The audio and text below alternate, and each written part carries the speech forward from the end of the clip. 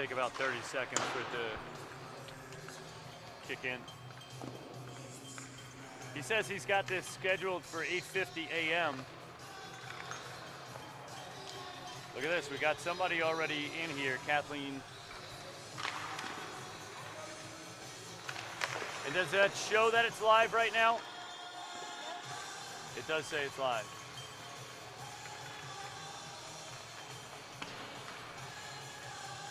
Yep, it's coming on.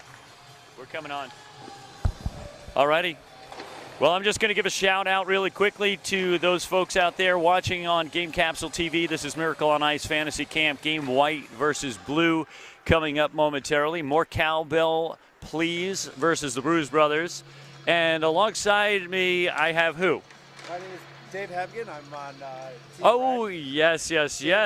Humpty Hump. That's right. That's right here. We played our 2 games yesterday, so we are sitting out this morning.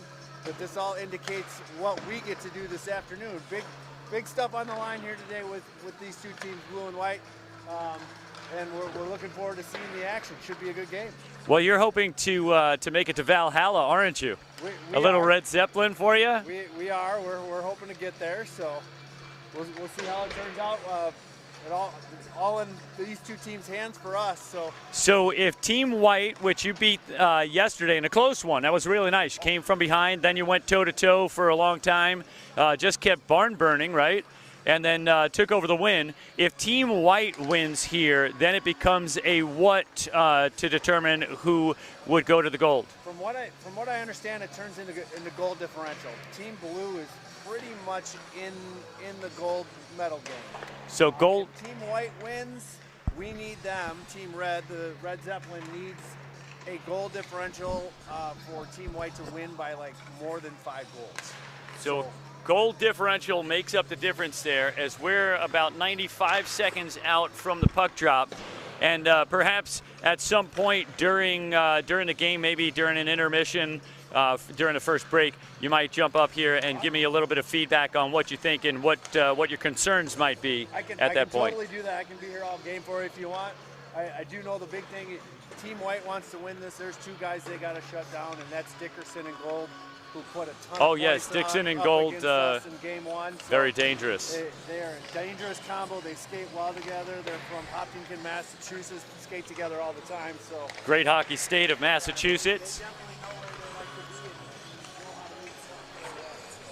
Well, be a great game today, and looking forward to seeing how this one turns out. Well, look at this. We're inside the last minute of the warm-ups here.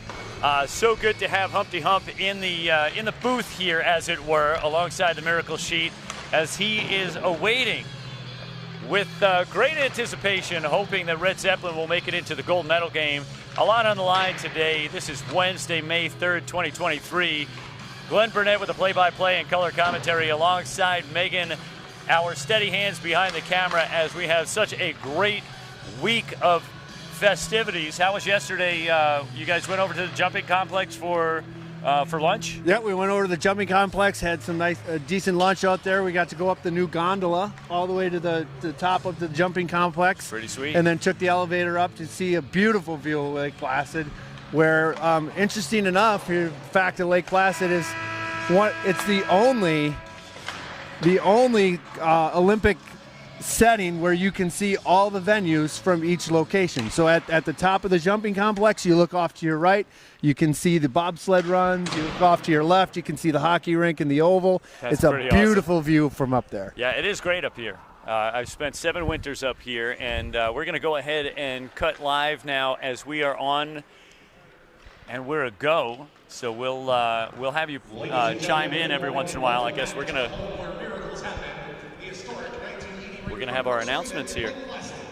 And welcome back to the games of the 7th annual Miracle on Ice Fantasy Camp. Woo.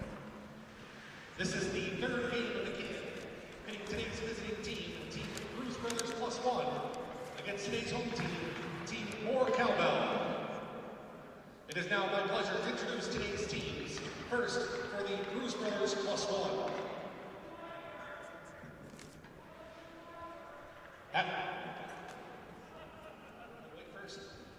Okay, I guess we're doing the white team first, Team Moar Cowbell. You would hear Westchester,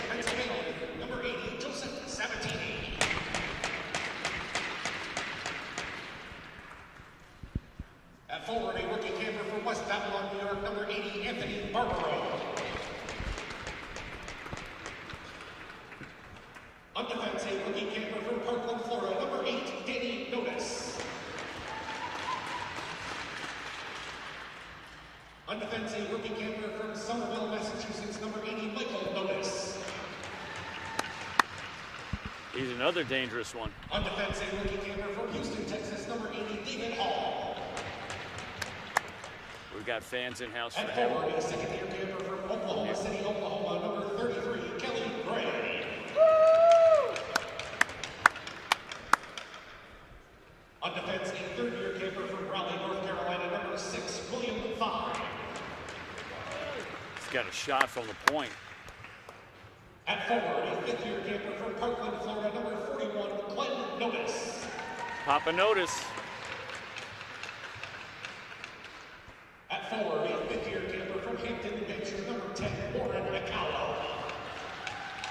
Seen him last time I was here. On defense, a sixth-year camper from Matthews, North Carolina, number 68, Kim shots Win a close game. That's a lot of shots. At forward, a seventh-year camper from Bayshore, New York, number 13, Paul Torrey. I grew up a town over from Torrey. At forward, a seventh-year camper from Renton, Washington, number 53, Mark Sturbiak. And I lived right up the right up the lake from Sturbiak.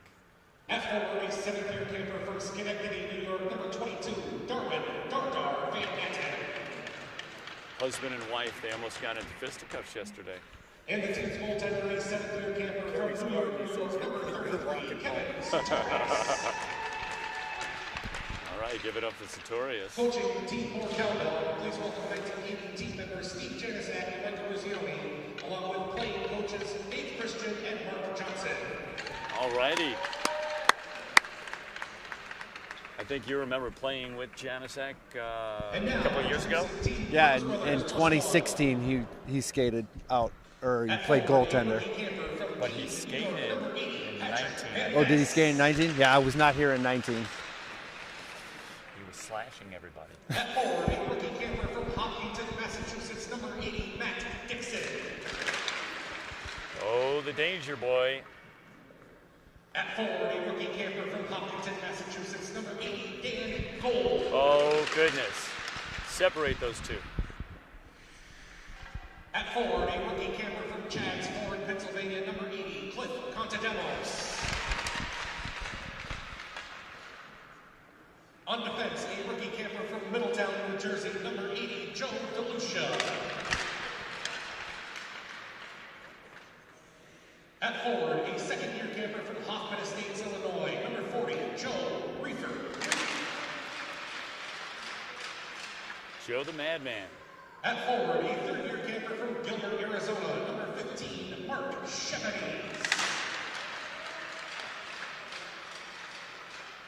At forward, a third-year camper from Indiana, Pennsylvania, number 11, Paul Castro. On defense, a third-year camper from Redondo Beach, California, number 33, Steve F.U. Nemofsky. Nemofsky. That's a troublemaker right there. Yeah, him and I got into it yesterday afternoon. And then he ended up with too many, yeah. It was all in the plan. You guys were having a little chat down on the boards here. Vienna, Virginia, number 4, Ryan Cantwell.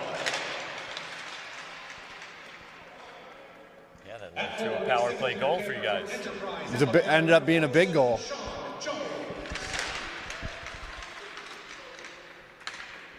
On defense, a seventh-year camper from Mercy, New York, number 5, Mark Schultz. And the Bruise Brothers goaltender, a seventh-year camper from Greenwich, Connecticut, number 32, Stanley Rumbo. Oh my goodness, give it up for Rumbo. 29 saves yesterday. Bruise Brothers plus one, please welcome 1980 team members Mike Ramsey and Gary Smith, along with playing coaches John Harrington and Bill Bergoda. The dancing Harrington. At this time, we ask that everyone please rise and remove your caps as we honor the United States of America with the playing of our national anthem.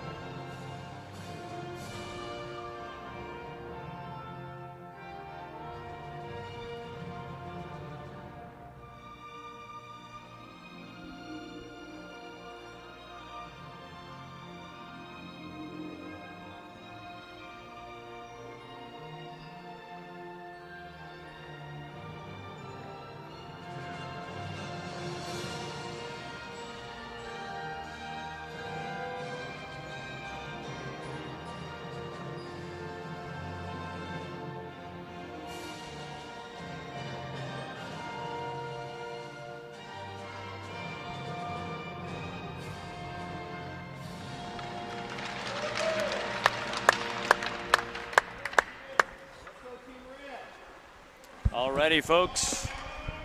It's about that time.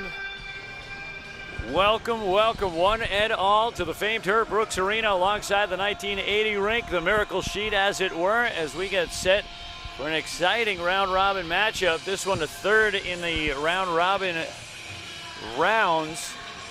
This has got a lot on the line. Team White and Team Blue, the Bruise brothers. Team Blue skating appropriately in the blue sweaters. It always confuses us up here with who's what color, because they give us a color, Team Red, and then we switch to blue jerseys or white, and we talk about it every night, like, oh, Team Blue, but they were in white, and white was in blue, and so this works out. We got Team White and white and Team Blue and blue, so it is perfect. And maybe next year they'll have a red version as well. Yeah, I don't know if they'll ever bring that in, but why not? You got a little red, white, and blue. You got to have something changed up so that you don't get so confused, especially on my side. I'm trying to tell people Team White in blue and okay, folks, that's the team that's winning and that's the team that's not winning. Yeah, good times. Yeah, it's a lot of fun, though. You know, especially if we just got to get used to giving them their real team names instead of calling them a color. With more Cowbell and Bruise Brothers +1, this should be a great game. Yes. You know, with the Notice family out there, those guys can turn it on. So can't count those guys out either. So I won't. I will not count them out. As we get set for the opening period puck drop, my name's Glenn Burnett with the play-by-play and color commentary.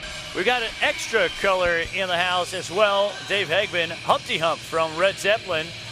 And we welcome also behind the camera our steady cam operator, Megan. Hey, Megan, how you doing? Good. I saw some great beauty shots out there for the opening. That was really nice. We got a great production team here. Shout out to Matt Scheller, our producer, as we get ready for the opening period puck drop.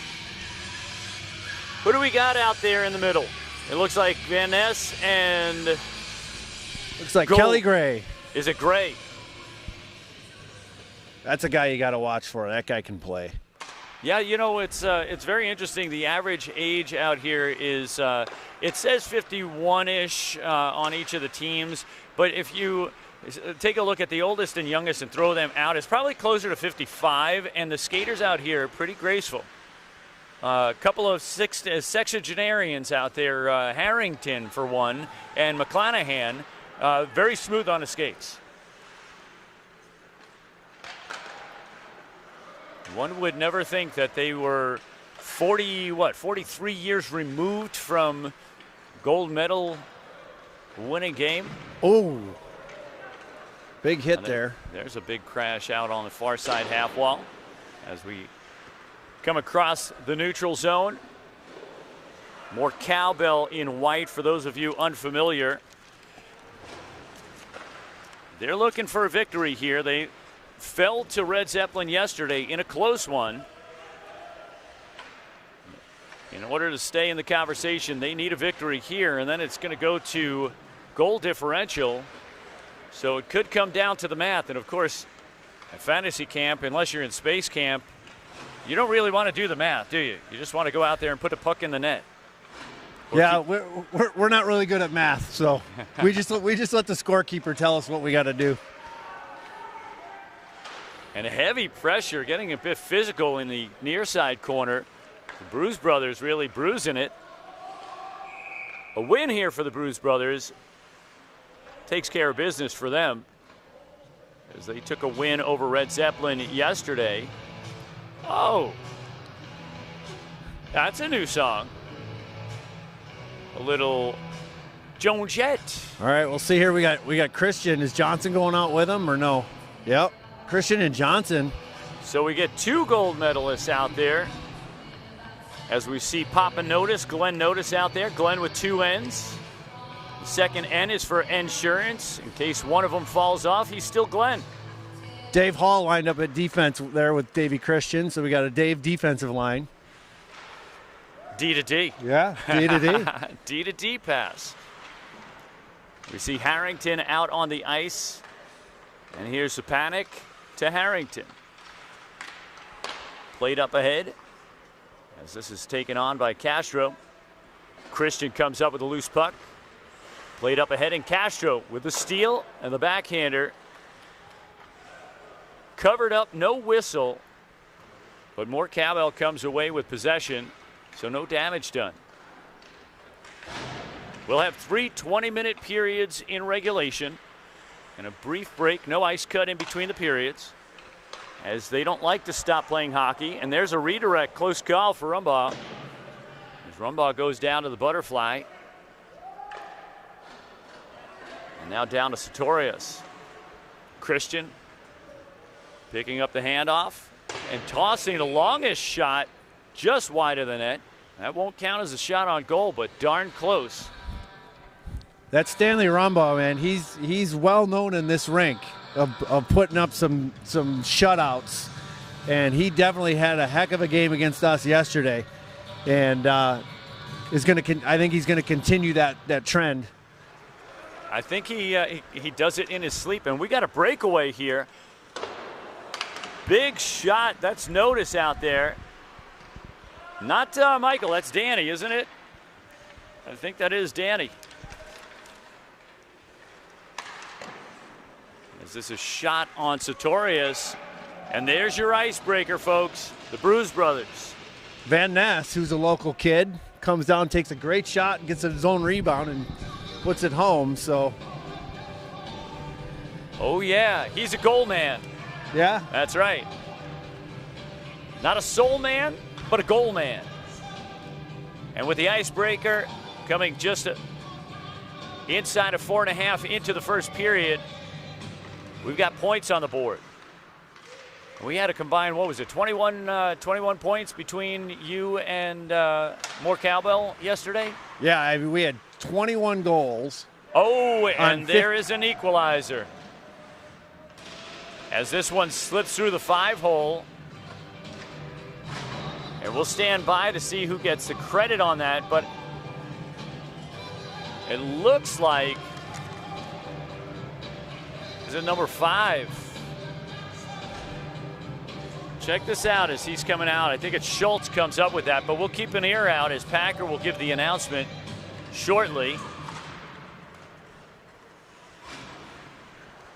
Folks, for those of you who are tuning in on the live stream, go ahead and send up some chat. We'll give you a shout out. Let us know where you're watching from, which player or players you are watching, and which team you're rooting for. Who do you want to go to gold? Right now, I'm looking pretty good with Blues Brothers +1 up 2, so that puts me in the gold medal right now. You got any favorite players on the Bruise Brothers? Schultze's been around a long time. Although, Steve M.F. Mavosky there, him and I made up at the bar last night with a few drinks, so we're doing well. That's good to know. I heard it started out with authentic animosity. That's just the whisper that I heard, but it looked like more fun. It ended up being fun. That's what we're all here for, and acknowledge our mistakes and move on. So Van Ness from Contademos and Cantwell.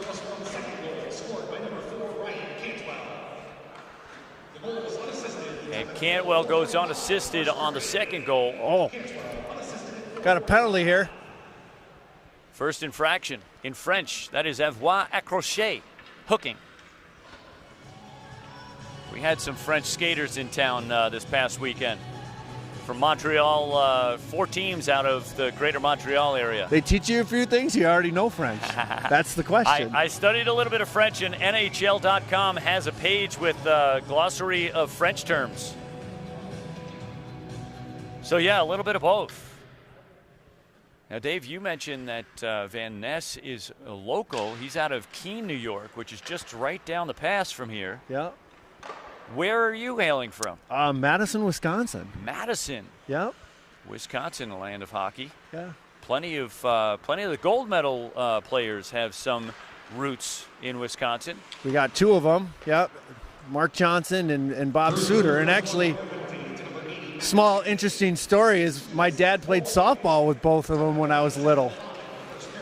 Is that right? And the the rumor has it Bobby Suter taught me a few inappropriate actions when I was a kid. Oh, is that right?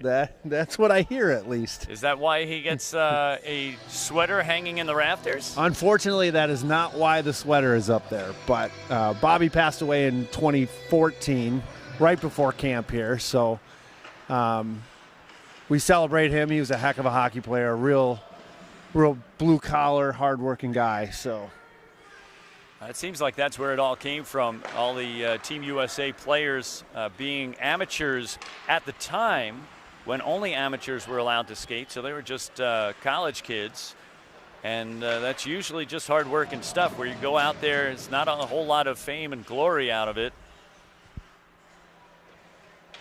As we get a tie-up here, officials probably imploring for them to move that puck along as it's pinned up along the base of the end wall. So we've got 25 seconds remaining in our penalty as Moar Cowbell looking to put one on the board. Here's Gray from the left side. Now you warned about Gray. This is played up through the slot and broken up. And now the Bruise brothers setting up a rush from the left wing side. Shot as that catches iron. And now Cantwell trying to hold the zone, and that'll be called for offsides. No offsides. We're going to let that play. Okay. This is Akawa from the left wing side. Now, I've called commentary on Akawa before, and it was quite fun. In fact, a lot of the players here are longtime returners. Yeah, we've got, I believe, 7 that have been here every year. And you're 5-time, is it? I'm a 5-timer. I missed it in 19. I chose to come to Lake Placid in July for Ironman Lake Placid and did that when I was that year. And then last year, just couldn't make it. So, but yeah, we've got 8 full 7-time, and then we got a bunch of others. I believe we have 26 returners and 16 rookies this year. Is that right? Well, it's always good to see. I love to see the interest in the sport in general and this event. And so when I look across the sheet and I see how many first-timers there are, it's encouraging, including McClanahan, Sarah McClanahan. Oh, Sarah McClanahan. Yeah, she is a blast to play with. Here's Van Ness from the slot. Hands it off on the left wing side. Rebounded out to the weak side. Contademos with a spinning backhander as that goes wide of the net. Contademos back in the trapezoid as this gets knocked out towards the far side corner. Calling for the pass. That's Namovsky. Couldn't hold it in the line. And here's a shot from Akawa off the side of the cage. Played to the low slot. And a shot that gets deflected out alongside the cage.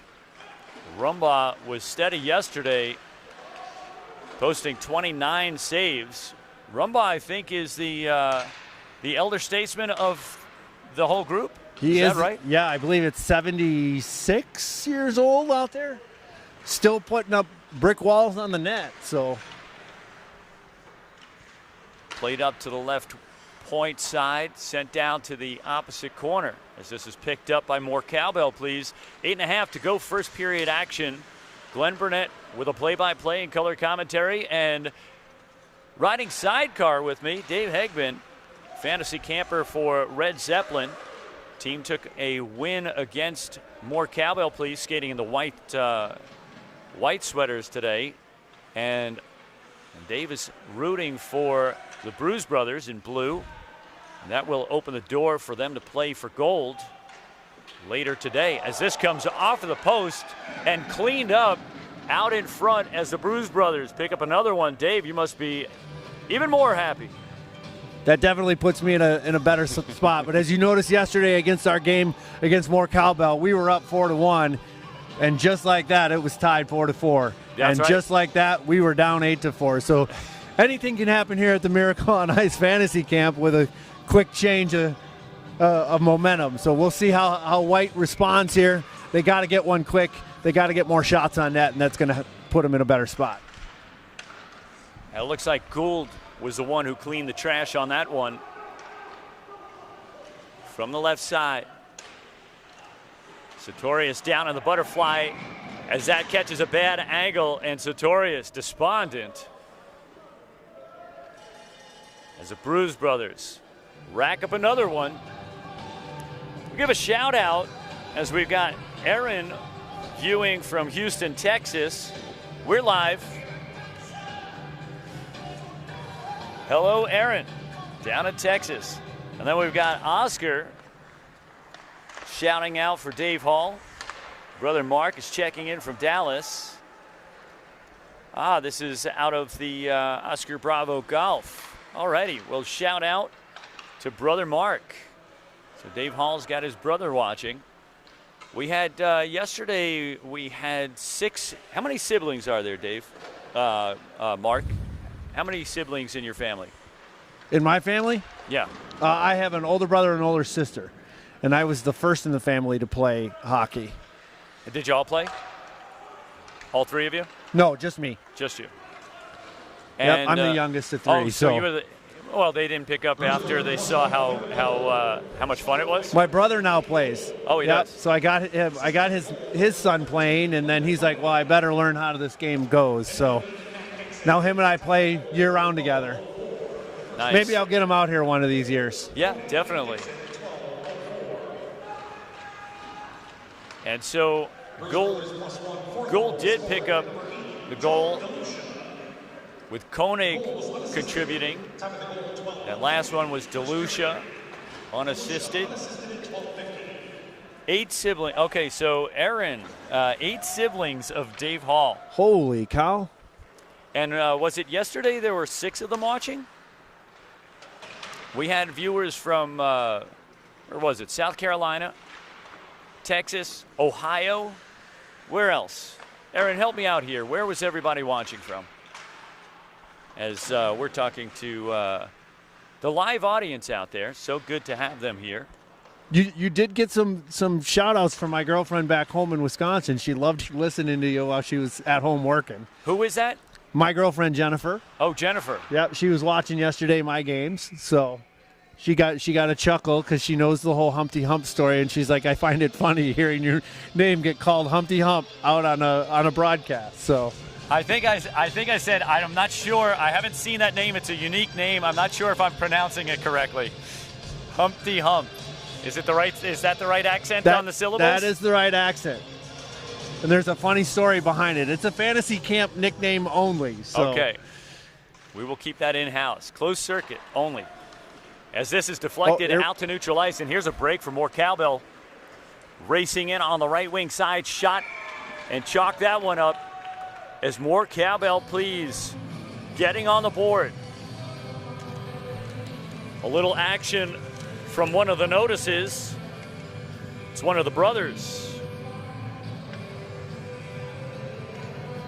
Where are we here? That's Danny.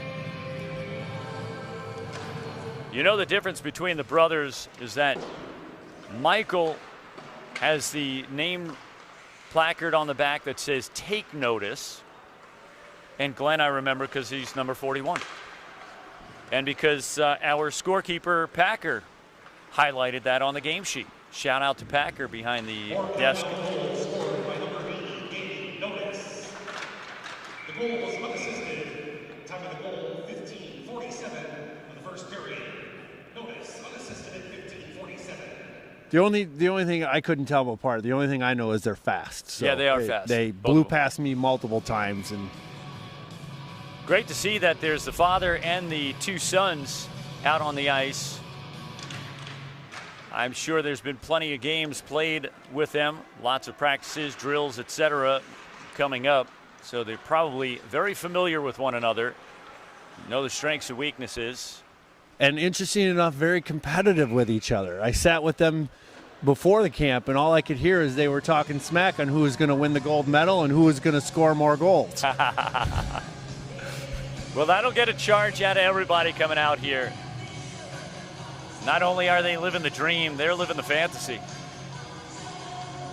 Little Moni as Stepanek steps in for the faceoff. 2.5 to go, first period action, and we get a little bit of information here. DC, South Carolina, Ohio, Texas, and New Jersey were tuning in yesterday. Who else is out there? Go ahead and send us a shout out and we'll get it out there to you. Alongside me here, we got special guest and player, fantasy camper. Did you serve any penalties yesterday? I did not. No penalties. I stayed for clean Humpty Hump. yesterday. I probably deserved a few, but well, I do know that there was an opponent that was trying to get Humpty Hump to fall off that wall, as there was a little brouhaha over on the far side half wall. yeah, You remember that? I got a little heated over there. I'll say that much. That's your best frenemy now? He is my best frenemy now. That's kind of what happens here at camp. Here's Michael Notice with a shot deflected up into the glass. Rumbaugh keeping a close eye on things. Shots on goal comparison 11-6 favoring the Bruise brothers. So it's not that more Cowbell, please, hasn't been getting some shots,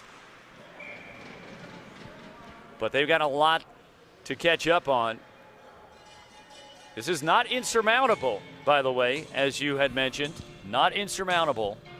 And you actually experienced it. You were down by 4, 8-4 in yesterday's game.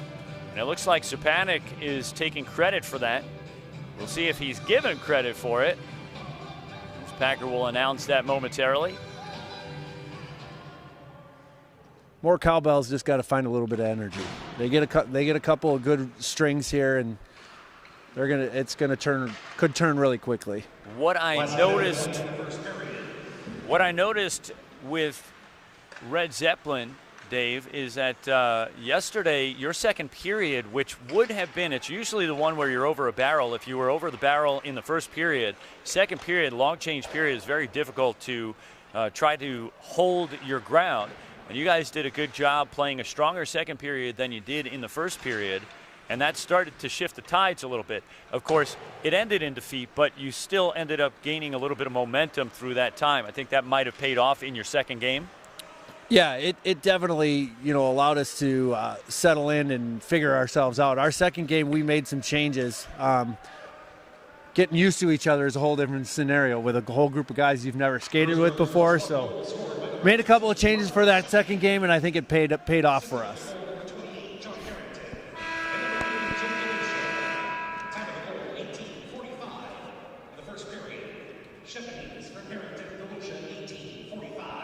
And so Stepanek from DeLucia, and who was the other assist on that? The first assist? I have to say I missed that one. That's all right. It'll be on the score sheet for those who are looking for that information. As we welcome our producer. You know Maddie? Oh, I know Maddie. Maddie hates to admit that he knows me, but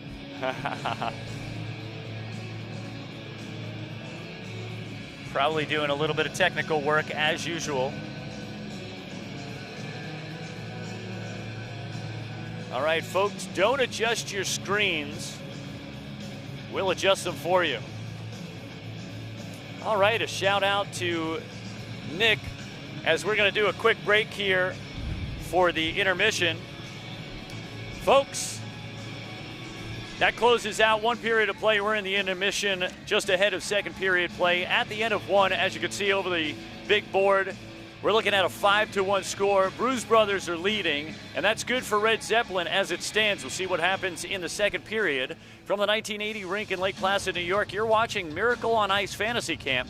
We'll take a break, step outside, check the barometric pressure. When we come back, we'll have baking tips with Martha. Oh, Martha! We'll be right back. All right, thanks, Megan. Oh, yeah, we have a good time, too.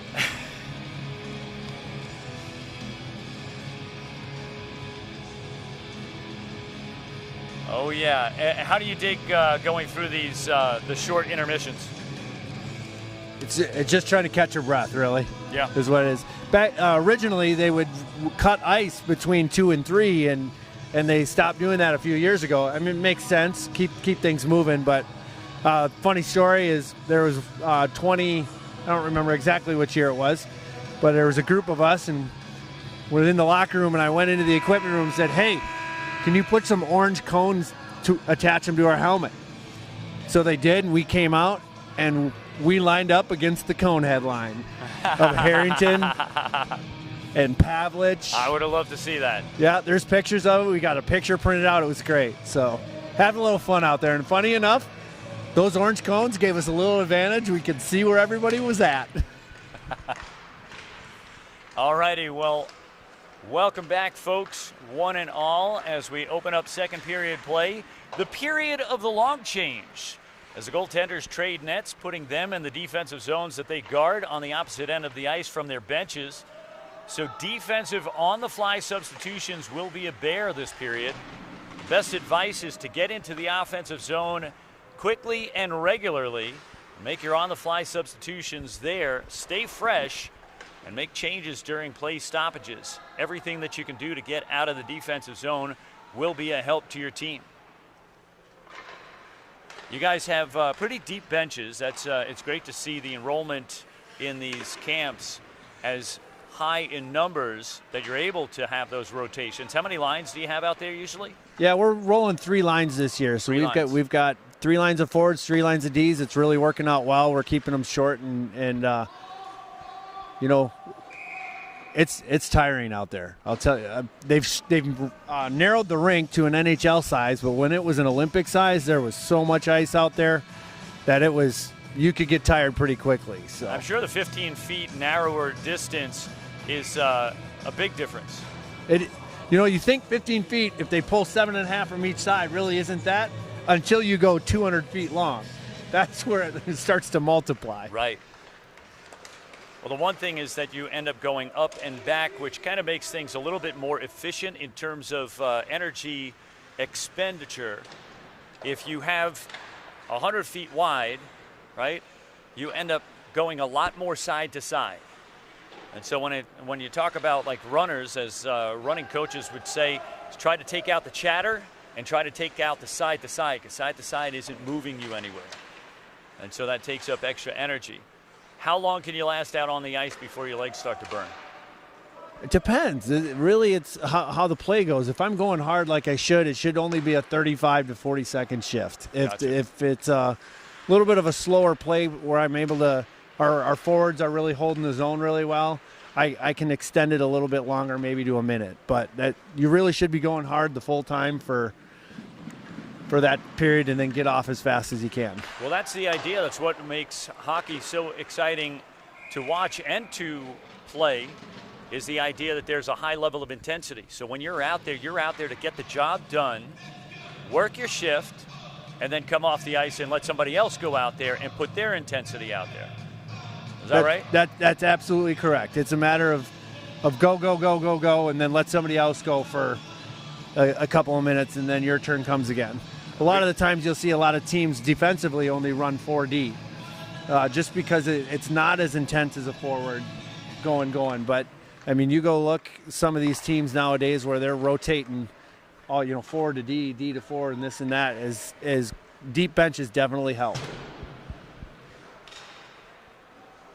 As we get 3.5 into this second period, no additional scoring.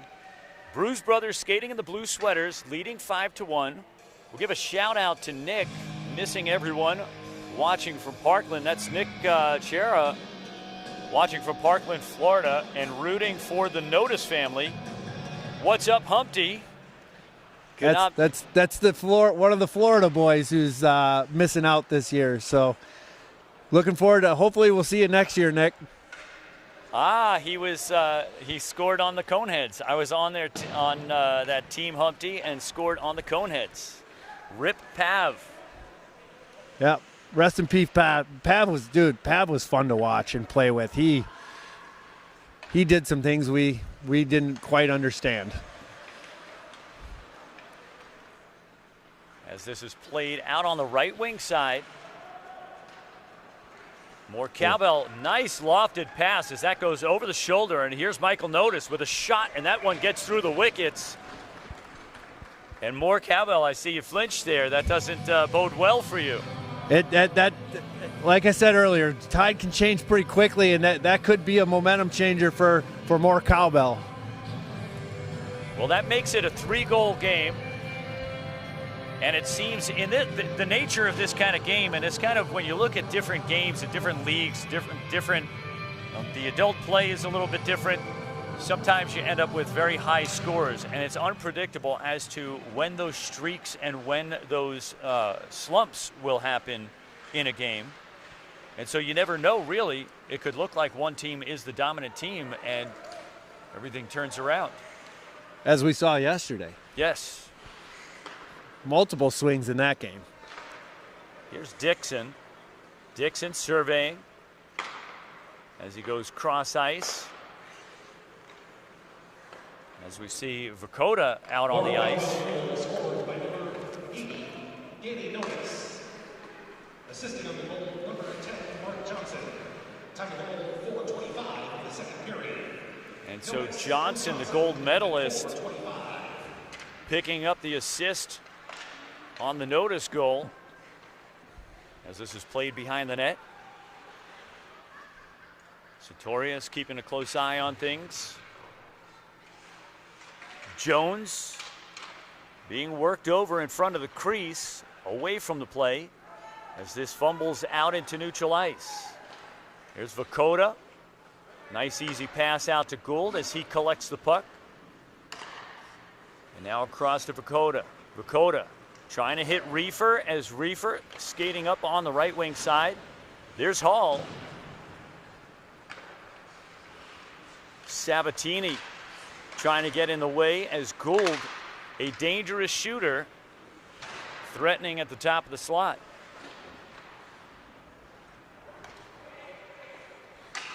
Oh, look at this.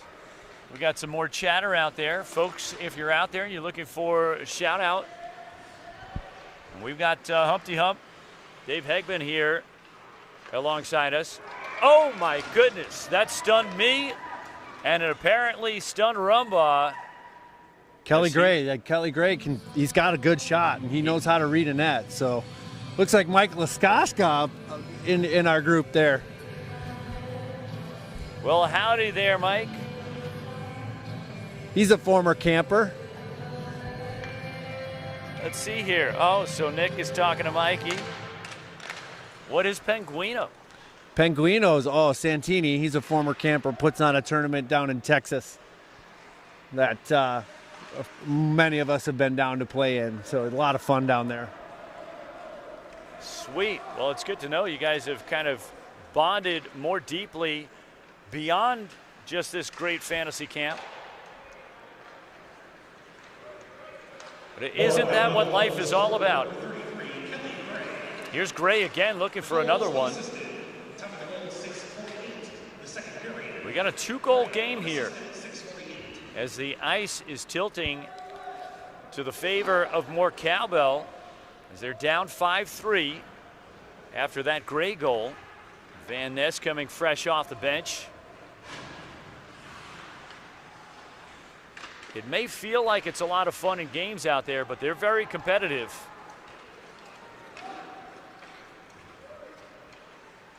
Played from the right wing side, shot off the side of the net.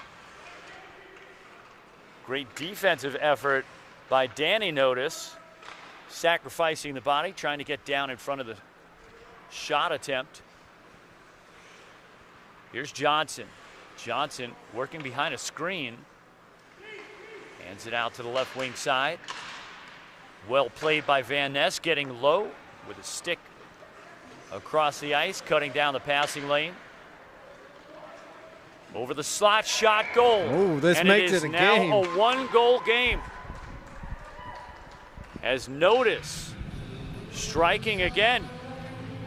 And so Moar Cowbell now with 4 on the board. They already saw that a team can overtake the leader in their previous game against Red Zeppelin. They're trying to avenge that loss. As we get down to 10:40 remaining second period action. Once again, Glenn Burnett with a play-by-play and color commentary. You can find me on the 7th most popular social media site, LinkedIn. Go ahead, I dare you. Play down to the right corner. Looking for the bumper. Into the middle, backhander. And Sartorius with a paddle save. Looking acrobatic out there as Gould trying to get it out towards the back door. Moar Cowbell goal, his third goal of the game, scored by number 80, Danny Nones. The goal was unassisted, technical 8:50. Shout out to the Parkland boys out there. Unassisted at 8:50.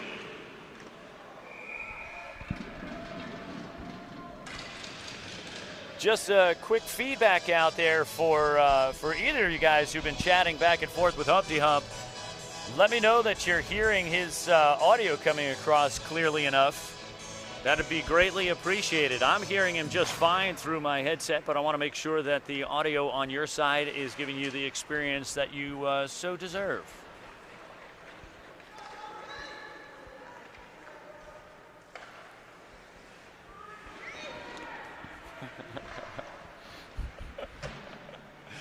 That is funny. I won't tell anybody about that. Who's not paying attention in the back of class?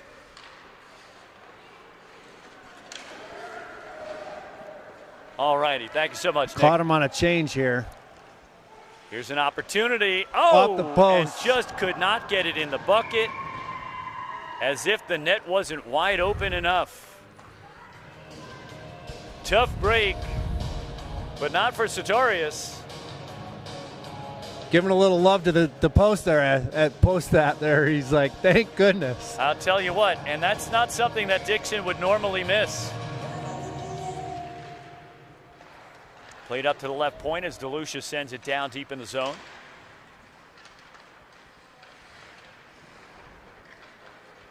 Played out from the far side corner out to center ice. Sabatini applying pressure. This is sent up ahead. Hall going D to D. As the other D, Dave, sends it over to Torrey. Torrey with a shot, and Rumbaugh deflecting that up above the cage.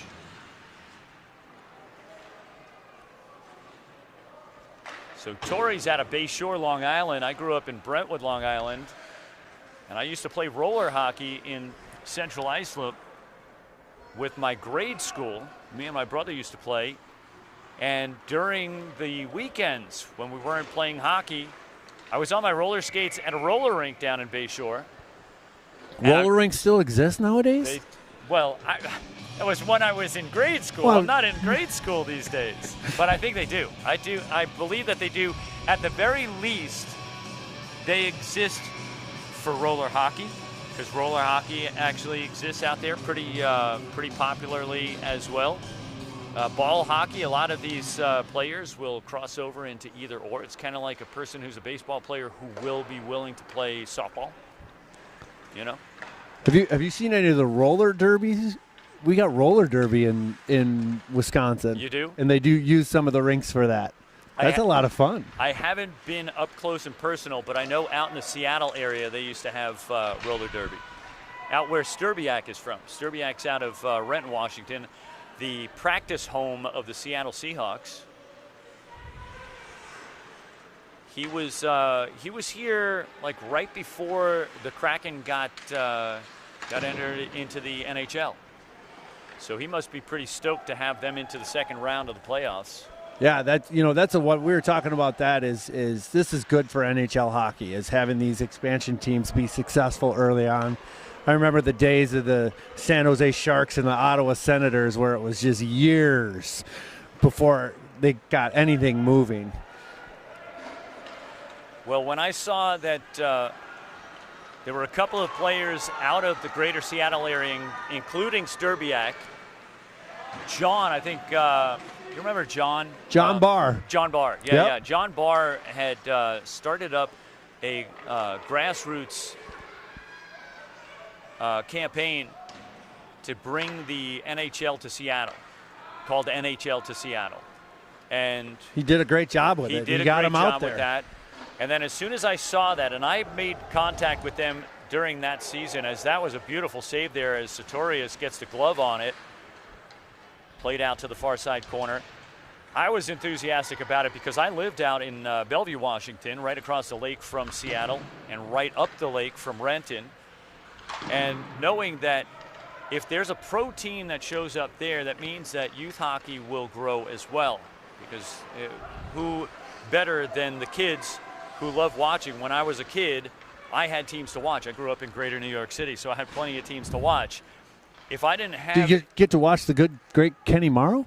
Did you watch Kenny at all? I met him as a kid, and then I met him accidentally because I fell into this commentary gig, and I met him when he was a coach. My aunt used to run banquets over at Crest Hollow Country Club down on Long Island, and the Islanders used to have their annual banquets there. So I also met a bunch of other Islanders. The dude has a gold medal and 4 Stanley Cups. That's a pretty fun life. Yeah. That is a charmed life. So when I see that kind of stuff, I understand that there's going to be more attention brought to hockey in general, because kids out there love watching the sports, love getting into the sports, and so it's going to grow more of that youth hockey.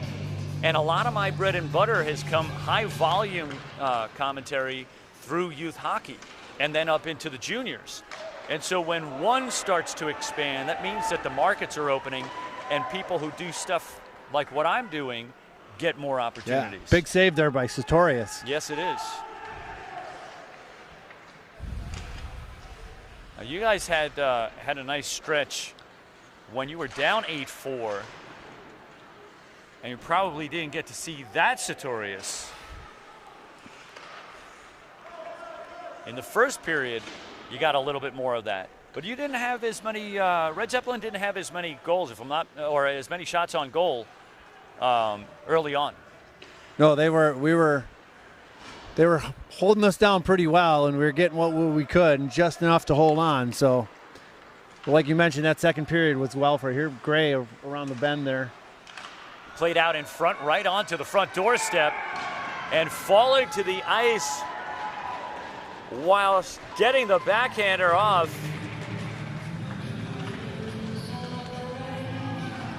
And yikes. Yes, you went silent there. Is your microphone working, Dave? Check. Can you guys hear me okay? That's a stunner, isn't it? Wow, that's a stunner. That ties it up. This is going to make it interesting for me. I definitely need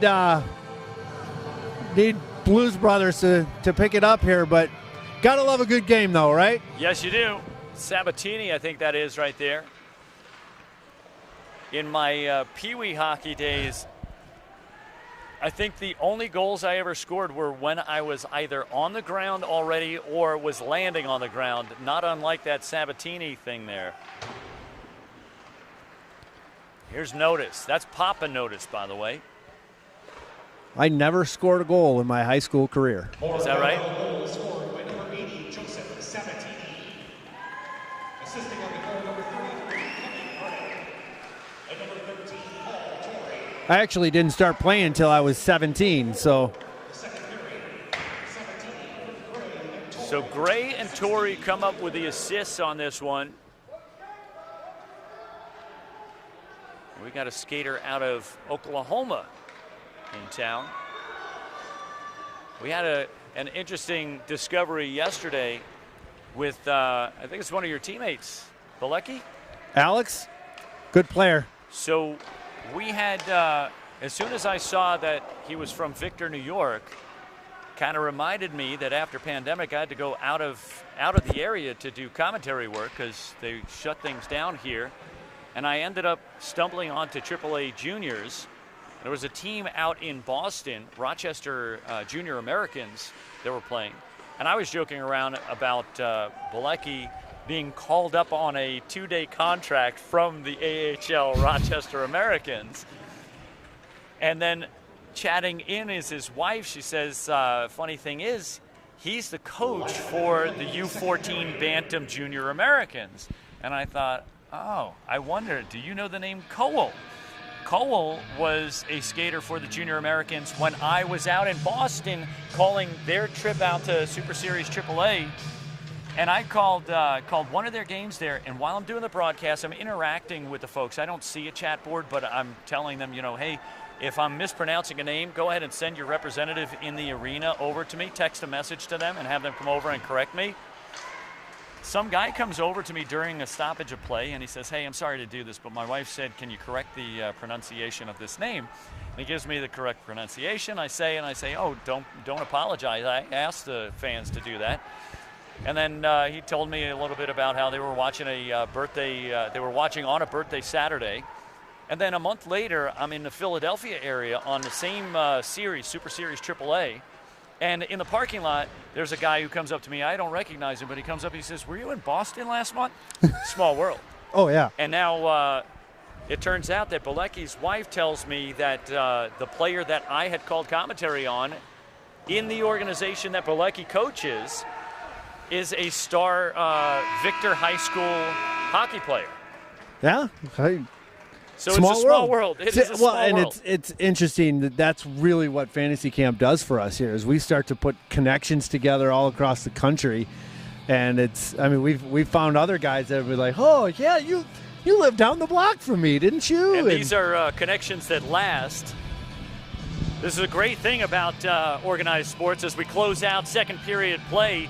That was the long change period, and I'll tell you what, it did not wear Team White down very much at all. In fact, it seemed to rejuvenate them. As we take a look at the big board, the égalisateur at the end of that period, the equalizer, as we have 5-5 on the board.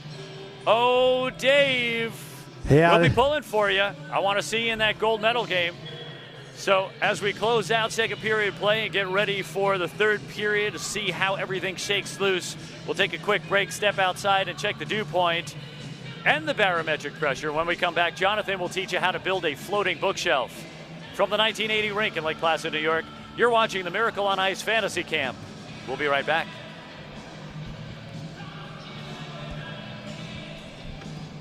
Alrighty, so they can hear you just fine.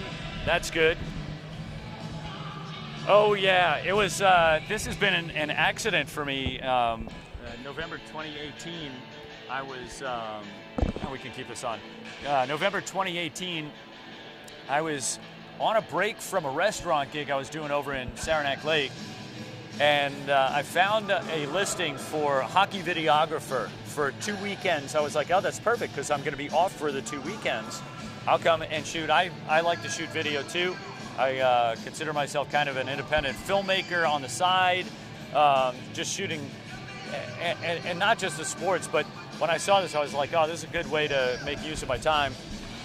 I did 2 weekends, but on the first game, I was like, it's too quiet. I'm used to watching hockey with the sound on.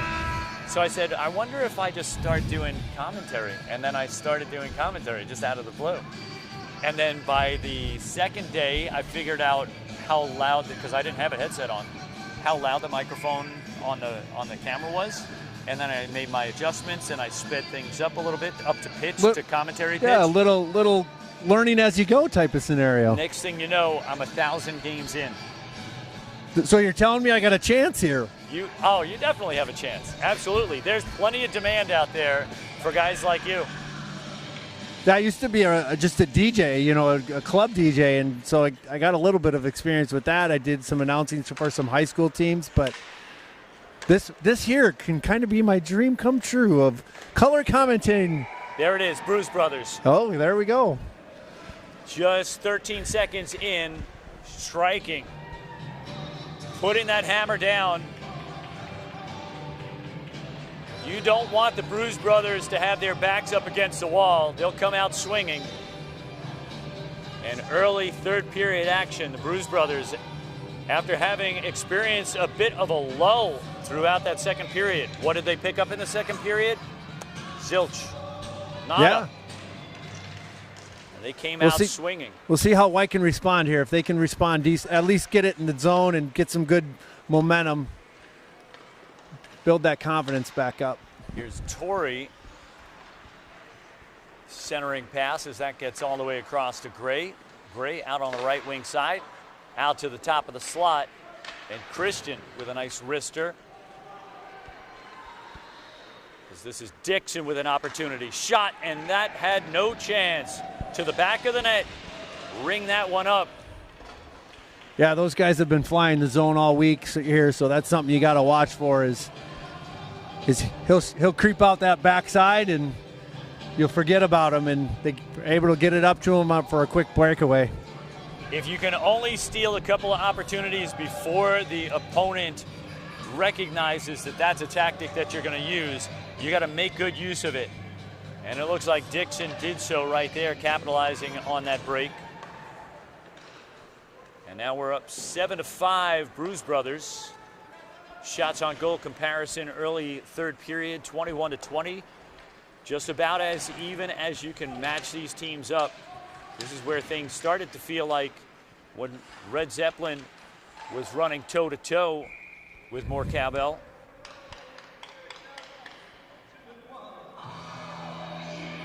It's usually a little bit more of a bigger picture. It is not minute to minute so much as it is possession to possession, rush to rush, scoring attempt, etc. There's a nice easy catch there, snatched out of the air like it was Aunt Millie's last meatball. Sartorius with a save. Blues brothers definitely look like they got a little bit of bigger step, energy in their step right now than Moar Cowbell.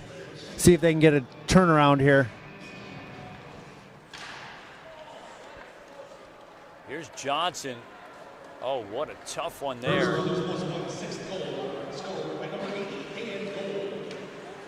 Assisting on the goal, number 80, Matt Dixon, and number 15, Mark Shepard.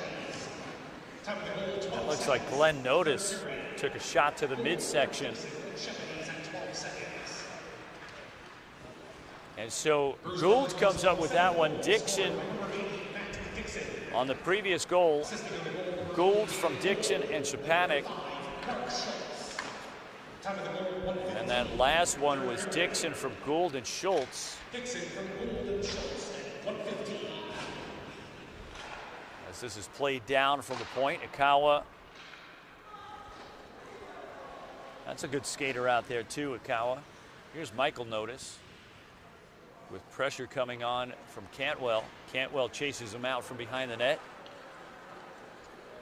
Oh, I don't know if you want to poke the bear on that one. As Michael Notice with a shot, Rumbaugh with a great kick save. Making it look easy. There's vintage Rumbaugh there with a great breakaway stop.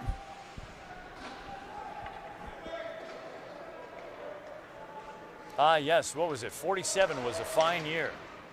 Shot and covered up. I've been on the end of those way too many times with Rumbaugh making a stop. It's got to be frustrating.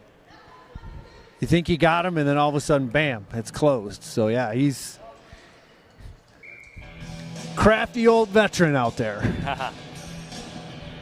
All righty, so we see Jones and Dixon back out on the ice. And your buddy Nomoski out there. This is a shout out to those in the viewing audience. For those of you who have been previous campers, how about give a shout out to some of the other players out there that you're familiar with?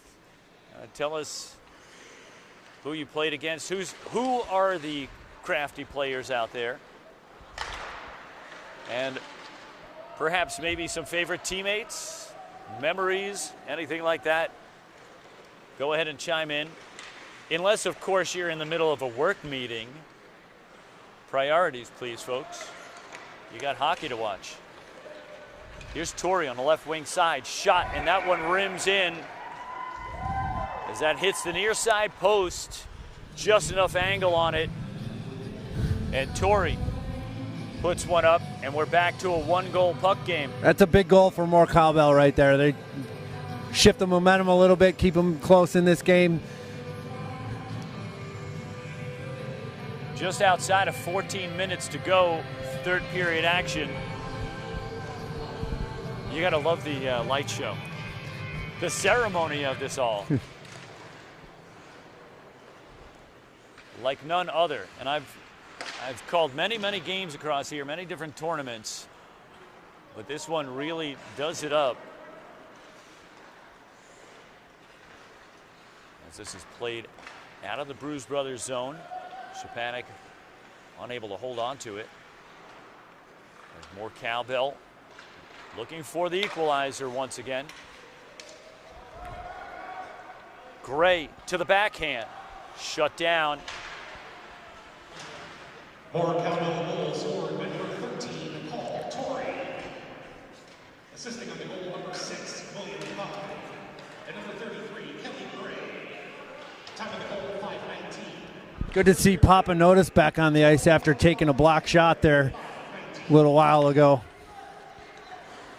Yes, we always like to call out the best of health and well-being for one and all. Not just those on the ice, those alongside the ice, the supporters in the sport, out of the sport, locally, around the world, and even the golfer on the moon. Best of health and well-being. Yeah, life just seems to be a whole lot better when everyone around us is healthy, including ourselves, right? Absolutely. As this is played out of the corner. It's been a crazy few years where you never knew what was going on. So. Oh, yeah. What was that? I can't remember that little block of time. Yeah. I tried to forget it all, except for the fact that it kind of also opened up the AAA stuff. There is some, as much as you don't want to admit it, there's some good things that came out of it. Yeah. Oh, I'll admit it. There's pros and cons on everything. Even the good stuff that's happening, there's something bad about it. I'll just take what I get. Here's Christian with a shot down. And look at that. Celebrating like Micah Rizzioni out there. Selly. Oh, my goodness. That is the best celebration I have seen in, all of my time, probably. And I've seen the dances.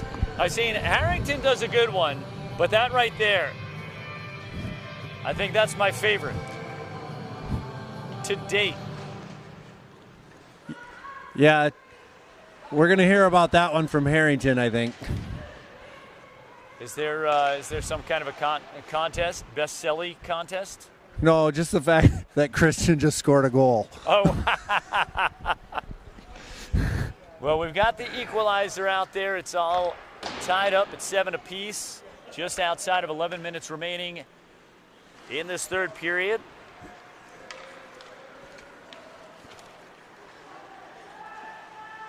As this is played in by Michael Notice, picked up on the right wing side. Moar Cowbell goal scored by number 23, Dave Christian. What's his name again? Is he any good? I haven't heard his name much today. Is he any good? Christian from Barbaro and Johnson at 7:58. As this is played out towards the left wing side, beautiful pass. Right into the slot. Well defended. And Sartorius getting great defensive support. Shot as that one comes off the friendly post for Rumbaugh.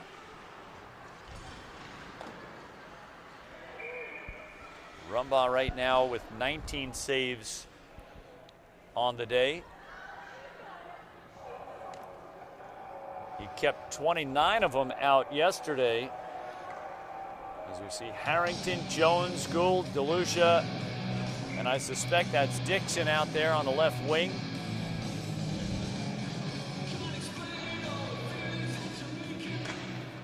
Played into the slot. As this comes around, up to Danny Notice. With a shot deflected, close call as that caught a friendly stick. DeLucia trying to get in the way as it ramped up off his blade. Able to catch the body of Rumbaugh. Rumbaugh collecting the loose puck. As we're inside of 10 minutes remaining in regulation time.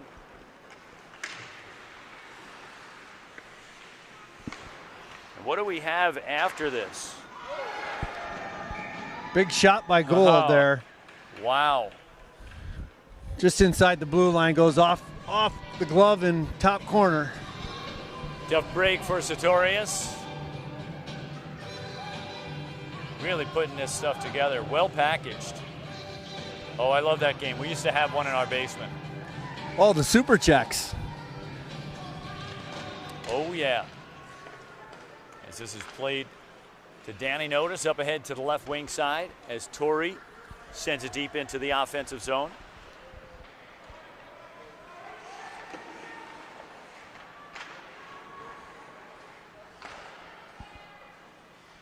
As this plays around from behind the net. Here's Harrington. Great footwork out there by Harrington. Here's Gould. Bruise Brothers +1 goal scored by number 80, Dan Gould. Assisting on the goal, number 80, Joe DeLucia. And number 47, Sean Jones. So Gould from DeLucia and Jones as the Bruise Brothers back out in front. There we go again. Dickerson out on that far side making a screamer. Into the middle. As that's sent up to Glenn Notice. Saucer pass on the outside of Johnson as Johnson sends it up ahead. Here's Michael Notice peeling back. Trying to hit the back door side. And that's going to be jammed around. Will that make it all the way down for icing? It will. I think they need to make the icing a little bit shorter for us fantasy campers. Is that right? We get tired. We're just like you want an icing to the blue line? We should have icing to the blue line. Icing to the blue line. I'll send the feedback in. Should we put another 10 mil into shortening up the rink too? Go 185 by 85. 185 by 85. This is like. Have you ever played in some of those smaller rinks? No, I haven't. In like 3-on-3 tournaments. They have one right outside by the speed skating oval. Have you seen it? I have not seen it, but yeah, we've got a league in Madison that's a 3-on-3 league that you bring 6 guys and 5 or 6 guys, and it's in basically the size of one zone.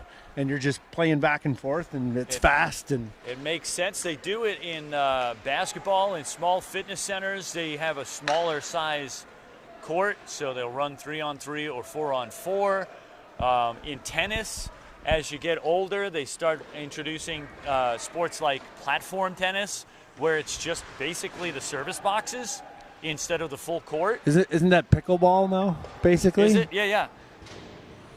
And so it just shortens it up. You don't have to do as much running. You still have the same kind of strategies that you're looking at. Here's a race to the puck from the left side, and Sartorius hanging in there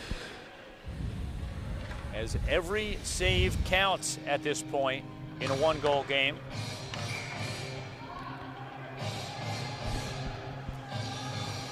Setting up to Sartorius' right. This draws back to neutral ice.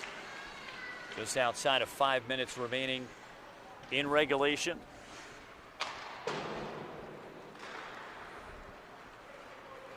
The dude with the puck. You ever hear that story about Sturbiak? Maybe I have, maybe I haven't. Catch me up. The dude from Big Lebowski. The Big Lebowski. If you put a picture next to him, they look identical. And he's so chill. The dude is Sturbiak is, so it's not just the look; dude, it's the personality. He is a dude, no doubt. As Namoski gets a glove on that one.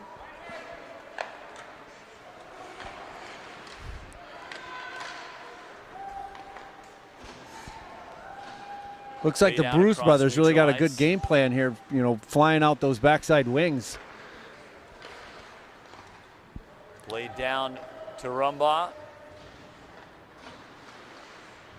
They must have discussed something during the intermission because they came out firing to begin with. As Van Ness goes down. The official checking on Van Ness, and Van Ness seeming to be okay, if not a little worse for wear. He'll come off the ice. Laid out across the low slot. Inside of 4 minutes remaining. And this one signaled a goal as we get another equalizer. And it goes back and forth. Making me nervous here with 3.5 to go. Yeah, this is why they added a couple of extra inches to the seats in the new renovation for the Olympic Center. It was just for these moments so that when you creep out to the edge of your seat, you don't fall off. You got a couple more inches. 8-8. What kind of engineering goes into that? I think you got to count the butt, the level of stress, and the size of the seat. In games so my question is how many butts did they measure to determine what the average size was to determine the average seat width? Folks, you heard it here first. If you know the answer to that question, you go ahead and shoot that over to us on the YouTube chat. How many butts? How did it go again? How many butts did they have to measure? How many butts did they have to measure to determine the average size to determine then what size to make the seats? Well, we'll see if we get anyone who chimes in there. Well, for one, the question is, do they base it on the average size arena in general, or do they base it on capacity here? Because if that's the case, at least 8,000 butts would have to be considered. This is true. Let's see here. Broughton's best. Anyone on the 27 Broughton's Bastards team, which Humpty was on. Awesome team. Great group of people. Dave just got me in trouble. Ah! How?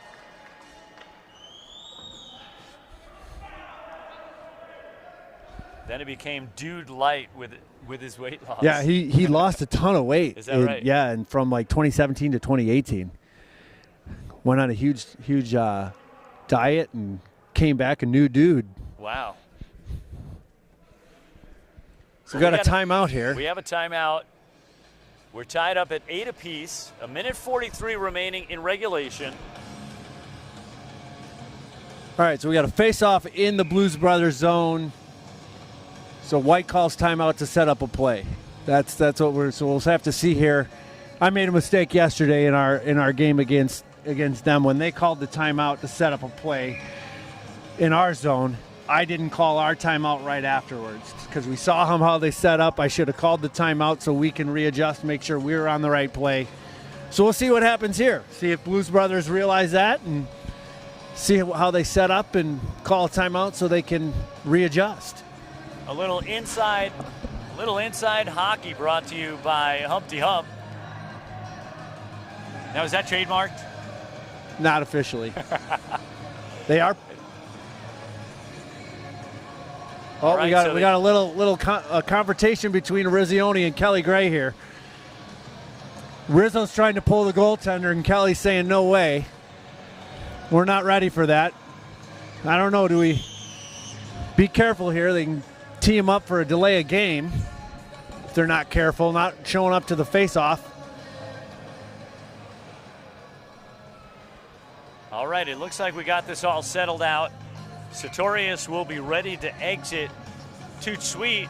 I don't think they're going to pull him. It's tied up, so they should keep him in net unless they're down one.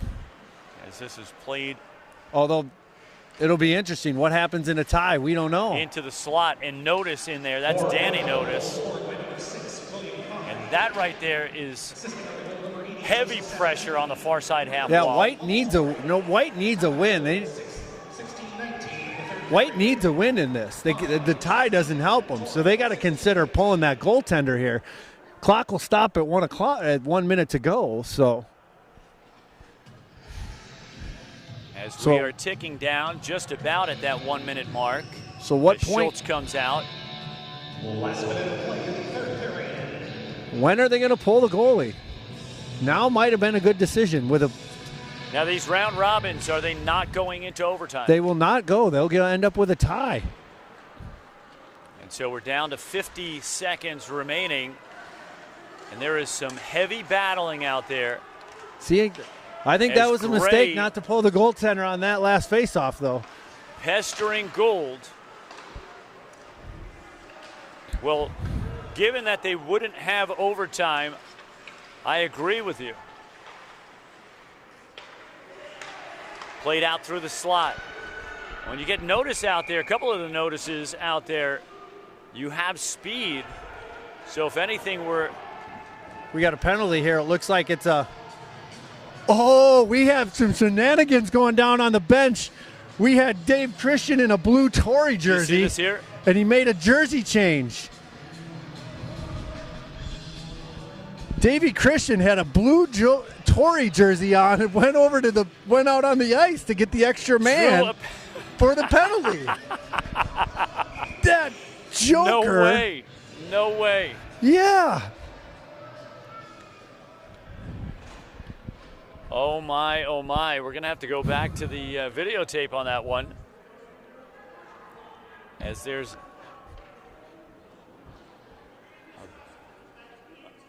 going to discuss although it. this could hurt Moar Cowbell too, because if they determine that was the case, they could a 10-minute unsportsmanlike or a 2-minute unsportsmanlike could put them short a man now. So this is an interesting play. We'll see how this rolls out.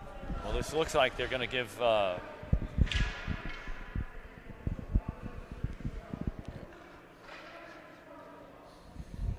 just waiting as they discussed it. They're going to call no penalty on this and just play it out 5-on-5. And Christian gets away with it. But and they get a free timeout out of this. That's the other thing. So a little bit of rest. They got time to load up their line. 26 seconds to go try to score another goal here. They need it. More Cowbell looking for it. Nick Chera asked, what happens in a tie? Nick, in round robin, it ends in a tie, which that puts Moar Cowbell into the bronze medal game and allows my Red Zeppelin into the gold. We're going to have to replay that. I keep looking down at Christian's, the back of his sweater underneath to see if I see another. Was it on top? It was on top. It was on top. That's a crafty move there. It is a crafty move. It's quite creative. You can't do that, right? You can't. That's not. You're not allowed to do that, right? Not in hockey. As this is played down through the left circle, centering pass into the middle. As we're down to 10 seconds remaining, this could be it as this pops out into the Bruise Brothers bench area. 7.9. We'll see where that should be inside the zone there. Perfect opportunity to pull your goaltender. What are you doing, Moar Cowbell? 7.9 seconds. We got to get that goaltender off, and they're still playing 5-on-5. So this comes down to who's leading things here. Is that a Ruzioni? That would be a Ruzioni. Why we're not pulling goaltender? It's an interesting move. And it looked we'll see how it plays out earlier. for him, Cotton. As this goes across the neutral zone, and that's going to do it. As we get a tie. So how does that work out for Red Zeppelin? Well, wait. Are they changing the rules on us?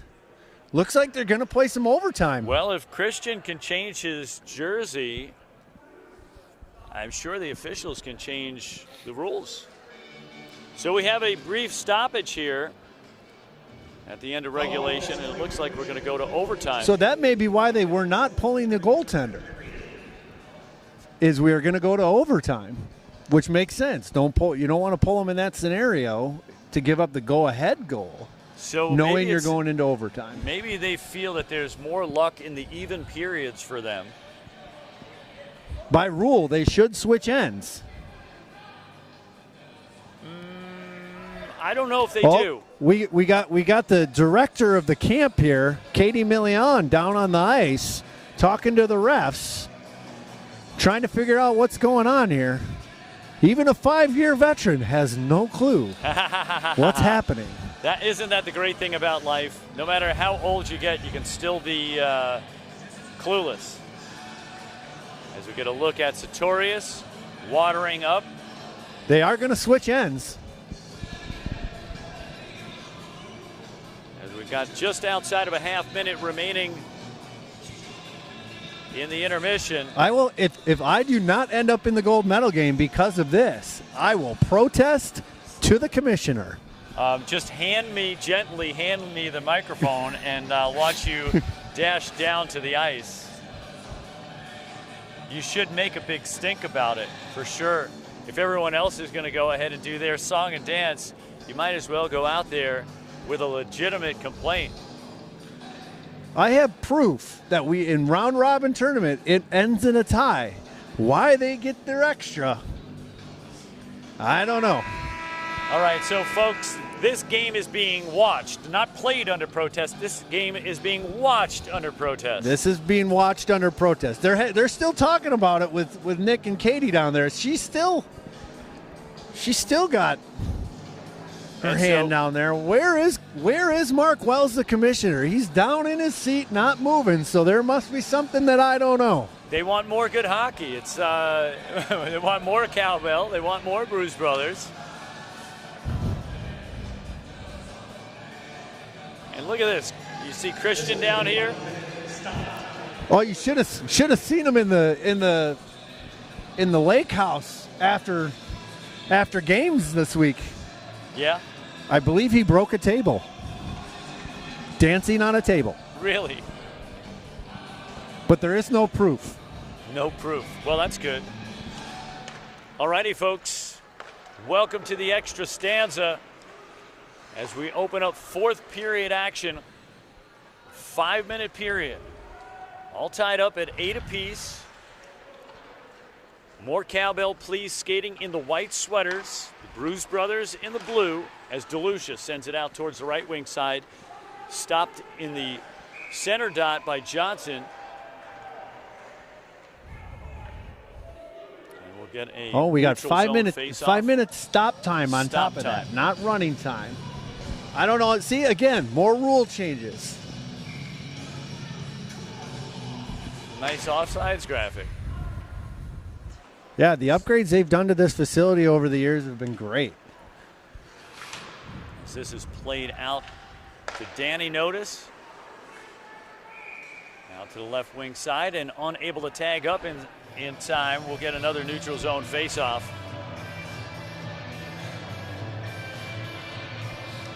As Sabatini comes off of the ice, couldn't get back to the blue stripe in time. And that draws an offsides. Of course, that is upon the puck handler to be aware of that as well. Sabatini was moving at a clip to get back.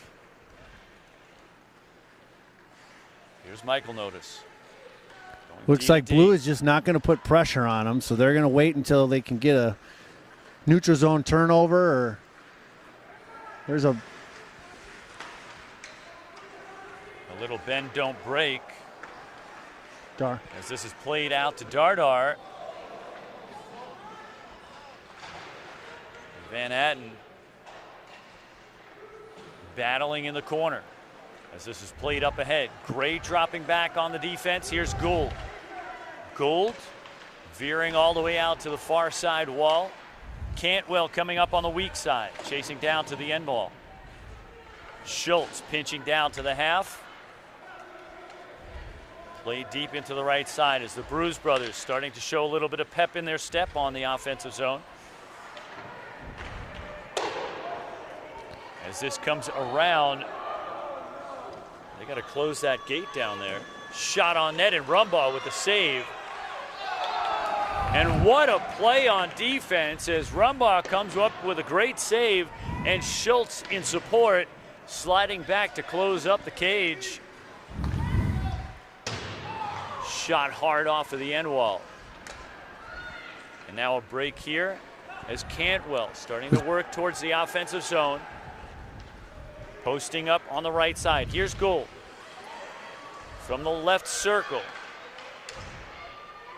As this is played to Nomovsky. Nomovsky shot in, looking for a redirect as that's kicked away.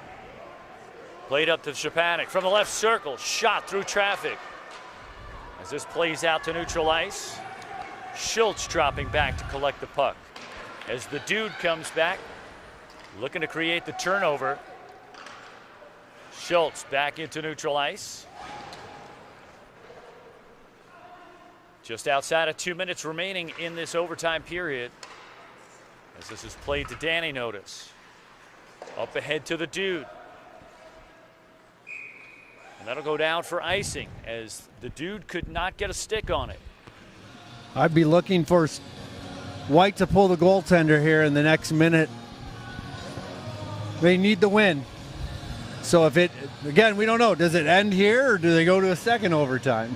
Well, I know everything. That's not true.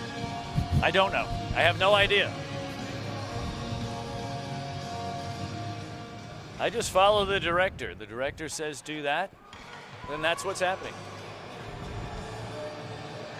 Although I can sound like I have great authority on it right after I see someone else make the decision. Here's the Dude from the left wing side, Sturbiak. A Seattle hockey player.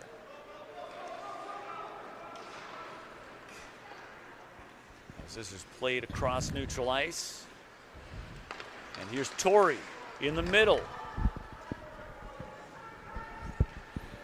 As the Bruise brothers really spacing out the defense, trying not to allow much progress across the ice.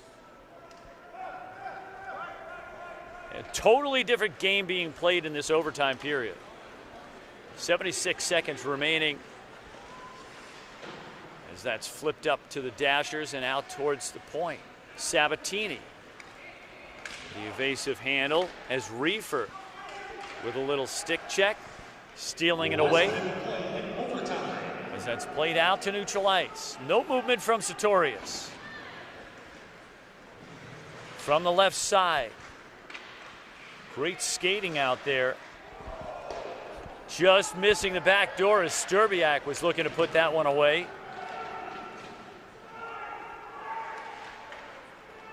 Here's Van Ness. As DeLucia sprawled out. Danny Notice winding up with a half clapper. And there you go, victory. More cowbell, please. I am under protest. This is absolutely crazy, and I am not believing what's happening. I will be heading right to the Commissioner, Mark Wells, to discuss this decision of overtime. Would you make a big scene about it? We'll make sure we capture it on film. Yeah, I'm not that big of a guy, but... Well, there you have it. Closing out in overtime. The walk-off. I think that was Sabatini. As we see more cowbell, please, celebrating the victory, avenging a loss yesterday.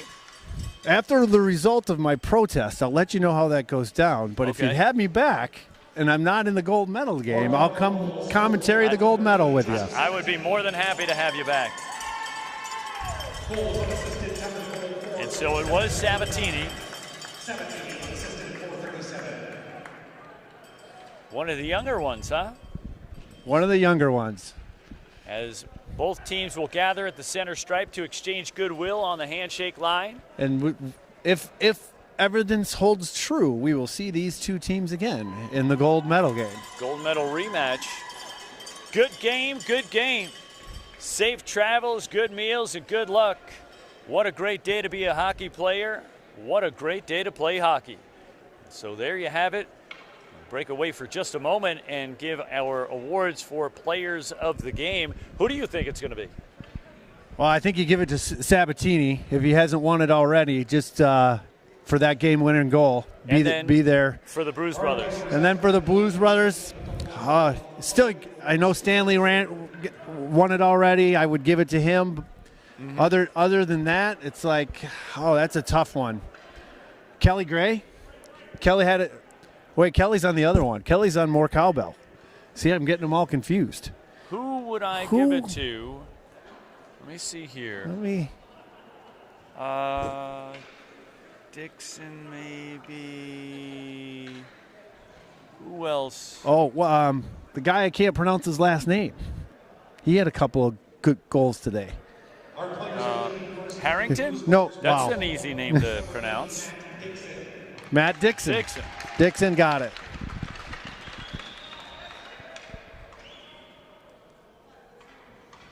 So Dixon comes up with a player of the game for the Bruise brothers in a loss. The Bruise brothers go 1-1 for the round robin section. And for Moar Cowbell, the player of the game, scoring the game-winning goal, number 80, Joseph Sabatini. Good call, Dave. And so Sabatini with the game-winning goal, player of the game. Right place, Big right goal, time, puts right him move. puts him in the gold medal game. So that's huge.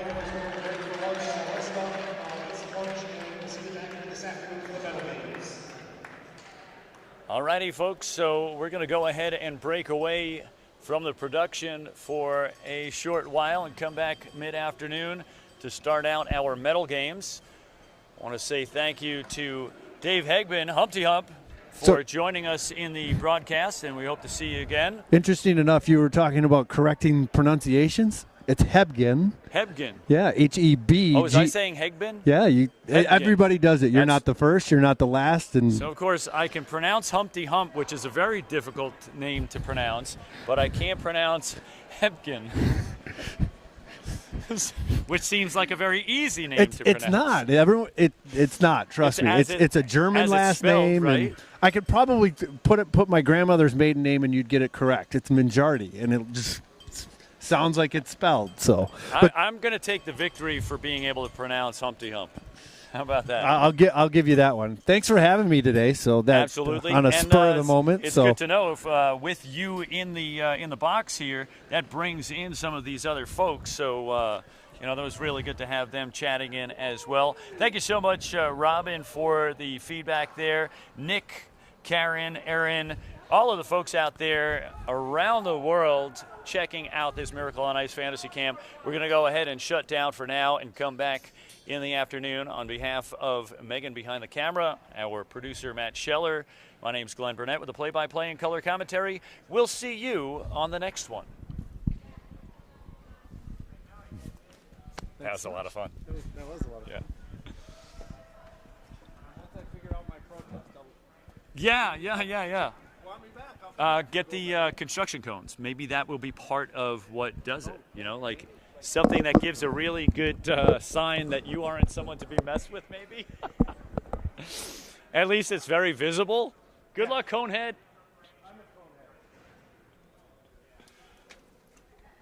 Alrighty. Megan, would you grab that card for me, please? Oh, wow. Well, that was a surprise treat there. You know that? Did you hear him talking alongside that whole time? Yeah. He was engaged, like a pro. He said that he used to announce for high school. He used to do some announcing, and he's pretty well versed.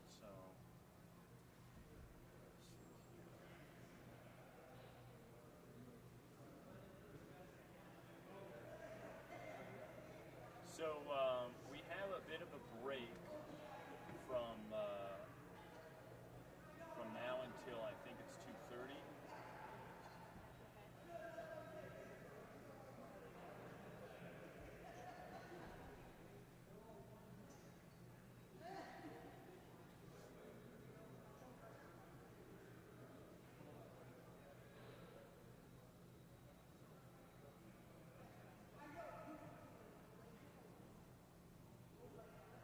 Trying to see what the overall schedule was.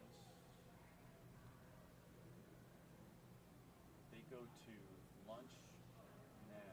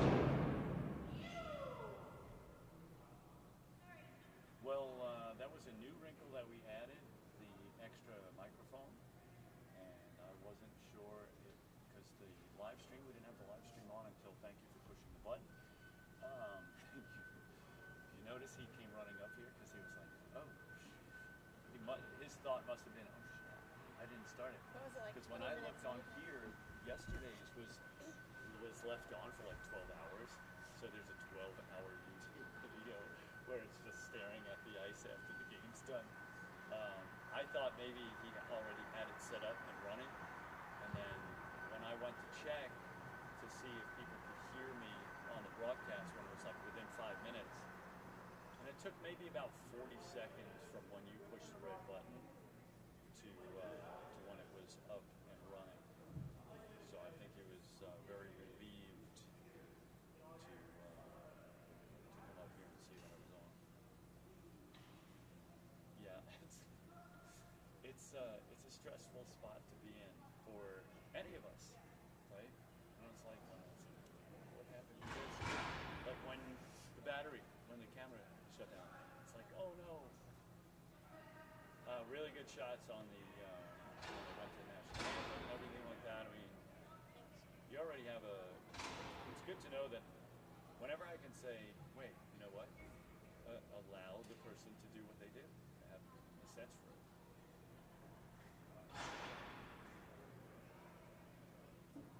That was the same thing with Matt. Had an opportunity to allow us to move the rig from there to here. He was like, you know what? Go ahead, give it a try. The previous version would have said, no, don't do anything. Wait until I'm there. And that can go straight back into the camera. I think there's enough time to cover all of the day. It's 2 hours, 59 minutes. That'll cover one more. I'm gonna figure out where they're gonna. The folks that came out to do the pictures yesterday, they let me go out there, and I laid out on center ice, just the t-shirt on. I didn't have this on, and they had the puck Miracle on Ice Fantasy Camp puck down there, and they were just having it up there so that the guys could go out there and put their stick in front and get their kind of like their pose and everything. I laid across the ice in front of the puck to let the puck be the main picture, and she took a couple of pictures while I was down there. Let's see if I can get those. We have a bunch of law enforcement folks in the 32 arena. There's conference rooms and Navy Department of Transportation.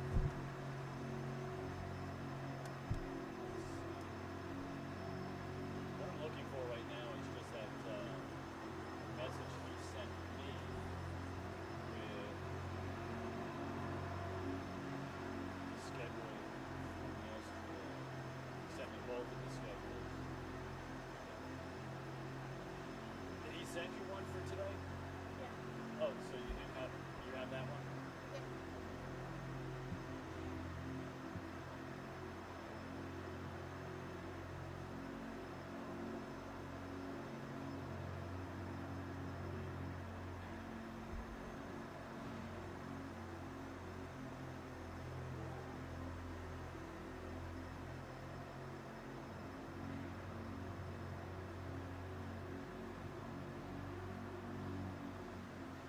So we will be starting back up at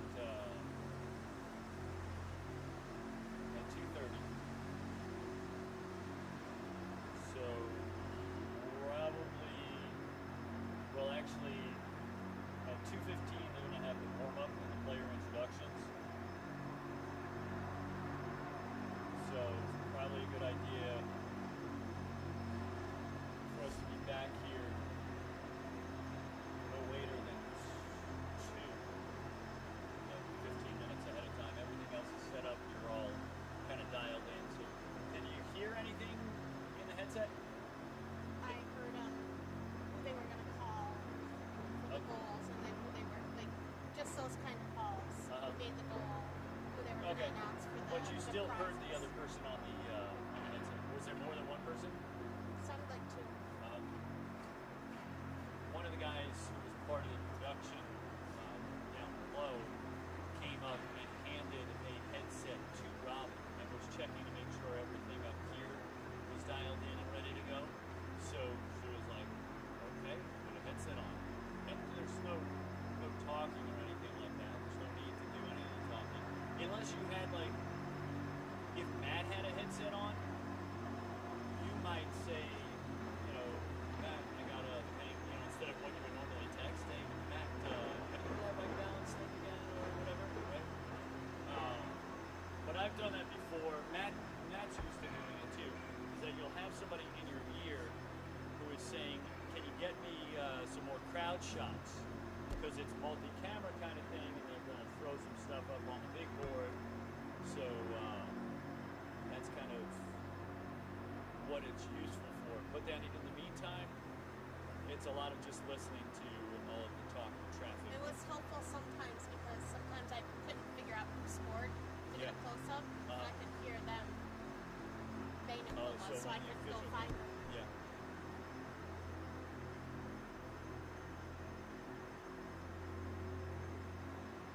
Now, what I would often have at my disposal would also be, like, I have the YouTube thing was up so I could watch what you were pointing at. So I could look at the screen, and this is a lot of the, it's like the behind-the-scenes stuff where more of the magic is, because the audience doesn't know. So many people will ask me, what does, how do you know those names? How do you this and that? And a lot of times it's like, well, I go online and I search who it is, you know, to get some of my color commentary. Sometimes it's right on the fly. How do I know, like, what's happening out there? Well, I have binoculars too, so nobody knows. People who are listening to me don't know that I have binoculars on to see some of the stuff. I have the advantage of being able to, if it's not live streamed, I don't get to see it in a bigger format where it's more convenient, but I can see what you're pointing at. If you know, then I get the advantage of you know. It's kind of like a collective, it's like we all have access to the database of what's happening behind the scenes of the production. So if I had a headset on and I could hear Packer, I would know, and I would say the name even right before he mentions it over the loudspeaker, so that I'm not saying it while he's saying it. Because I like, if his voice does get picked up by my microphone, I like for that to be unobstructed. Because from the production side of things, if people can hear him clearly, then I also get an opportunity to allow people to hear a pro. Right? If it's like the kids from Paul Smith's college, and they might be laughing behind the mic or something like that, then I'm not really trying to have that be presented.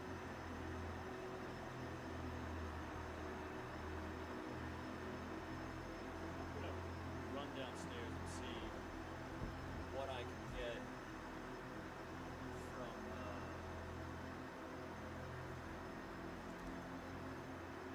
the craft services. Do they have better coffee than I have from down the hall? Because I grabbed the coffee from the law enforcement people. I don't know if they're like regular law enforcement. You're saying that's the better coffee? Bunch of counties, right? Yeah, maybe they have better coffee. But also, it's kind of it's a big risk.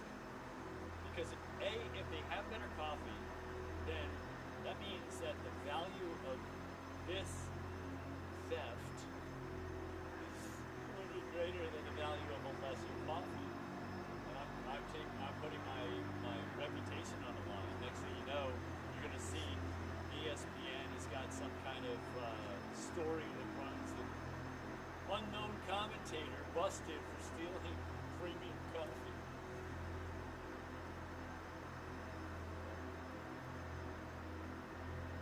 Yeah, a bunch of counties are up here, like Ulster County, Rockland County, so it's like... Are they sheriff?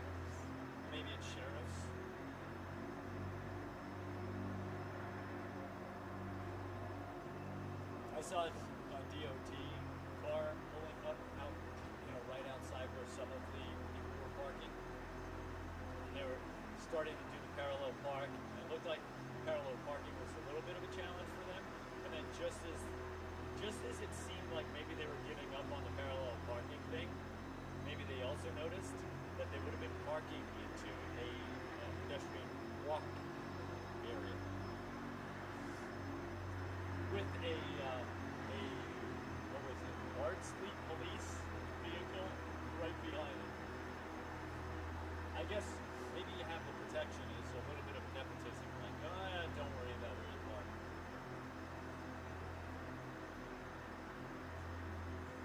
Alright, let's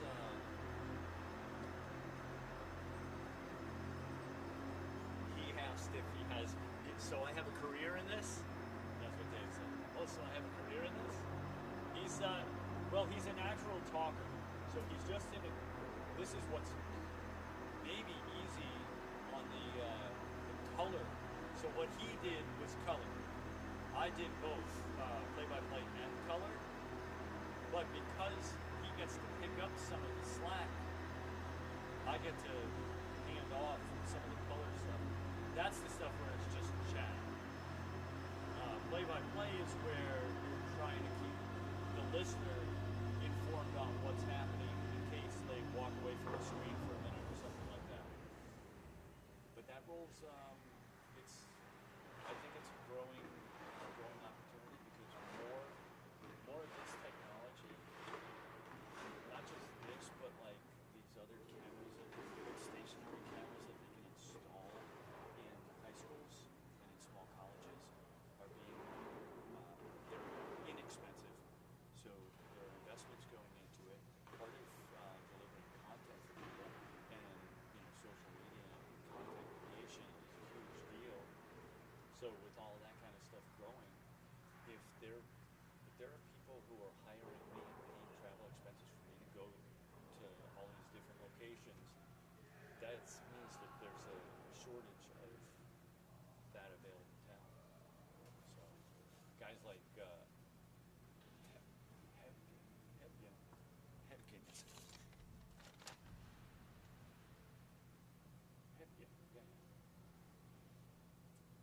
his jersey said no to him. Well, I think they're holding an autograph session, and not that I really would have cared, but I have sheets with everyone's names, so I can go down there and say, hey, I have 3 sheets here. Anybody want to sign it? Especially if I can get my color commentator to sign it.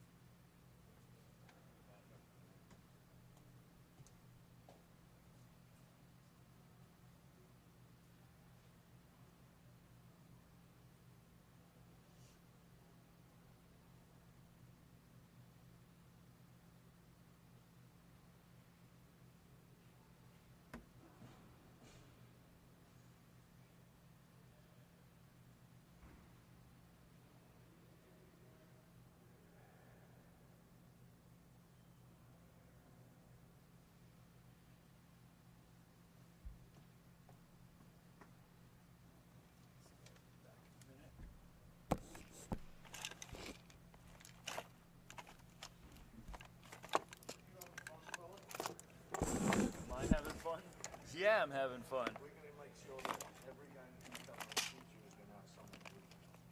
So What's that? we'll get someone with you just to give you a break.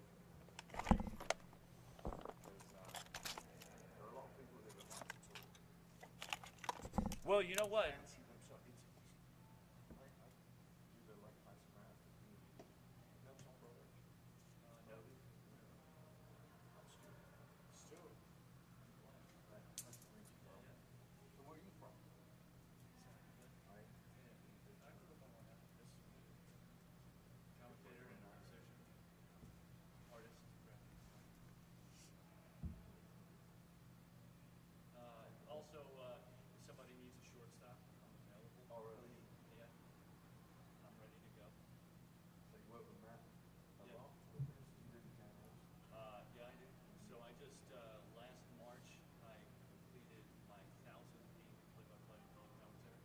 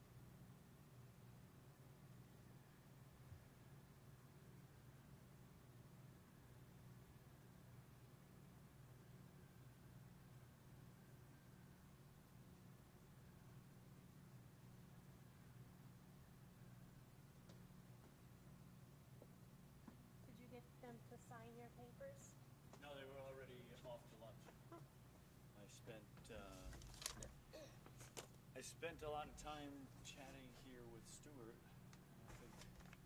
I think it doesn't matter. I'll still be able to get it if I wanted it. I wasn't really too concerned about it. I don't know what I would do with it.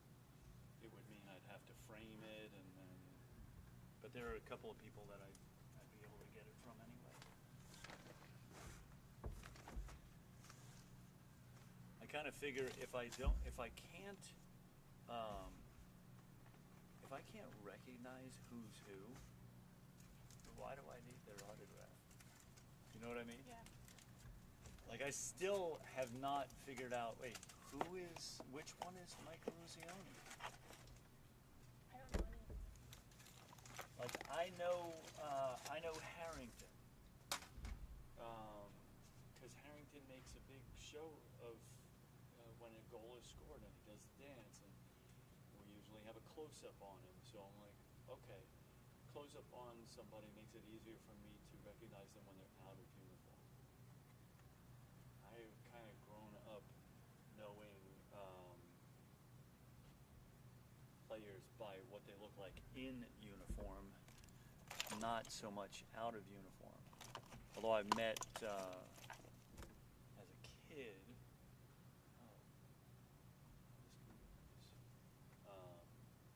I've met some of the players when they were out of uniform because they were doing banquets and stuff like that, and I'd seen them a couple of times.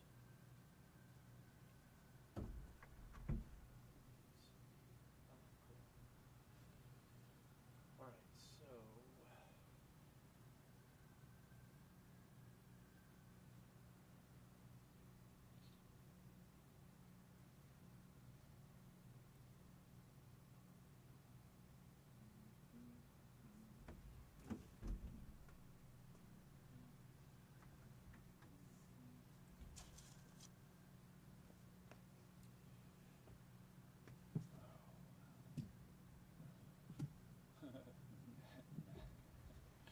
Matt is in the middle of doing laundry. You serving lunch? No, he's doing laundry. Oh. He was talking. I said, hey, you glad the YouTube thing was up and running? Yeah, he was thinking, maybe he could set it up before, but he was like,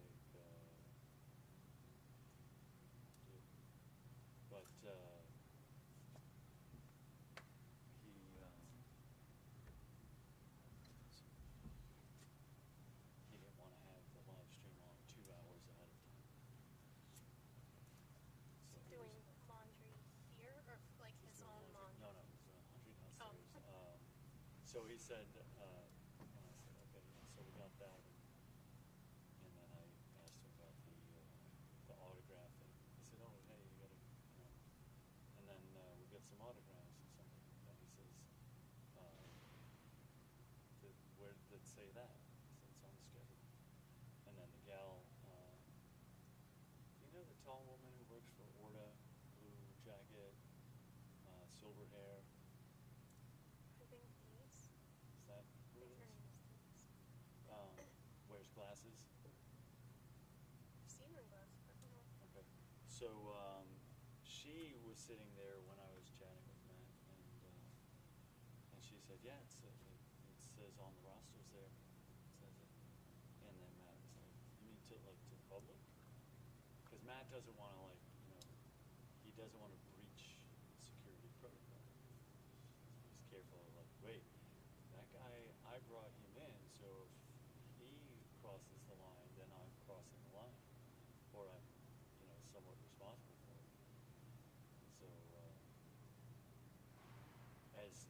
So, as she's saying, oh yeah, it said to the public, and then he says, well, I don't know anything. I just clean the wet chalk straps and the jerseys and stuff like that. I was like, oh, that's great. Thanks so much for the color commentary. I'll go ahead and pass that along on the broadcast to all Sounds of like our the best viewers job. and listeners. Be like, Well, you know, we wanted to give credit to our producer for all of the hats that he wears, and now we just want to let you know what his day job is. He cleans jock straps. Yeah. Oh, yeah. You got to give him something to talk about.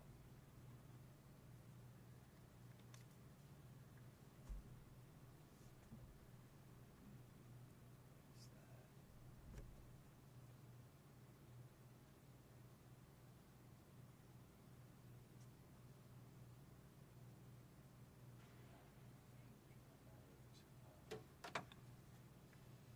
Let's take my office stuff over to Romer's and set up over there.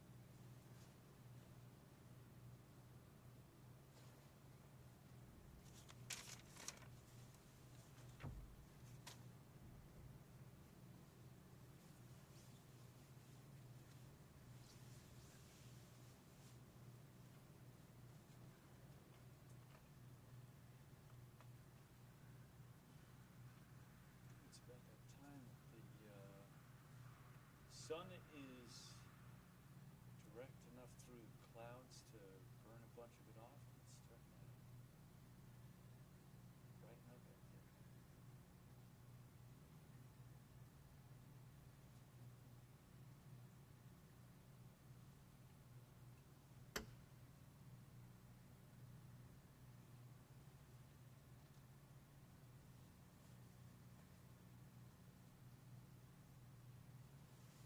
All right, well,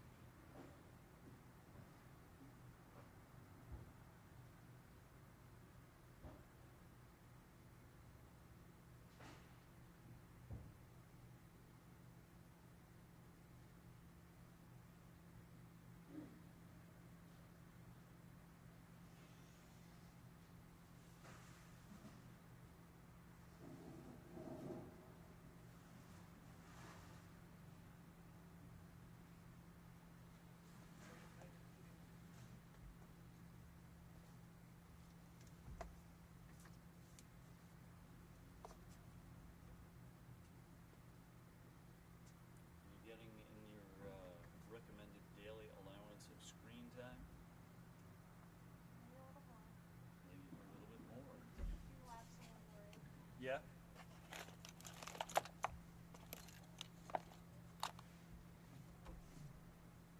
Did you go and chat up any of the enforcement people out there? By the way, I overheard, maybe it was the tour guide going through the museum, showing some other folks the Hall of Fame, and they talked to one of the people that was part of that, whatever the convention is. And it's children's child safety meeting, conference that they're doing. Never knew something like that existed. Yeah, well, you know, you gotta have a conference, and the conference has to have a thing about it, right? You know, I think some conferences are just kind of the opportunity to reunite with people within the same world. I found I found where they went for their the lunch and autograph stuff. I broke the code. Not illegally broke the code. I just figured it out. It said HBR on the schedule, or a HPR.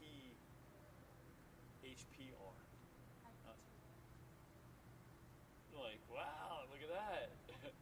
I felt a little bit more brilliant, but now that you say it, it's like, it's kind of obvious. I worked at, well, it was Hojo's, then Comfort Inn, and now it's Quality Inn. Uh-huh. Torn down. So I worked there for 8 or 9 years, and I know a lot of hotels. Yeah. So the fact that I figured it out and it turned out, oh yeah, that's where it is. And then I saw Tamsin out there. I said, Tamsin, you gonna give me an autograph? She's on a crutch right now. Did you see her? She's got her one leg is braced up. I didn't get a chance to talk much about it, so I don't know the specifics. I only just happened to see it because she was down by the benches before one of the games yesterday, and I was just checking on pronunciations. So I was looking for somebody who would know anything, and a lot of these, like, for one, I think a lot of the skaters from the 80 team are more or less, they are sort of the guest of honor. So they're not going to be, they're probably not going to be looking to run around and accommodate, who is this guy? I don't know this guy. He wants to know. I get this look from when I'm doing the Can-Am hockey stuff. And I can usually get the coaches to come over while the kids are sitting there. Usually get a coach to come over. But a lot of times it's like this. I'll go like this. One person. One person, 1 minute, one whatever, right? That's not me saying your team is number one, because the look on my face looks like maybe I'm trying to be short and quick and like, hey, can I get a minute? And then yeah, you, like I'll do this, and then they'll start looking around like I'm pointing to somebody else, and the confusion slows the whole process down, and it only takes for them to come off for a moment, and then say, I do the, hey, I'm doing the play-by-play and color commentary. Just want to go through the last names, and that's the shortest way for me to explain it all, so as not to make them feel like they have to figure out what is he getting at. So if that's the case in the general public, now think if I have a bunch of people all in the same uniforms, and I might not be able to tell the difference between a gold medalist or another person who's 60 years old who's dressed in the same uniform. So it's like, I might be able to I wouldn't be able to spot Janusek unless he's out on the ice slashing people. And he's normally a goaltender, so it's kind of odd to see him out on the ice. I might be able to recognize Ken Morrow, because I've seen him a couple times, and I've seen him out of uniform. Might be able to spot Ramsey, or at least know that Ramsey is one of the gold medalists, and Baker, and maybe Broughton. I just went and got the autographs, and they're all sitting at a conference table. And I'm looking across the way, and I'm like, they all just look like senior coaches. They don't look like any of the players. So I'm like, the only one that I know is the one that somehow, maybe his silver hair makes him look like the youngest. It's Harrington. And then one that I had never met, and I hadn't seen him play, so I wasn't for sure if that was him. He's seated, of course he's at the head of the table. Erosion. And so he looks at me, and he's got a grin like everything must be funny to him. Like life must be just funny to him. So it's like, yeah, I don't think those particular characters probably not trying to like figure stuff out once they're here. They have it figured out. Somebody else is the lead for them. What is her name? The woman who's the director on it? Tall, blonde-haired. She was down. You at least know who I'm referring to when you shot the camera down there for when they were talking about the overtime, whether it was going to overtime or not. So she was standing in the corner there talking with the officials to kind of give a heads up on how they would proceed with, does it go to a tie? Because round robins, most people, even Dave was thinking round robin's going to be, it's a tie at the end. It goes into the books as a tie. She was there. She does all of the she's like chief of staff or director, but the role of a chief of staff to the president or to the president's office is to stem the flow of people to the president's office. This is as it's written in, you can look up the role of chief of staff and you'll find it online saying this is what the role is, and that they are to kind of like stop people from bum rushing the important person or people. And so that's what she does. And when I got to the boardroom, as Tamsin told me, it's right around the corner down to there. I get to the boardroom, I go in, and the director is there. Just look up her name so I can say it on the broadcast and say, hey, thanks a lot. Shout out for being a leader on that kind of stuff, making sure that no fake people come into this room. And I'm walking in. I'm not in any of the players' garb. The players are like in their tracksuits or sweatpants and sweatshirts. They're all uniformed up, so you can identify them pretty easily. And some others might even be part of, some people that are watching from up here, they might be part of the organization itself, and they're just sitting ringside to enjoy it rather than just being general public. But I walk in, and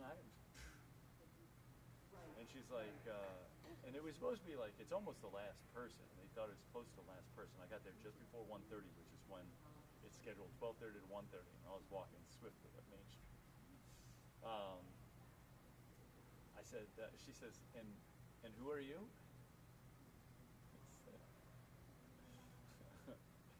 My name's Glenn Burnett with the play-by-play and color commentary. In that voice, the whole conference table gets to hear me say it. And she's like, okay. And I had 3 sheets of paper. And she's like, you only get one. You only get one.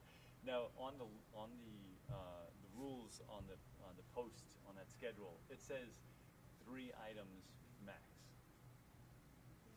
So, like while everybody else is putting their poster of the miracle, the eruption celebration, like here, can you sign this? Because these are going to be like, they're going to mount it in their man cave, and I'm like, I'm standing there like this, and I have these 3, and she's like, you only get one. I was going to just give her 3 sheets and have them, but this is the tail end. Note to self, if you're going to go to an autograph session, get there early, because at the tail end, especially for these 60-year-olds, do you know how many times, like if they signed 50 times on 3 different things, they're going to be like, I can't even open my hand anymore. So she grabs the whole stack, she takes one away, and it happens to be the Team Blue one. So I don't know if this is going to be an omen.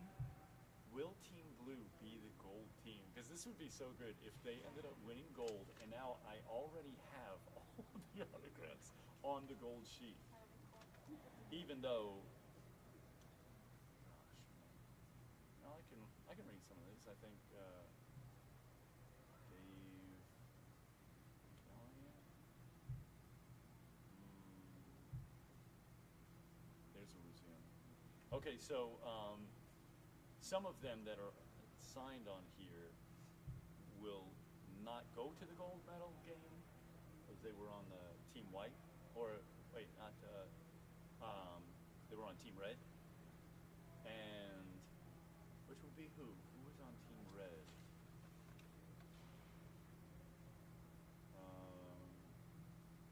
Rob McClanahan. So Rob McClanahan would be on here, and he won't go. But many of the other ones, oh, Wells.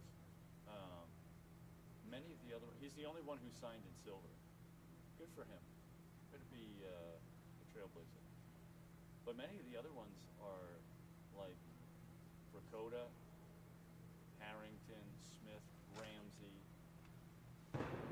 Johnson, Christian, Eruzione, and Janicek would be in the gold game. At the very least, they'd be in the gold game. So most of them are playing for gold. Although Wells, I think maybe Wells should have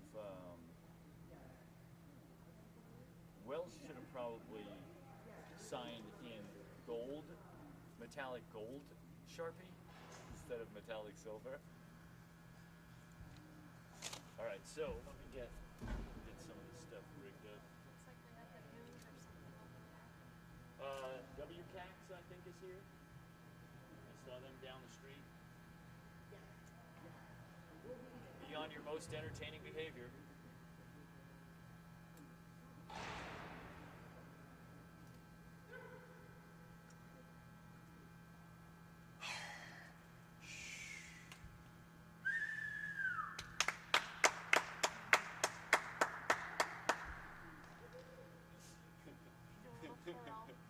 He's unsuspecting.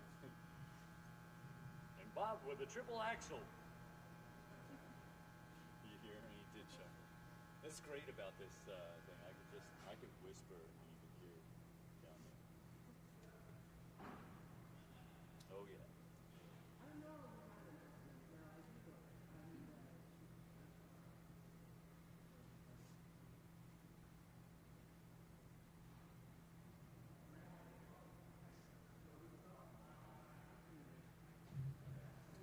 So I've got to run down there and grab a snapshot of the score sheet.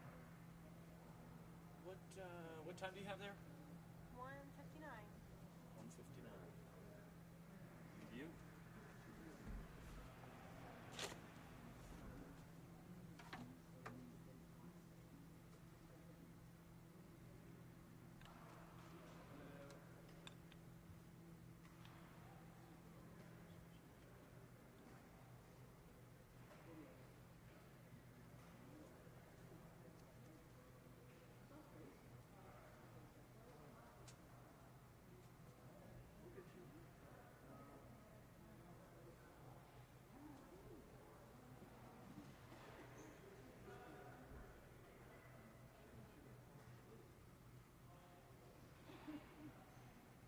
So we're going to have a couple more guests up here for the bronze game.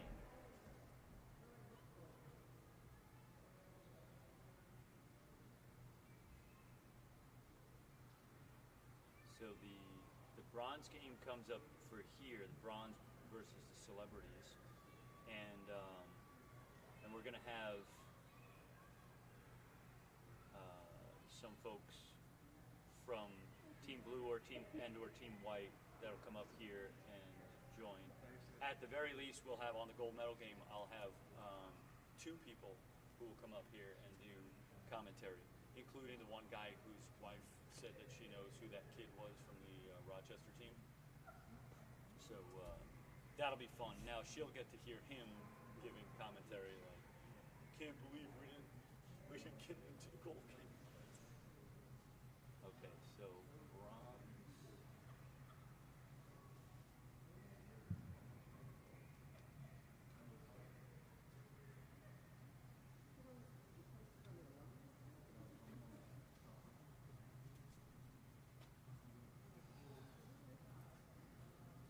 Yeah, change that setting on the camera again.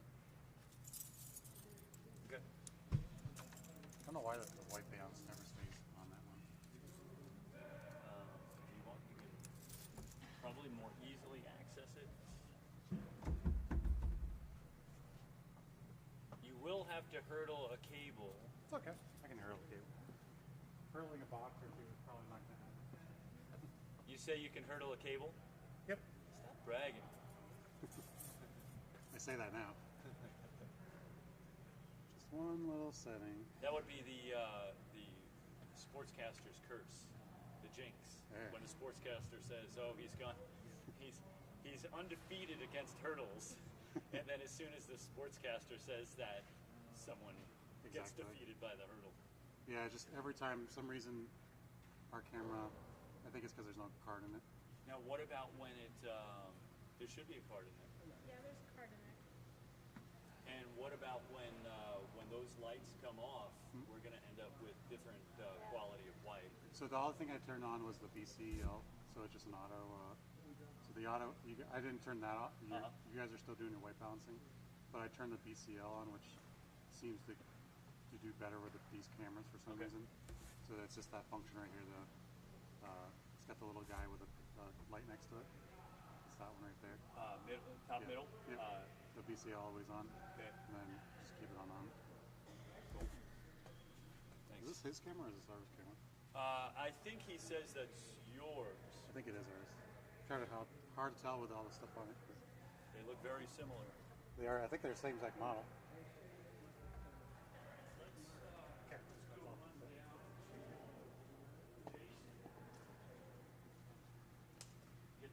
You get to do the hurdle here and the limbo there.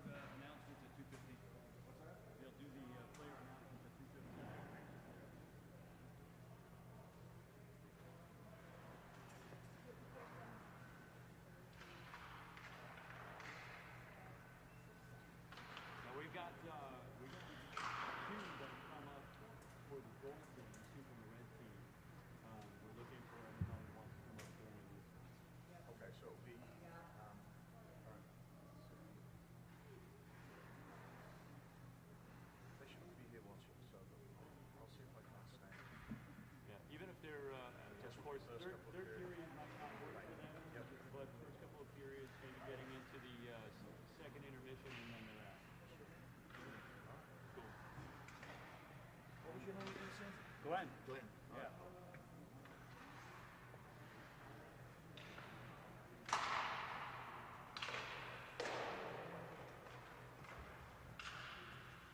All right, so let's double check some stuff here.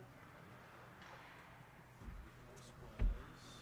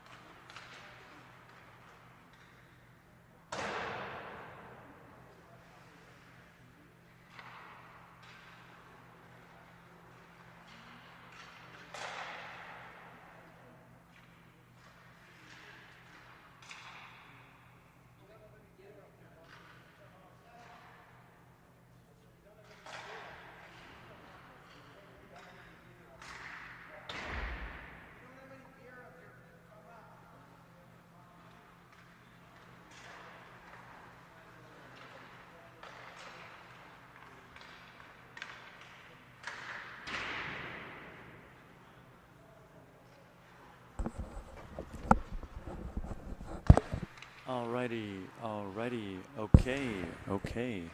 Anybody out there? Anybody out there?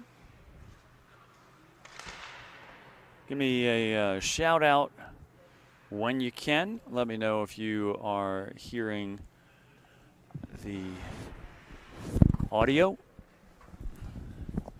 Check. All right, that's good. All right, so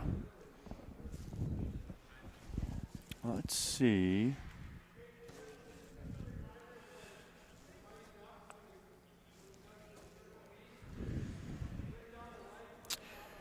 If you're out there, go ahead and send a message up on the chat. And let's see here. Okay, this should be good. Let us know who you're watching, where you're watching from. If you got a player or players that you're rooting for, go ahead and give us a shout out.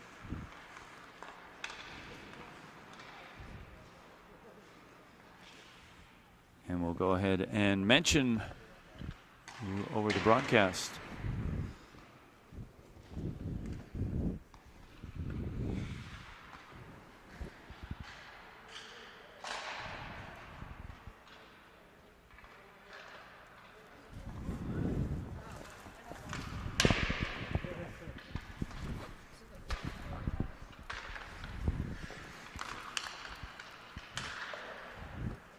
You know, it would be cool to have Tamsin come up and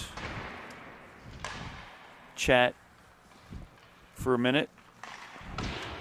That would be cool.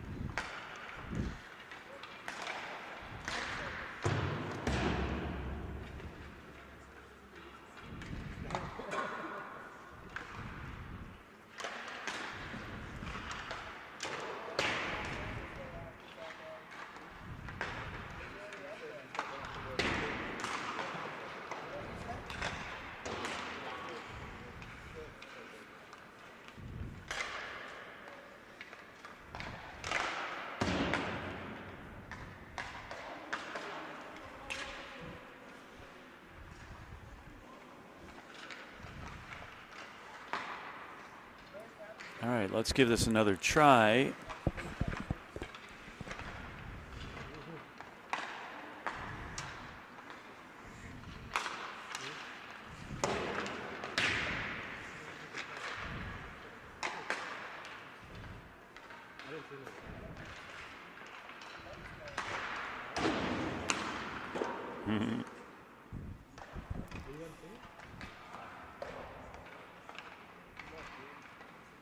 Hey, Mike Lass, are you out there? We got a special message out there. Want to share across the line? Go ahead and chime in if you are. We've got a game coming up.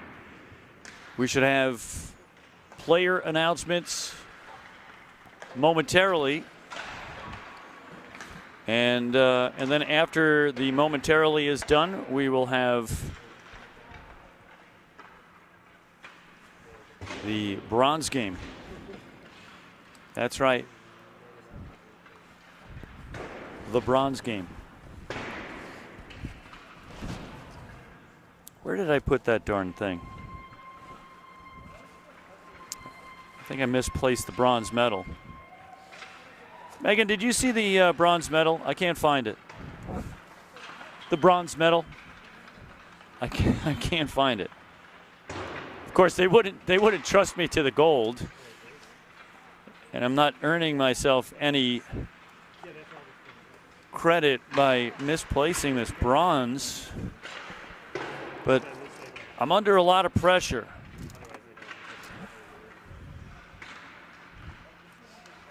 I don't even know why they would have me hold on to the bronze medal. It just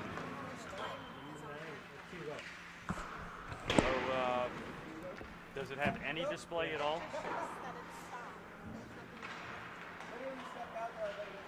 Oh, so there's no other display? Go into menu.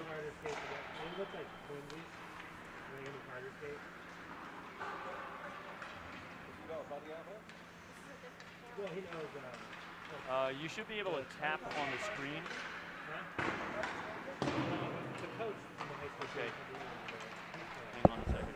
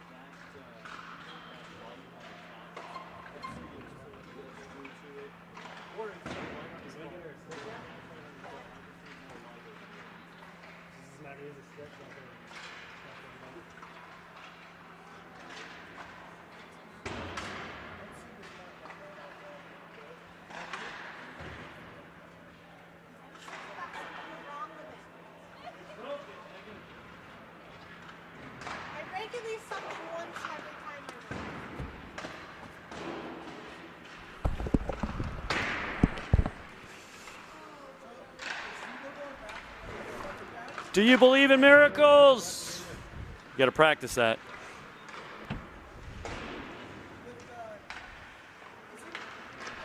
All right, folks, if you're out there, give us a shout out. Oh my goodness, is that the Northwood Huskies? Wow. What lucky ducks.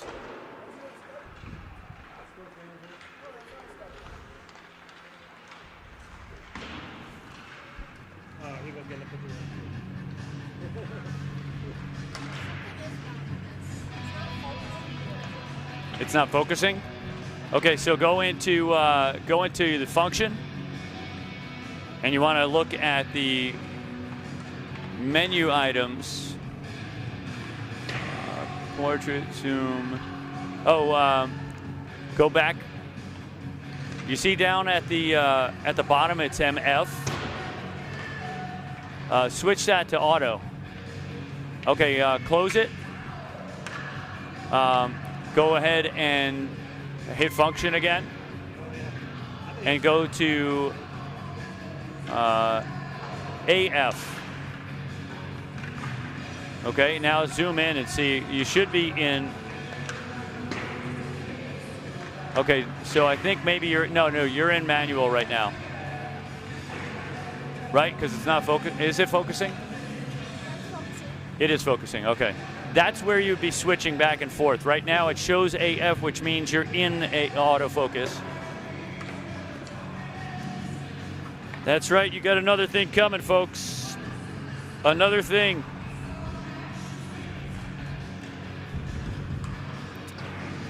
Another game is what you got coming. As we're sitting up in the broadcast area, we got some fans coming in and around the arena. Let's take a look at some of our game sheet information. Let's see here, today's sheet.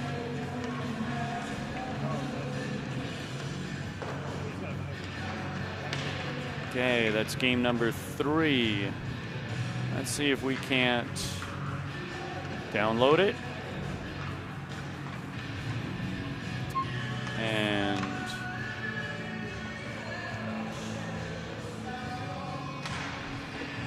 we got 3.5 to go in a warm-up period.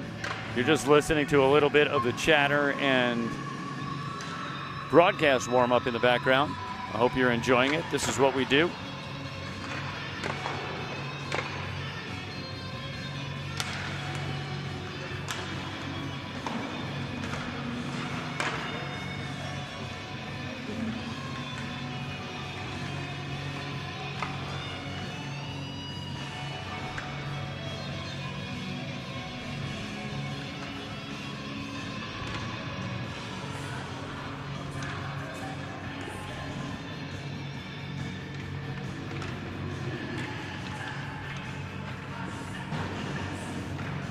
Okay. What else do we have here? We'll try one more. Today's sheet, today's. Oh, nope. Close that.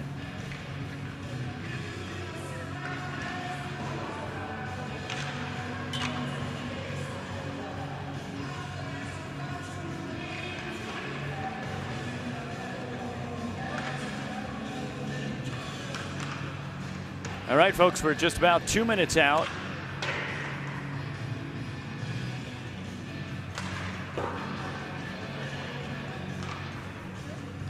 We'll have our team announcements.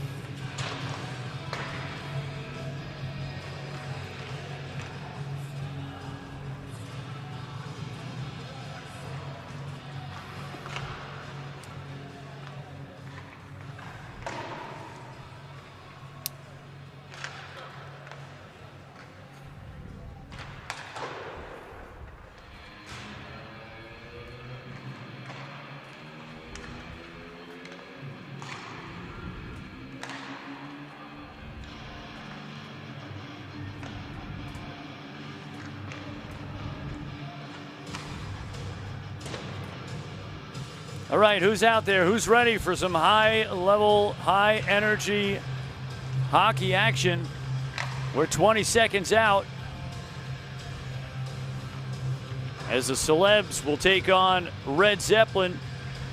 You see down along the Red Zeppelin bench.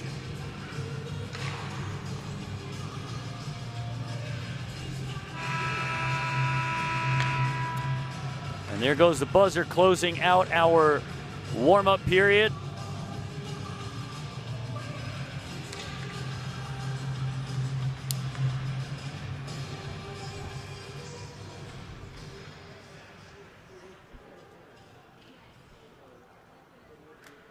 Get ready. As the lights dim,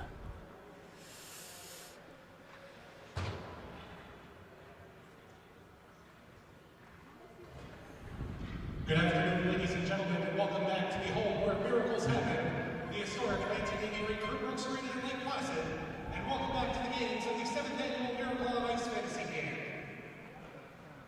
This is the 4th game of the camp. It is the bronze medal game, pitting our 3rd seed Red Zeppelin against a team of local fantasy camp celebrities. It is now my pleasure to introduce both teams. First, Team Red Zeppelin. At forward, a rookie camper from Hanover, New Hampshire, number 24, Sarah McClanahan.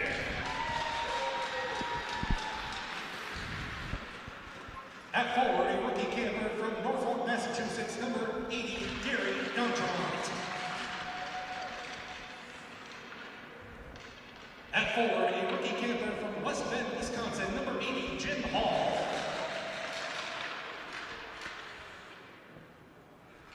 At forward, a rookie camper from McKinney, Texas, number 80, Lee Hastings. At forward, a rookie camper from Parker, Texas, number 80, Ross Miller. On defense, a rookie camper from Bennington, Vermont, number 80, David Bellew. On defense, a second-year camper from Victor, New York, number 80, Alex Malecki.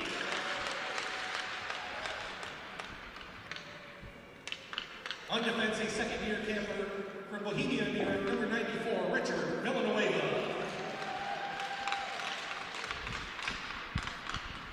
On defense, a second-year camper from Minneapolis, Minnesota, number 11, Magnus Leslie. At forward, a third-year camper, originally from Saskatoon, Saskatchewan, now representing the United States via special exemption, number 27, Todd Levy. At forward, a third-year camper from Peterborough, New Hampshire, number 40, Michael Adams. At forward, a third-year camper from Ashburn, Virginia, number 86, John Lindy Persinger. At forward, a fifth-year camper from Schenectady, New York, number 83, Carrie K.L. Van Natten. On defense, a fifth-year camper from Madison, Wisconsin, number 69, David Humpty Hump Hepkin. And Red Zeppelin's goaltender, a seventh-year camper from Hudson, New Hampshire, number 35, Ron Normandin. Coaching Team Red Zeppelin, please welcome 1980 team members Neil Bronson and Craig Patrick, along with playing coaches Buzz Schneider and Rob McClanahan.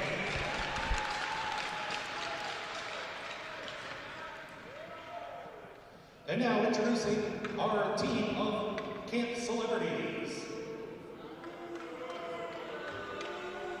Number 5, Josh Spanberg.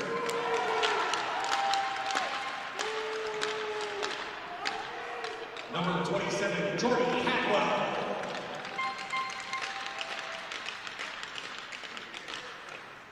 Number 21, Matt Scheller.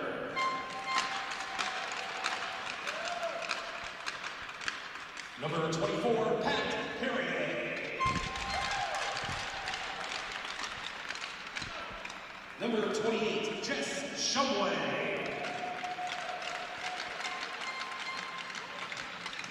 Number 23, Sam Post. Number 80, Hannah Post.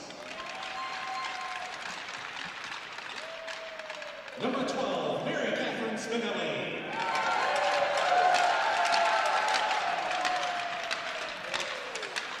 Number 25, Tyler Potter. Number 19, Randy Mather.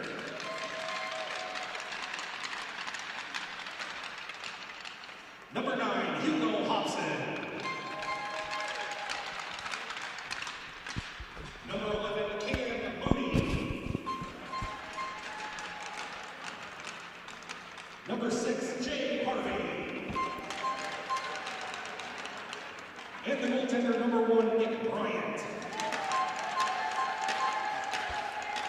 And coaching our celebrity team, Sean Fredericks.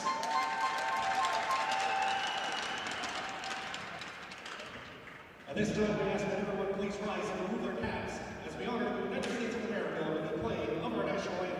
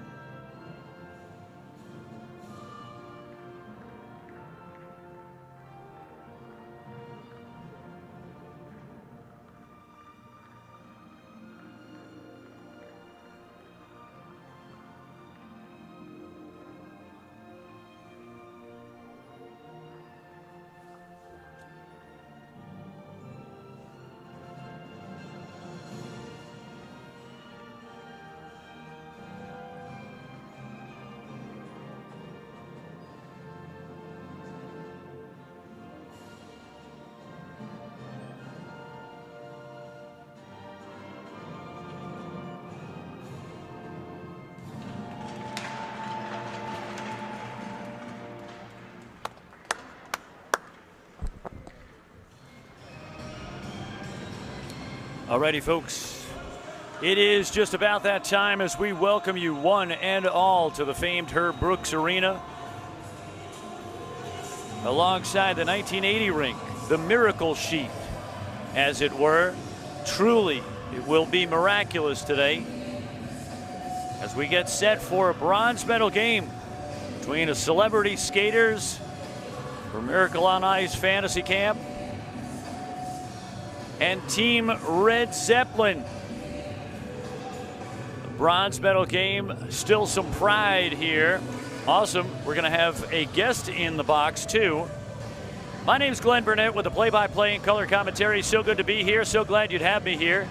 As we get set for this bronze medal puck drop, we're going to have a guest in the box. Who is it, Stuart? It's Glenn Notice.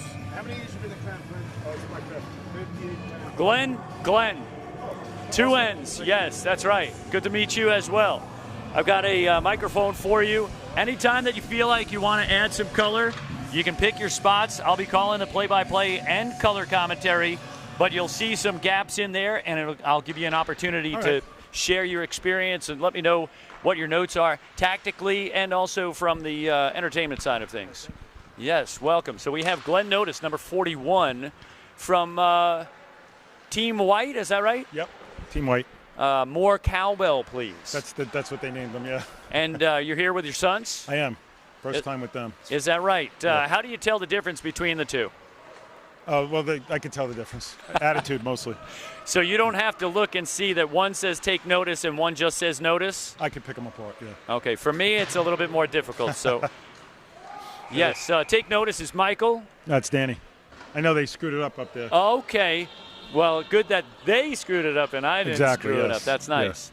I think I saw Michael down at High Peaks during the lunch break for the autograph thing. Oh, right. And I stopped by, said hi, hey, if he gets a chance to come up here and chat, that would be great. Awesome. Massage, I think. Well, we welcome you as we're into first period action. The Celebs against Red Zeppelin. As we have our producer and man of a million hats. In fact, I understand he was doing laundry between games. Oh, boy. Matty Scheller Yes. out on the ice. Yep. And we have another local here, Cam Moody. I did an interview with him. He's a football coach. Yeah, he's one of our locker room attendants. Okay. Yeah.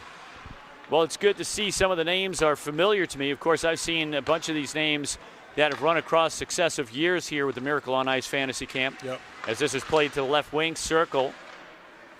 Fed into the slot and held in on the blue line. Celebrity teams, they were moving the puck. They're moving the puck. Nice, they got a little control. And so we have from the right wing side, feeding into the low slot. As that's broken up, good defensive presence by Leslie. As that's tossed out to Miller. Ooh, nice and a collision as both skaters getting up right away afterwards. How do you feel, Glenn? You sore at all I'm after any sore. of these plays? I'm very sore. I saw you hit the deck during that one. I think actually you sacrificed the body on a shot. Yeah, I had to contribute in some way that game. Yeah. Hey, putting the body in the way is definitely one way to do it.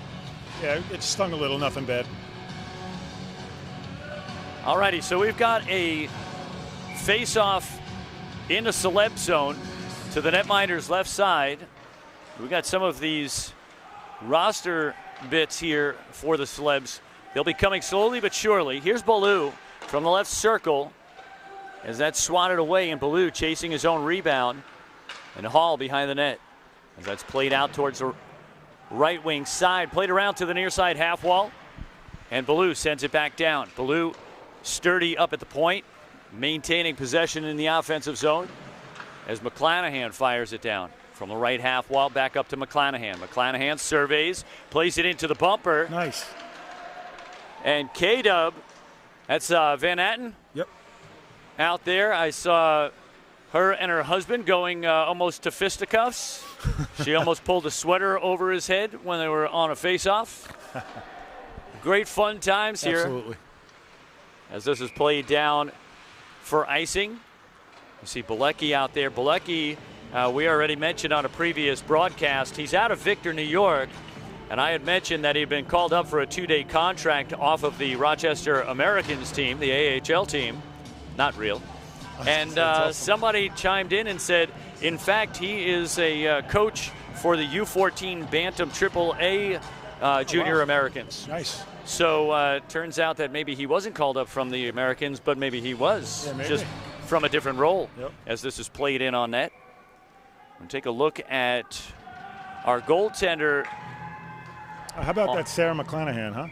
Oh, yes, she's fast. As soon as she comes out of her shell, she'll be quite a hit. She's very shy and quiet right now. Is that right? No, I'm kidding. Okay, well, she doesn't look like it. As fast as she skates around, and she just scored. And talk about that. That right there is the icebreaker, folks. 4.5 in, and Sarah McClanahan showing us why she deserves to be here on this ice. A ripper to the back of the net.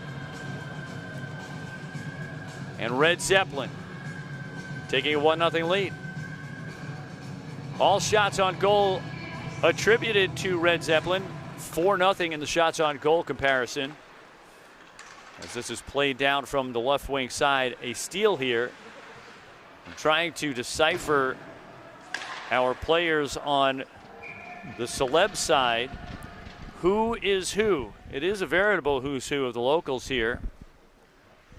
We understand that Cameron Moody is locker room attendant for our teams down there. It's just the one team? Are they all dedicated to one specific team? Who's that? The locker room attendants? I believe they are. I would imagine so, because they would be trading secrets. Right, that's true. And you don't want to risk that. No. As that's played around to the far side corner. Number 24, Sarah McClanahan. Assisting on the goal, number 80, Gary Dodgerhot.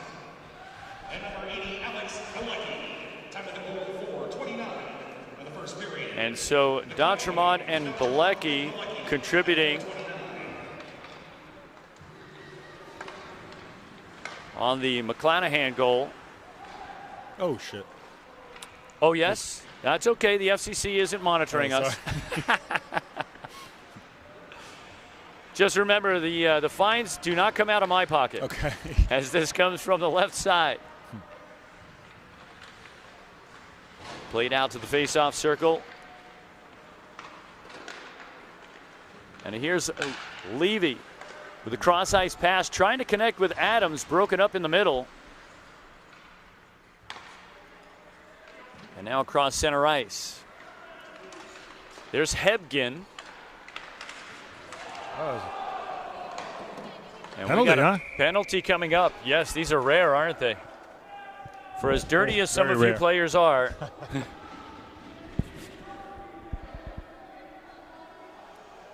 And so one of the celebs going to celebrity jail. Now, we can't say this enough. During the renovations, they updated the penalty boxes, giving them more square footage so you can fit more players in there. And True note, the benches in the penalty box are made of recycled pines. Recycled pines. Very cool.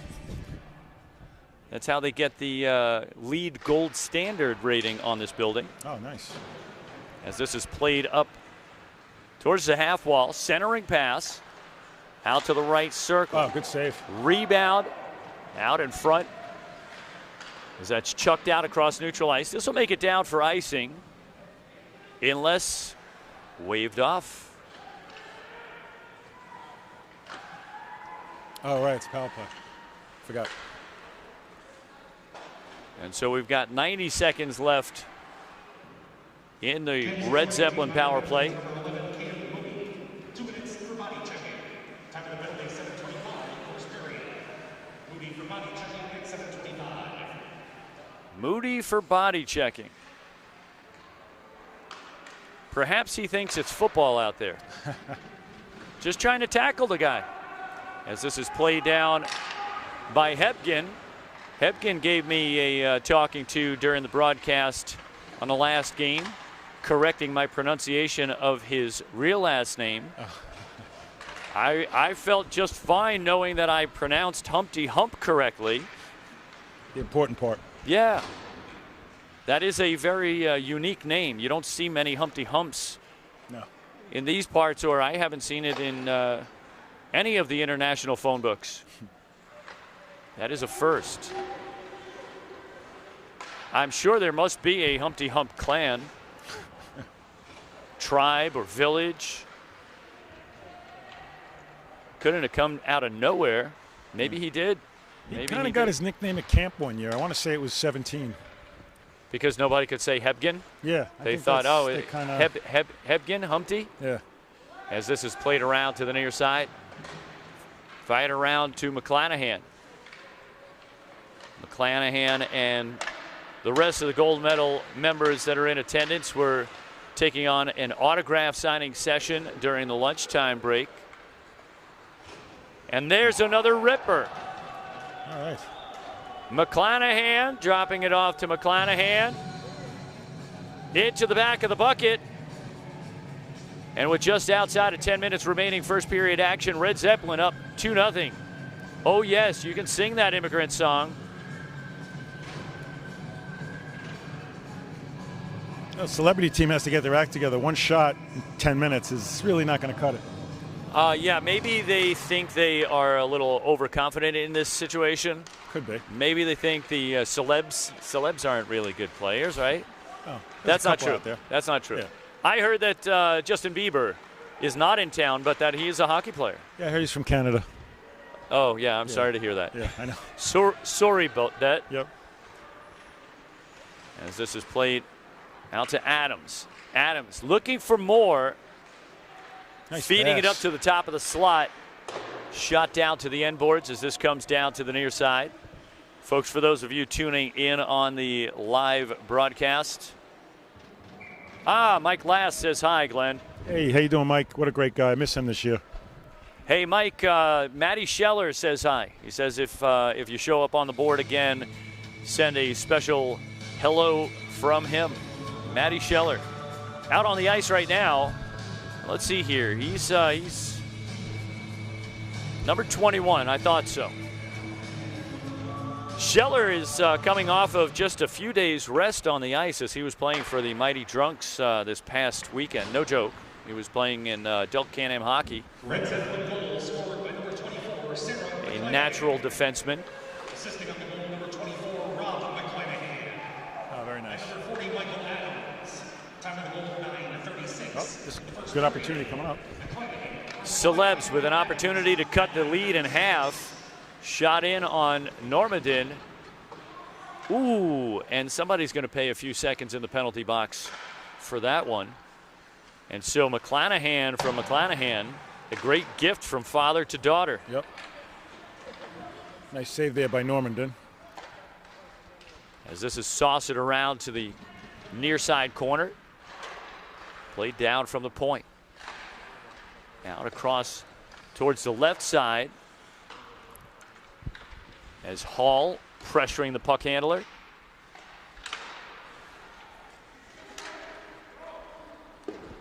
Now this scoots out across the red stripe.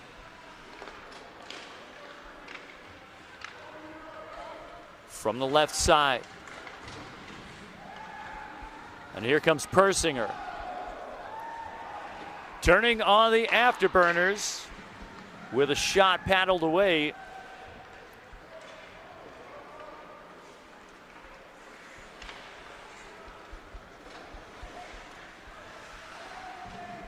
And it looks like in goal, is that right? Rumba? No, that's not No, Stanley. it's not. We have Normandin on the red team, and we have, I believe that's Nick Bryant in Nick goal Bryant. for Celebrities. Coming in fast on the right wing side, carrying it around to the near side corner. Let's see what shapes up here as we are inside of 7 minutes remaining first period action. Red Zeppelin with an uncomfortable 2-0 lead. As we have heard that a 2-goal lead in hockey in general is not a comfortable, perhaps the least comfortable lead to have.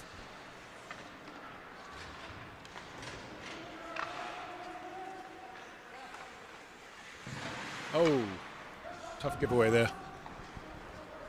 And now Adams from the left wing side. Nice drop pass. As D'Entremont sends it down towards the net, getting a little bit of action out in front of Bryant.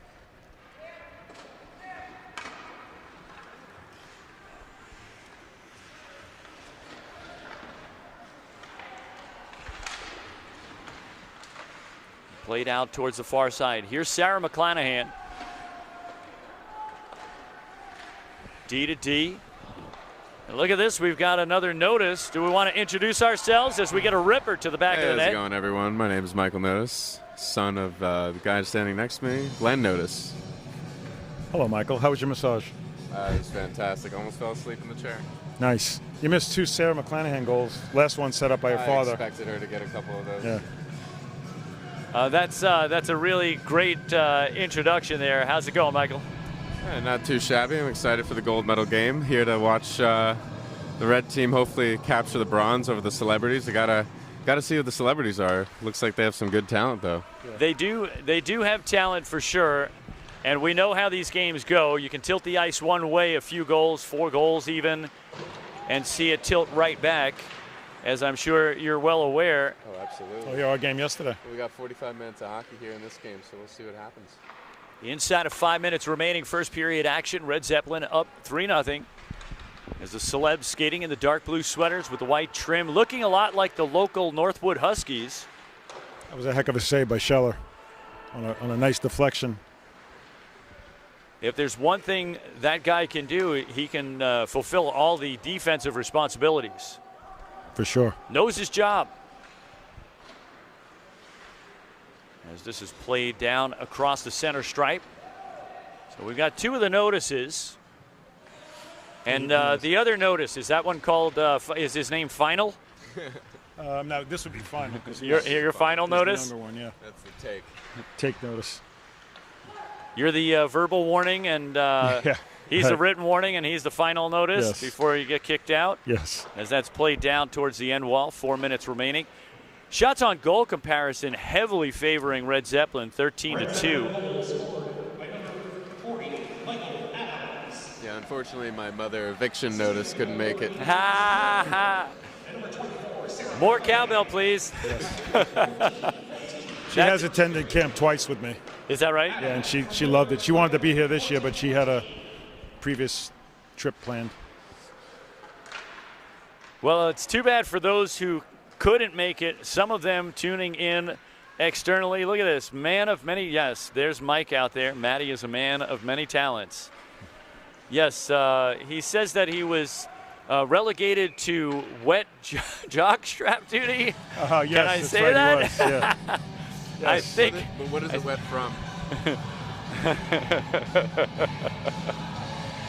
We cannot say. We have no facts.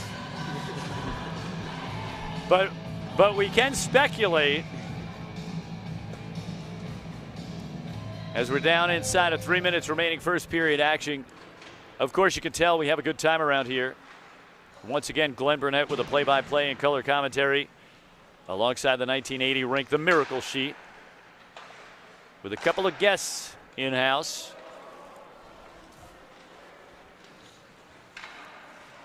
That's Tyler Potter. Who is that? Yellow helmet. Tyler Potter. Tyler Potter. Here's D'Entremont. D'Entremont over to Balicki. Balicki with a nice whizzer. Wrister paddled away.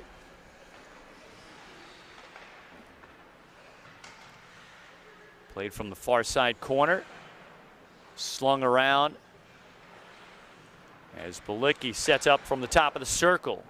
A nice saucering shot as that one's gloved out of the air like it was Aunt Millie's last meatball.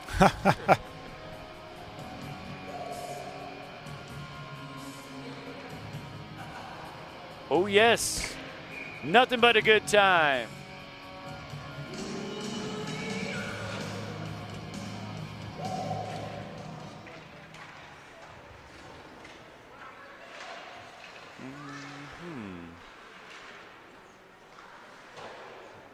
Played around to the half wall. And this one will make it down for icing. And so we'll go ahead and skate that back into the celeb zone. Let's see, is this us?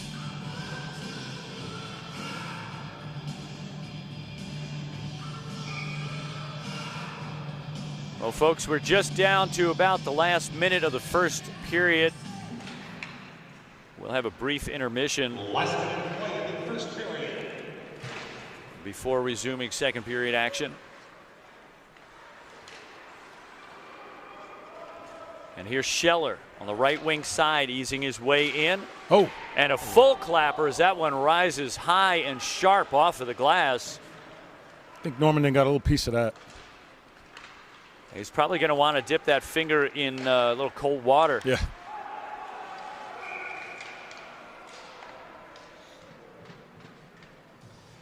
We'll get an offsides. That'll set up a neutral zone face-off on the far side dot, just outside the celeb zone. There's a good opportunity for Scheller as the shots on goal for the celebs. Yeah. Minuscule right now. Yeah. Only two of them. And so they need a little bit more action in the scoring side of things. Not only offensive possession, but they need shots on goal. Of course, Scheller had the right idea. Try putting it on net. Just a little bit high and inside. As this plays out to neutral ice. And the Humpty Hump man sending it down towards the end wall. That should pretty much wrap up this period. And so that was fun, Glenn. Thank you. At the end of one, hang tight for just a quick moment. Yeah, sure. At the end of one, Red Zeppelin leading. Hang on just a moment. We're going to get you on camera here, if you don't mind. No, sorry. Closing out first period play. At the end of one, Red Zeppelin up 3-0, striking 3 times, getting nothing back from the celebs. Get a good look over here at some of our campers here, the notices. Thank you so much for joining. That was awesome. Really enjoyed having you here. And we'll take a quick break, step outside, check the barometric pressure. When we come back, we'll tell you why you don't store the topiaries in the linen closet. From the 1980 rink in Lake Placid, New York, you're watching the Miracle on Ice Fantasy Camp Bronze Game. We'll be right back. Good stuff. I hope you guys keep having fun with this. I feel like I'm at a real game. Like you're like a real game. Hey, you know, spread the word. Where are you guys out of? They were born and raised in Florida. I lived in New York. My wife and I grew up in New York and we moved down to Florida. Long Island? Yeah. Where about? Huntington? Okay, Huntington. Yeah, I grew up there. Nice. It's one of my favorite towns. Yeah, it's a great place. Well, yeah. And we went to boarding school in New Hampshire. And finished there. And then we both went to UVM at one point. He finished. Now he lives in Somerville, Mass. Danny lives in Coconut Creek, Florida. Nice. You still play hockey out in Massachusetts? Every now and then, yeah. I used to play more religiously like the last couple of years, but then like 6, 7 7 months ago. I broke my toe, and I was like, I'm just gonna sub for the rest of the time. Okay. So I'm subbing between 2 games, an A that's League, good. the South Shore, a B League, and the North Shore. So Alrighty. it's kind of nice. I might be out there for the Boston Summer Beantown Classic. I get out on the road for AAA hockey for USPHL events. Yeah. Yeah, that'll be good. They usually have it at Marlboro, New England Sports Center. Yep. But now this one they're going to hold over at Boston College. Wow. Yes, Boston College. So that's good times, and I'm trying to hook up some connections down in the Tampa area with the Junior Lightning, Tampa Junior Lightning, AAA. I've got family down in the Tampa area. All righty, well, thank you so much. Frozen Four last a couple weeks ago was great. Yeah. Scheller was down there watching the Lightning and Toronto. It's a lot of fun. Hey, Glenn, thank you very much. Yeah, great to meet you, Glenn. Great to meet you too, Michael. This is a fun experience. Yeah, a lot of time. Come back again. All right, take care. Good luck out there. All righty, folks, as we welcome you into second period action, we welcome you to the period of the log change. As the goaltenders have traded nets, putting them in the defensive zones that they guard on the opposite end of the ice. And here's a tally for the Celebs. And so we preempt this administrative update to celebrate a goal. We'll see just who tallied that one up.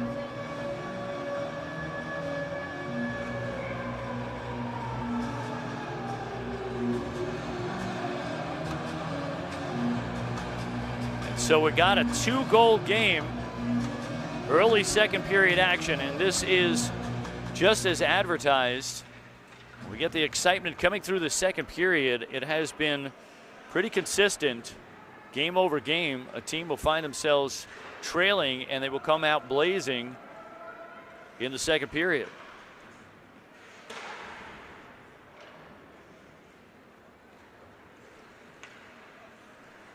As this is played up on the right wing side, Sarah McClanahan already very dangerous, looking for a hat trick as that shot is paddled away. Rebound, and there's a response. Number 9, Hugo Hobson, and number 12, Mary Catherine Spinelli. Time of the goal, 48 seconds of the second period.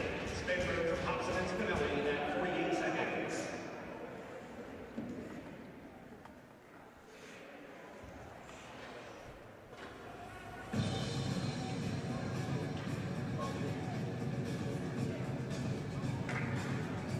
Alrighty, for those of you out there who can identify any of the celebs, please do, as we are seeking some identifiers.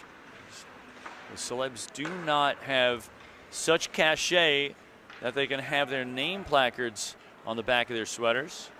As that drop pass is errant, nobody trailing behind but the opponent. Red Zeppelin up 4-1. 3 minutes into the second period. Redirected. Nice save by Bryant.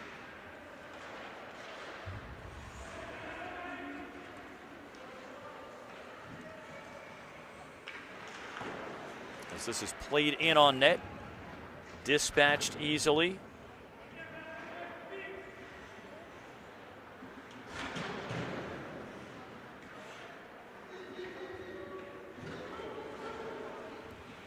And now Bilecki from the right wing side. Shot. And there's a glove save. And they will need that kind of response from their goaltender as the Celebs are still seeking to close that gap.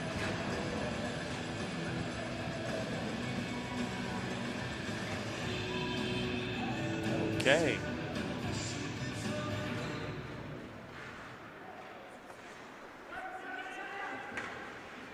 As Leslie throws that one out to the far side corner. Assisting on the goal, number 80, Alex Bilecki. And number 80, Lee Hastings. Time of the goal, 1:59 in the second period. Down Toronto. Bilecki and Hastings. And so D'Entremont from Bilecki and Hastings.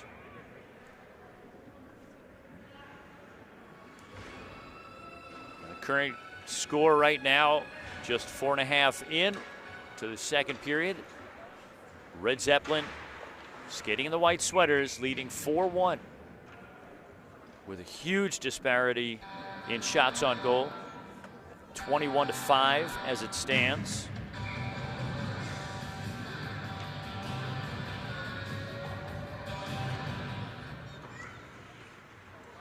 Played from below the goal line. Out towards the left wing side.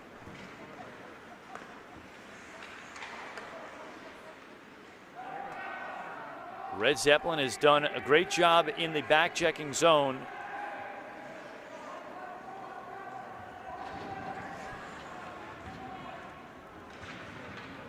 As they come in on the offense from the left wing side.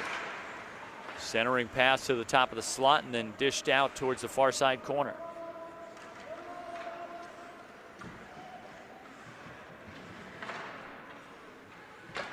Centering pass once again, but nobody in the bumper position. As this is picked up, played through the middle. Stolen away by Leslie. Red Zeppelin looking good out here on the ice. Here's Adams from the right side. We had a fun time with the few campers that we've had come up into the broadcast area, including Hebgen. As this is played from the left wing side. Centering pass, couldn't get it off the stick. That fell off the heel of the stick. And now Red Zeppelin once again quick out of the defensive zone. We had mentioned at the top of the period, this was the period of the log change, a period that can be very difficult on the defenses if they find themselves hung up in the D zone. As both goaltenders trade nets, that puts them in the defensive zones that they guard on the opposite end of the ice from their benches. So defensive on-the-fly substitutions are difficult. And there is a clapper, heavy-handed to the back of the net. And the Celebs cut the lead in half. And that's a big, big goal. Not just a big goal, a big, big goal.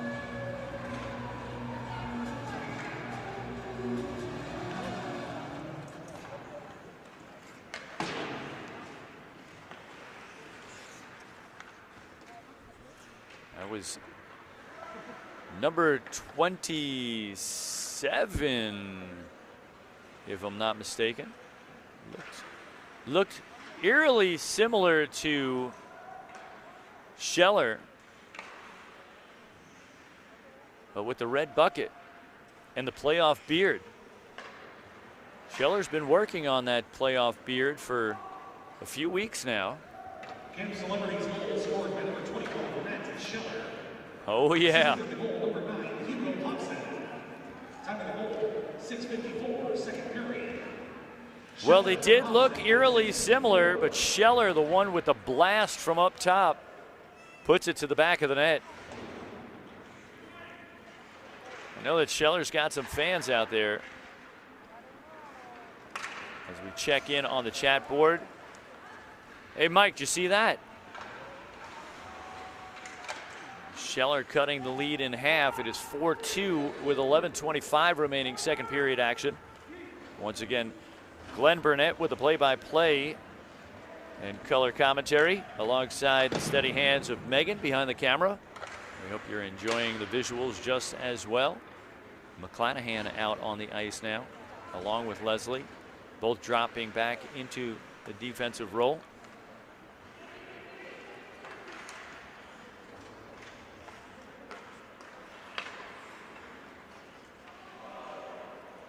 Picked up from the right wing side. And look at that. We got some fans in the house as we're just inside of 11 and we're down to a 1-goal puck game.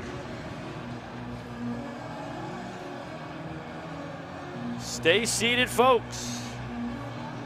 If you need something to eat, you got to get something from the kitchen, just go ahead onto your phone and order it through Uber Eats, Postmates, whoever your favorite food delivery service is. Mom, Dad, can you get me something from the fridge? This game is gripping. As Hebgen sends it out towards the side wall, now pressuring.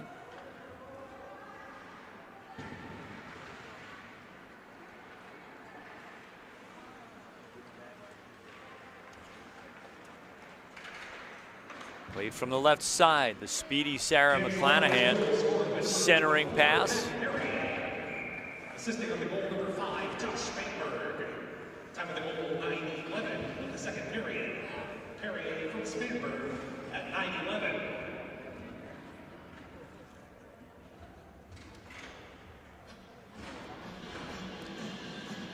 And let's see what we can get here.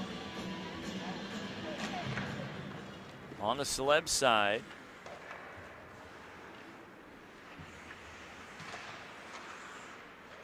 Spanberg picking up that goal. Scheller has one. In the net is Nick Bryant for sure. And oh, looky here, as we've just received the roster information. No sweater numbers, but the names.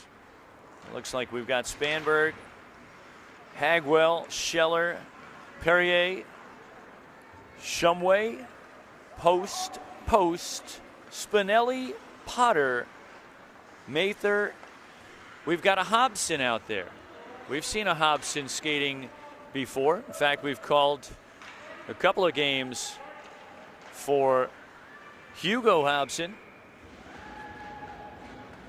as he was Saranac Lake skater. I believe he went on the road, might have been playing AAA hockey. Get on your feet, folks.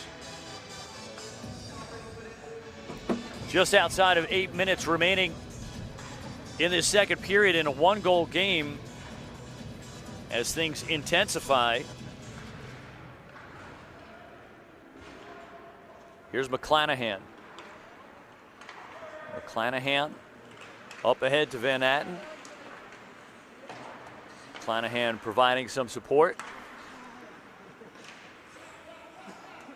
As this is picked up from the defense. Dished up ahead into the left wing side. McClanahan dropping back into the corner. Skating like the old days. As Scheller comes away with a steal. Scheller had a tune-up with 3 games this past weekend. And Scheller hands the puck off and steps off with some equipment issues as Bryant keeps that one out with a paddle. Played out to the far side half wall.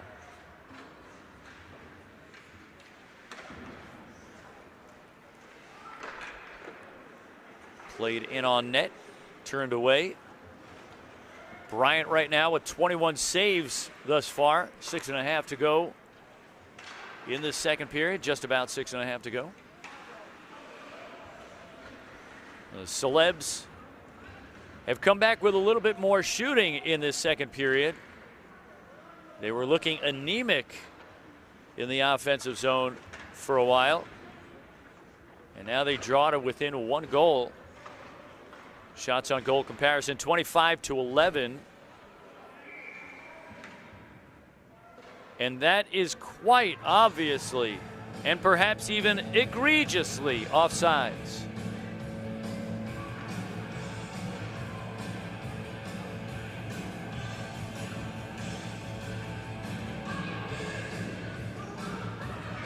As the clock continues to run down.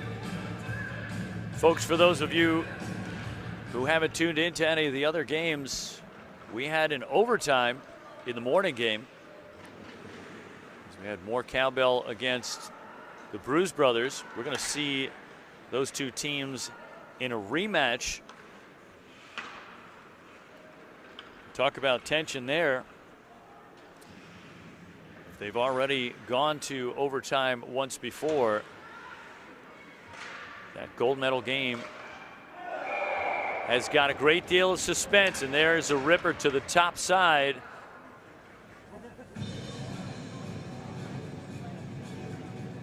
And Red Zeppelin extending the lead, now up 5-3. Villanueva, another Islander. We heard Glenn Notice mentioning that he's originally from Huntington. Once upon a time, I met many skaters who are out of that greater Huntington town area. In fact, got a big all-pro quarterback from down, originally from East Islip, skates for a team out of Manhasset. And Villanueva goes unassisted on that one. Villanueva out of Bohemia, New York, in his second year. He looks very excited in his profile picture. And who wouldn't be? Now, this is my second Miracle on Ice fantasy camp. We did 2019. I believe it was 2019. I know it wasn't 2020. Everybody knows it wasn't 2020. In fact, many people might say even 2020 wasn't 2020. Here's Leslie. Shot on net. Bryant with a save. Played around to the near side, as that's chucked out to neutral ice. Played from D to D. Here's Leslie. 3:15 to go. As Scheller with a shove. Played around to Leslie. Leslie's got a stretch pass opportunity. Could not connect. Feeding into the slot. As that comes out to neutral ice. Trying to get into the offensive zone. It looks like Miller is destined to grab up one of those extended passes. Looking to slip behind the defense. Beautiful paddle save by Normandin, showing great reflexes. As this is played out towards the right wing side. Scheller. Careful, Scheller. You're going to end up with a slashing penalty. Or as they say, a Janasek penalty. Miller from the right side. Shot to the far side post. Putting one in the bucket. And now Zeppelin up 6-3, just outside of 2 minutes remaining in the second period.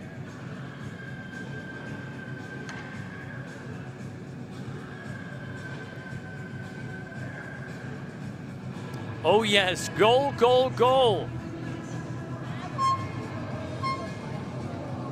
Still plenty of time in this bronze medal game.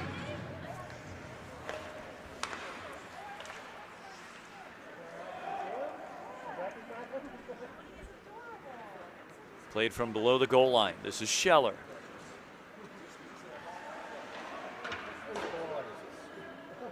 Played to the near side. Scheller picks it up below the goal line. Chopped out to neutral ice. A nice lead pass, putting that right on the blade, but stolen away. Who's that old guy out there? Oh, McClanahan with the steal. And McClanahan dishes it off to the left side.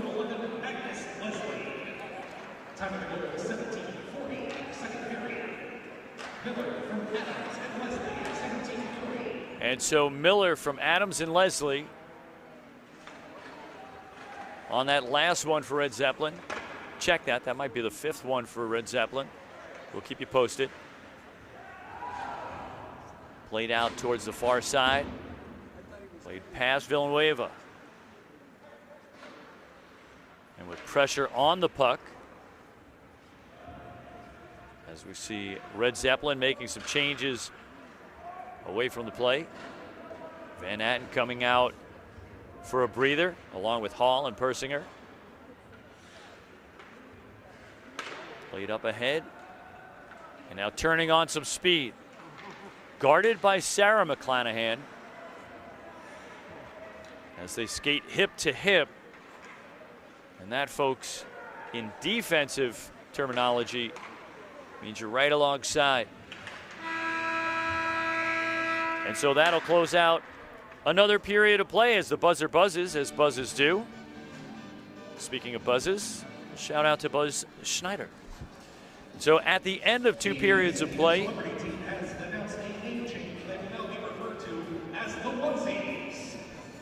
okay, well, this just in, and we're going to preempt the transition here. The celebrity team has petitioned the commissioner to change their name.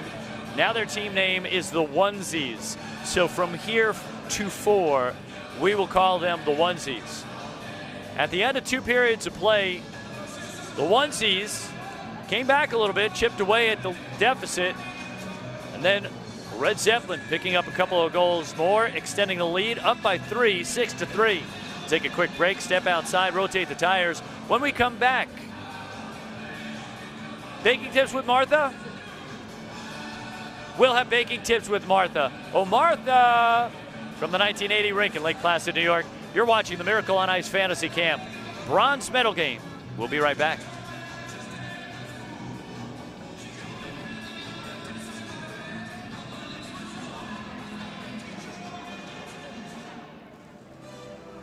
Because we can't confuse everyone enough, we'll go ahead and change our name.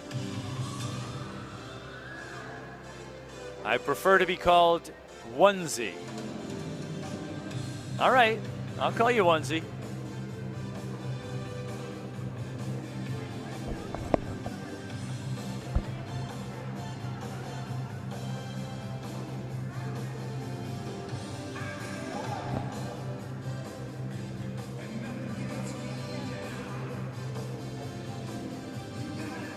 So I'm looking for perhaps the fastest or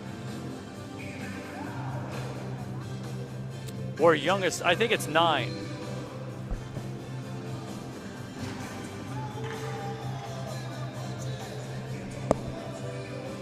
Aaron, is Hugo wearing 9? Yeah. Yeah, nice.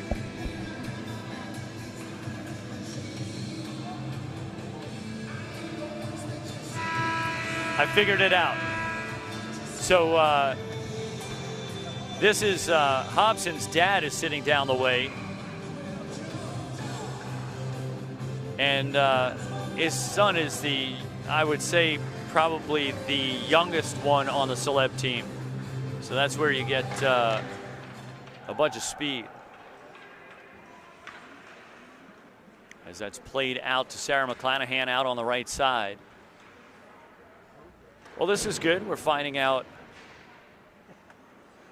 who belongs to what sweater numbers as that pass well placed, but the shot wide of the net as Hebgen gives it a try. Bryant dispatches it with a paddle. Here's McClanahan as that shot is broken up.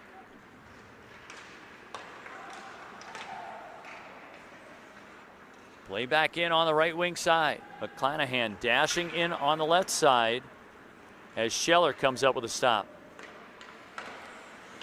Hobson out on the left wing side, breaking up the pass. McClanahan up ahead to Hastings.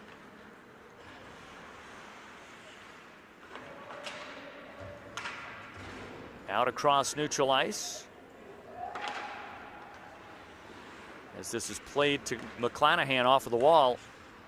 McClanahan pressured, releases it up ahead, and Leslie will carry it into the offensive zone. Centering pass, well anticipated. As this is brought up through the slot, one-on-one shot. And Normandin defeated in that one. As the Celebs pick up another one, trailing 6-4 now. Early third period action We saw this in the second period. They came out early and struck. Given the fact that they have shot 17 less shots on goal, they are still within 2 strikes of the equalizer.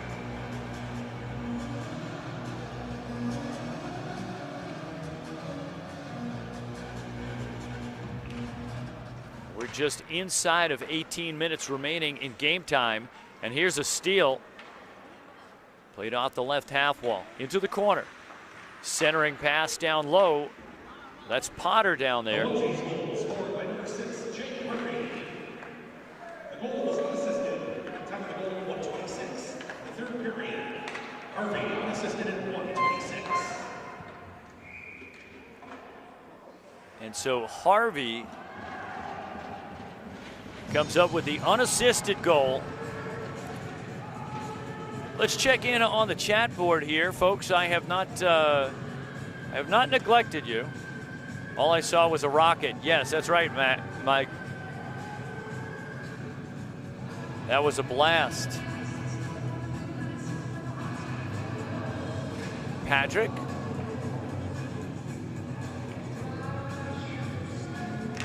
Anybody familiar with any of the celeb team? Go ahead and send me your messages. Give me that info.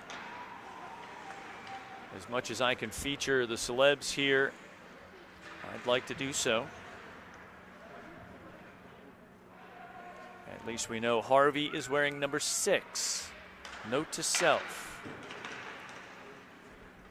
We know that Scheller is number 21. We know that Hobson is number 9. Red Zeppelin goal scored by number 40, Michael Adams. Assisting on the goal, number 80, Ross Miller. Time of the goal, 2:32. The third period. Red Zeppelin Miller at 2:32. responding once again. And the onesies picking one up from the left point.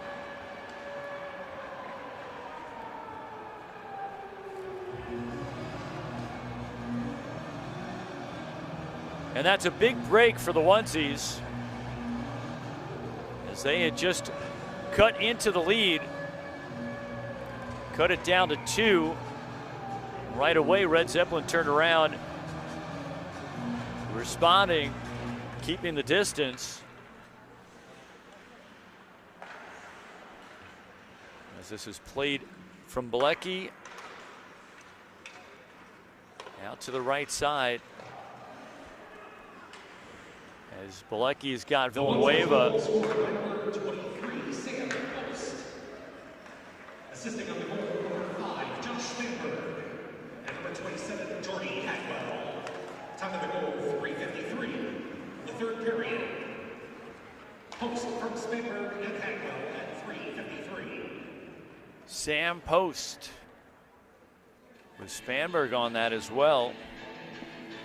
As the onesies are marking up the stats. 7-5 game here. 14:45 remaining third period action. Glenn Burnett with the play-by-play and color commentary alongside the steady hands of Megan behind the camera. As we are, well, I'm torn. Who are you rooting for, Megan? Maddie's not going to be happy about that hesitation. But of course, I just had to throw you under the bus. If you asked me, I wouldn't be able to tell you either. I'm rooting for both of them. Give me triple overtime if you can. Actually, don't give me triple overtime. I've got a date tonight.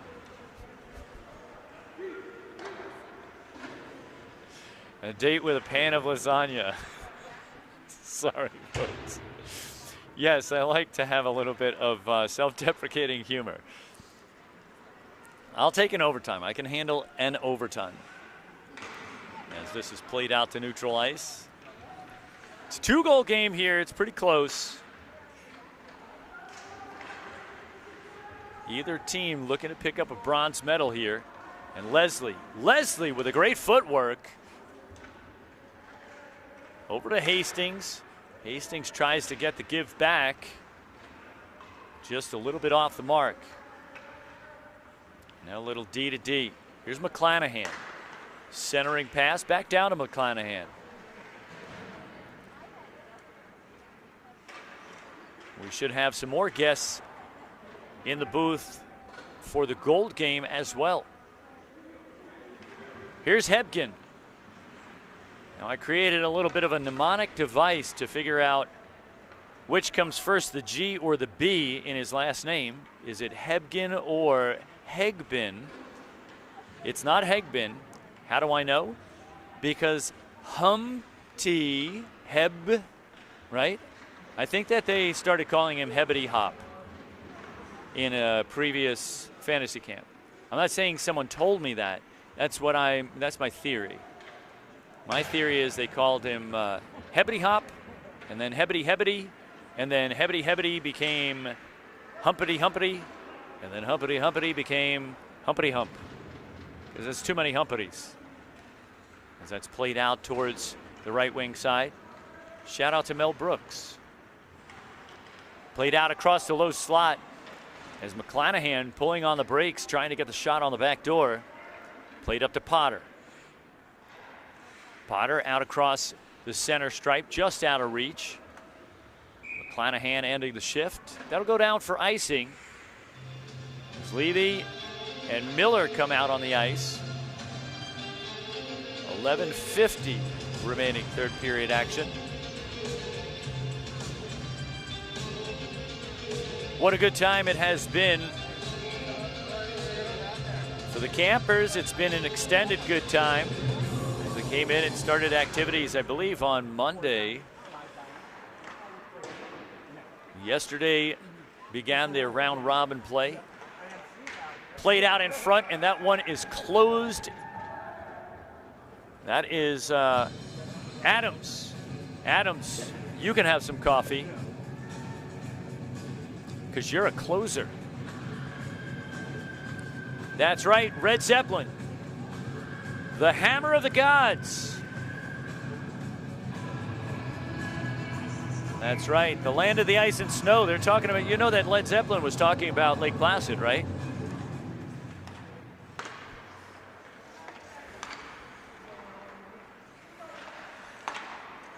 Waiting on notice contingent representing South Florida.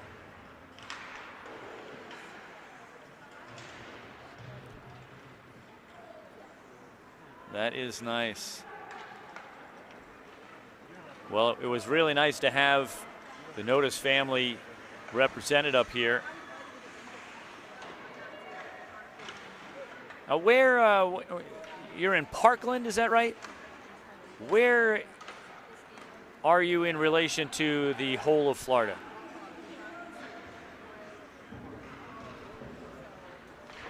Red Zeppelin goal. His third goal of the game was scored by number 40, Michael Adams.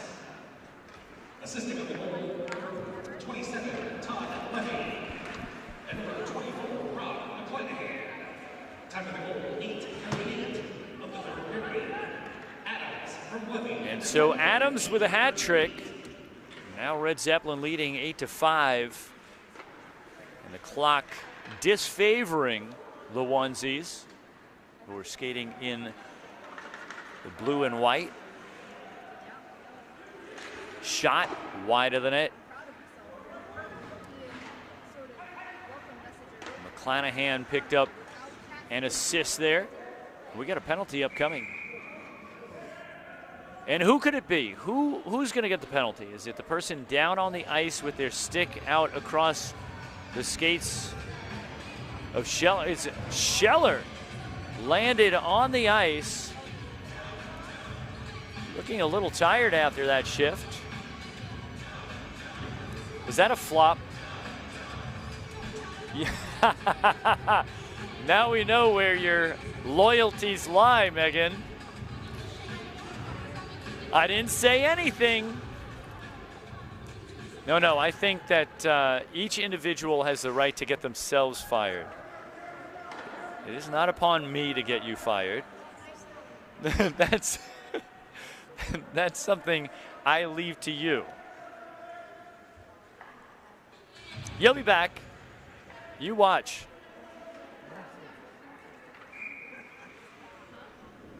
Red Zeppelin minor penalty, number 80, Alex Galecki. He receives 2 minutes for tripping. Time of the penalty, 11:18. The third period, Galecki for tripping at 11:18. Well, if he tripped on the other end of the ice, I would have had some notes to give coach. But he tripped in the defensive zone, and some penalties are worth taking. We'll have Galecki up here in the booth after this game to join us for some chatter during the Gold game. Galecki, a coach for the junior Amherst. 9.5 on the flop. Sorry, I have to remain composed. This is a professional broadcast. Sorry about that. Who said nahaha? Contain yourself.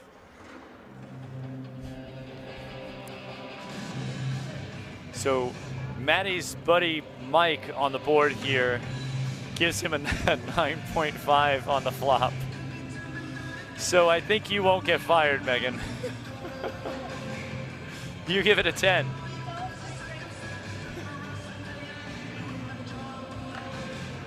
Well, they say lift with your legs and flop with your tummy. Shot on net, and Bryant comes up with a stop. 6.5 to go, third period action. Yes, folks, we stand guilty as accused. We do have a good time around here.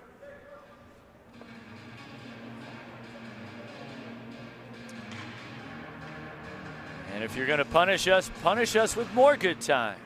As this goes in on Bryant. Bryant with a soft paddle away, almost in danger of turning that over to an attacker as Ballou dropping back for the puck.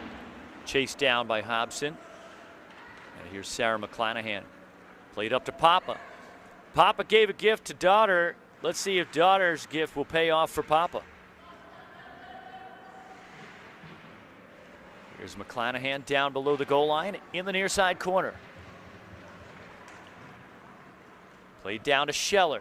Scheller played off the side wall. Hobson with speed on the left wing side. Coming in straight to the upper deck as that is shrugged off by Normandin. Under heavy attacking pressure. Great save, Normandin. As Normandin playing a little bit of a Frankenstein mime out there in front of the net, trying to block the view of the opponent standing in the crease. There are many different ways to skin a cat, and many different ways to play defense. There are many different ways to play Frankenstein. And one of those ways is Normandin in the net. Played on the right side. Shot wide in the net as that'll go out towards the far side corner. Chased down by Villanueva. 3-goal game here inside of 5 minutes remaining. The final 5 minutes brought to you by who? Locker Room 5? Sure, why not? Shout out to Jake. As this is brought in on the right wing side, a fumble. This will lead to an odd man rush on the front side. Centering passes, that's off target. That'll make it out towards the left wing side. Villanueva racing to the corner. A little late to the puck. There's the onesies. Looking to take advantage here. Played off towards the left side. Broken up. As we see Galecki providing support. I'm sure his skaters / students will be happy to see the kind of defensive performance he puts out there. We are hoping and figuring he practices what he preaches. Played from the right wing side, shot down Normandin with the paddle, fumbled it out of the glove, and we still got action as Potter sends it out towards the far side corner. Shot through the slot as that comes off of the end wall. 3:20 remaining, third period. Some teams can score in bunches, and it doesn't take much. It just takes a bunch of shots. Have you got a bunch of shots? Anybody out there on the line with a bunch of shots? So, Mike, where are you at?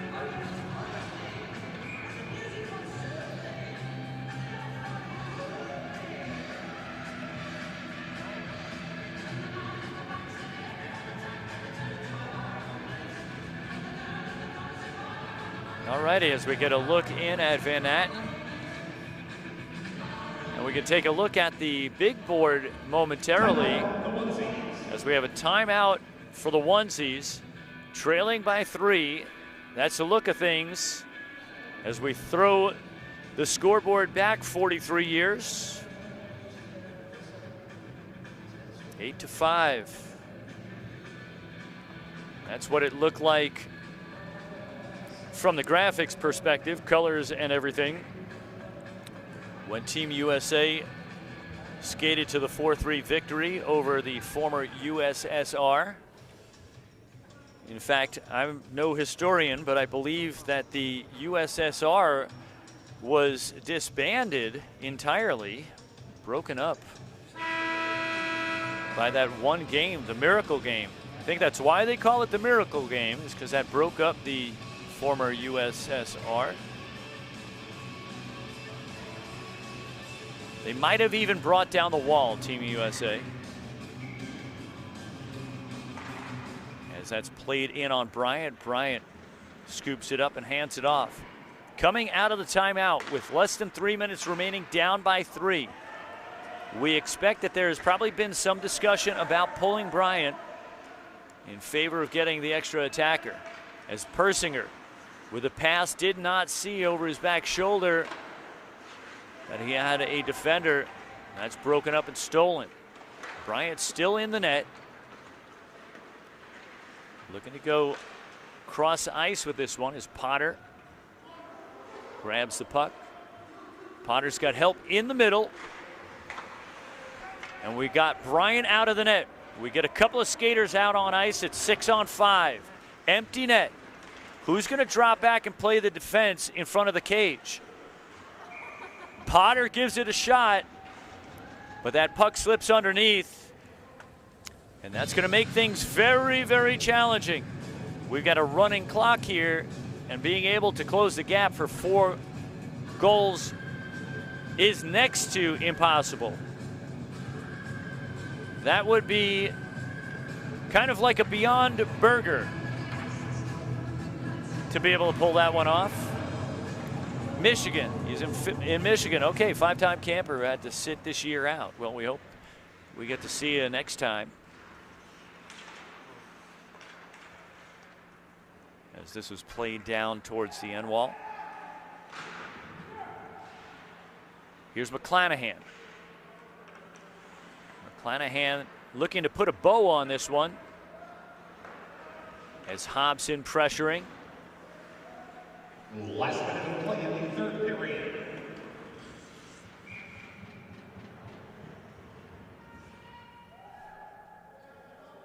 As Hebgen comes up with that goal. Humpty Hump. Well, he'll have something to talk about. What did it feel like when that goal went to the back of the net? Reds have one goal scored with number 69, David Humpty Hump Hebgen. The goal was unassisted, time of the goal 18:04 of the third period. Hebgen unassisted at 18:04. And so Hebgen unassisted.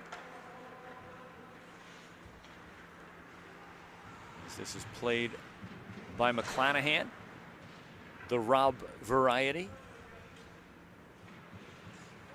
From behind the net. Lead pass intercepted. 12 seconds left. An opportunity here, and there's one to the back of the bucket as Normandin bested in that challenge. Closes it to a 3-goal gap. But at this point, It looks like Red Zeppelin preparing for the celebration. Are you ready, Megan? As some of those players down there get a little wild with their dancing.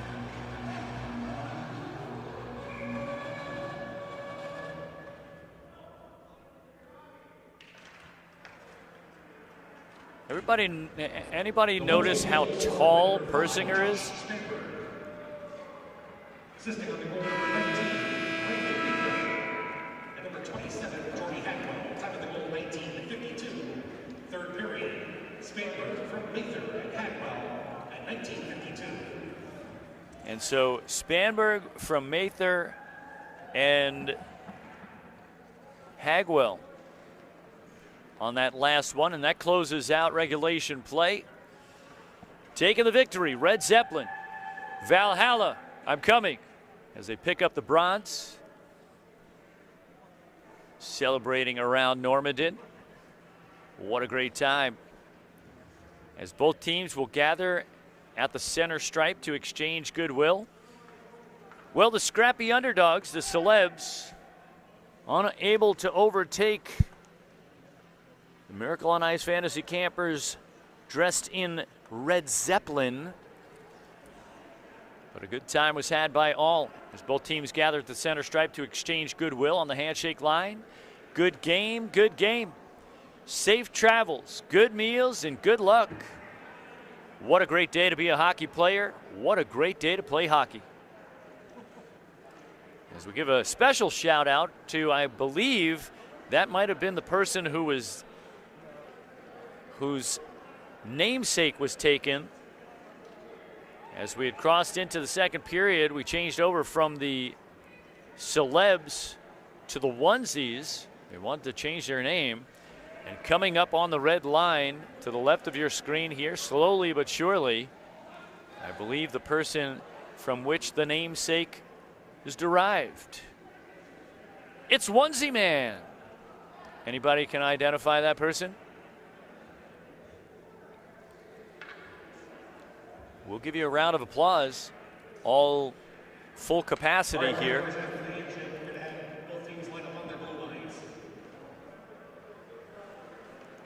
And so both teams will line up on the blue stripes as we will announce players of the game and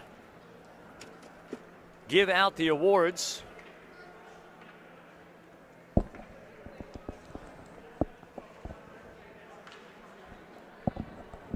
So there's a wheel on this side here next to input 2.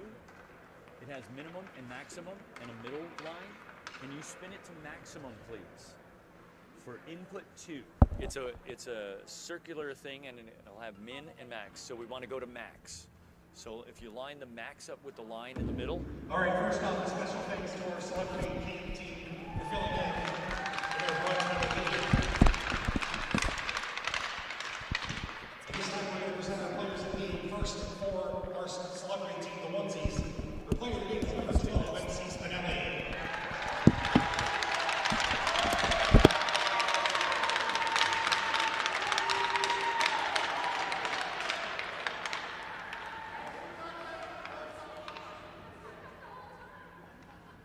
And for Red Zeppelin, our player of the game is number 40, Michael Adams.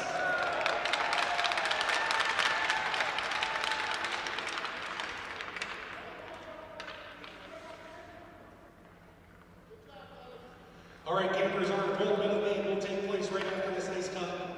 Enjoy.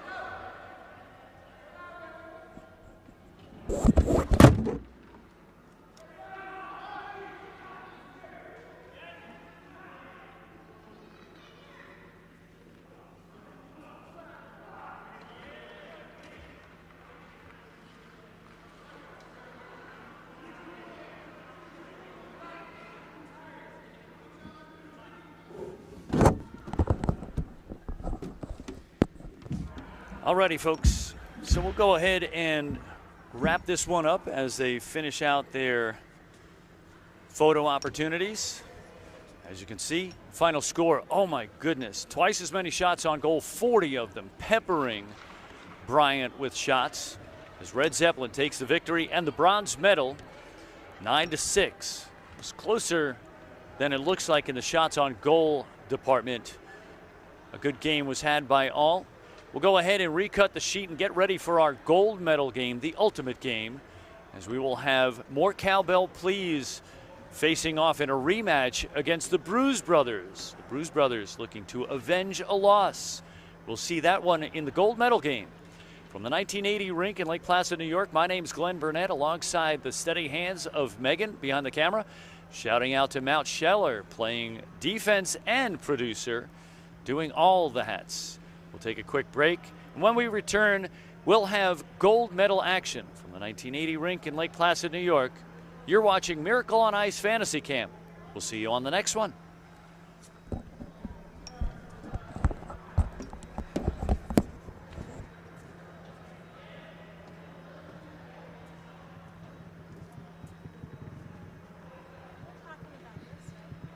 Yep, it's on Max.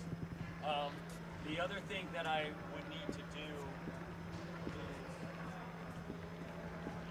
when hackers over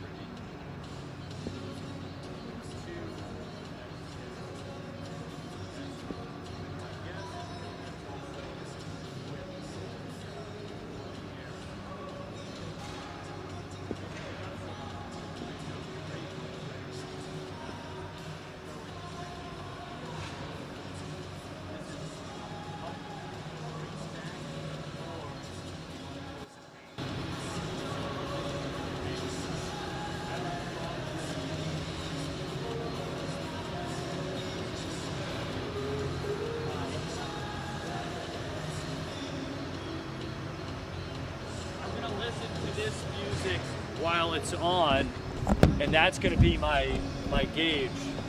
And then when we have a guest, we can use. I'm going to hand this up to you. When we have a guest, we have to turn that dial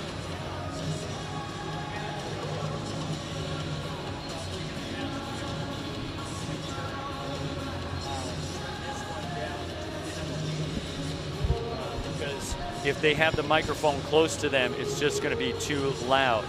So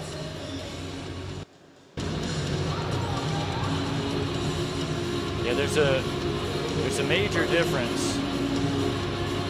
Now that's the bottom one. You can see me bouncing up top. See that? Bup, bup, bup, bup, bup. And then that's the PA. And that's pretty solid level right there. When we have it normal is 0.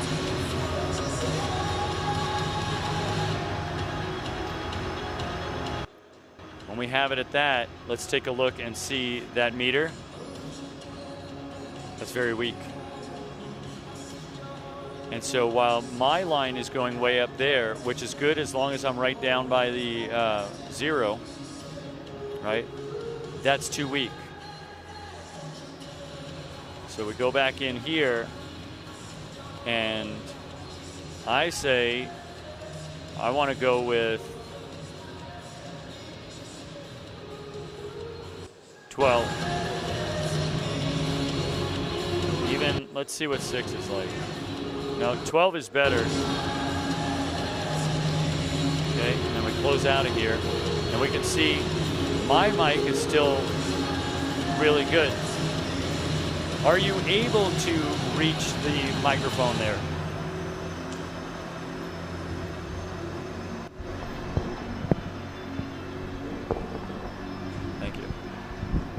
now if we take a look at what it looks like with the setting I just put on there, even with the microphone this far away, look that this microphone is actually still picking up more. So if I had somebody talking, this is going to pick them up like this. So unless I had like a mic stand that was set up far away from them and they don't have to hold on to the mic, but if I'm handing the mic to them, they're going to have it up here. And if they have it up here, it's probably going to clip and it's going to be louder than my microphone. And we like to have a nice balanced mix. So Last game, it was all the way up. Max. So in this particular case, when it's long announcements, we can leave this at max. And in fact, I'm going to see.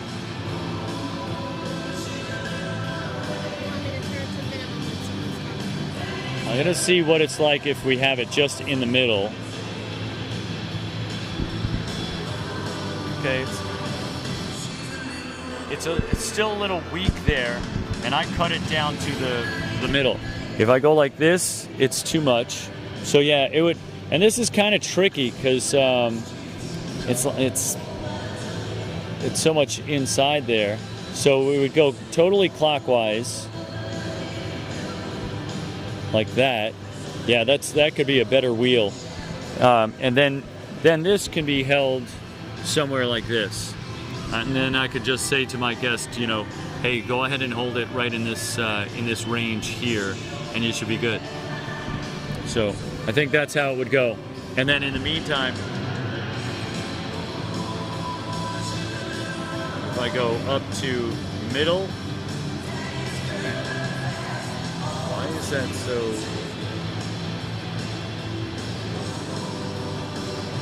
Yeah, you really have to get in on the edge of this thing. And then if we go all the way up to max. So we'll start off with it in the max range.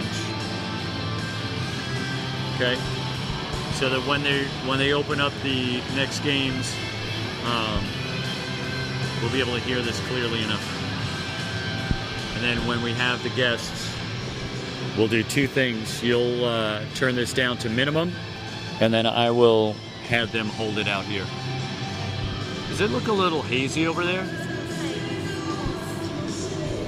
Did they have pyrotechnics for the victory? I didn't see it. Would you hang on to that, and I'll grab that in a moment.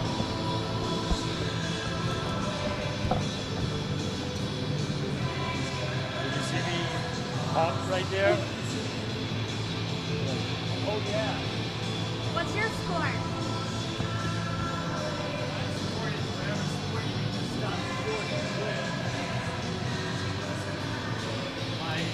My baseball position is shortstop, so I don't know if that's why I was able to make that. I almost just like right into it, and I'm glad I didn't have my boots on today. It's foggy over here too. They must have had something. Yeah. Ah, so that's Sean in the onesie. So Mike messaged in that that's Sean on the onesie, in the onesie. All right, so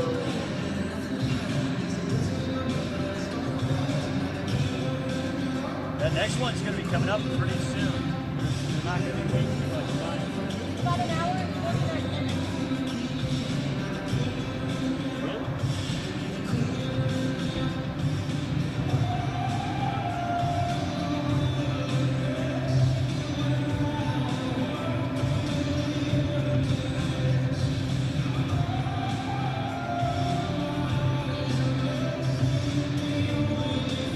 Matt sent me a picture of the game sheet and only sent me the Red Zeppelin side of it. But I went down to I've already taken a picture of the previous game sheets that were already filled out with all the stats and everything from their outcome.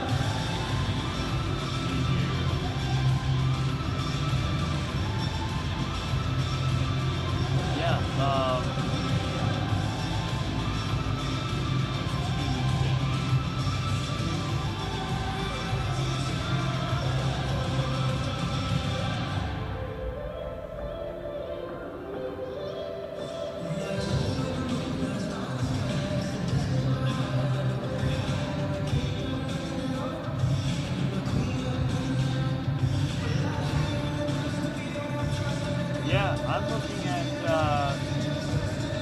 the schedule here, it says 3:50 to 4 p.m. is the warm-up, and 4 to 5:15 is the gold medal game. 5:15 is the medal ceremony. Big photo with the coaches at center ice.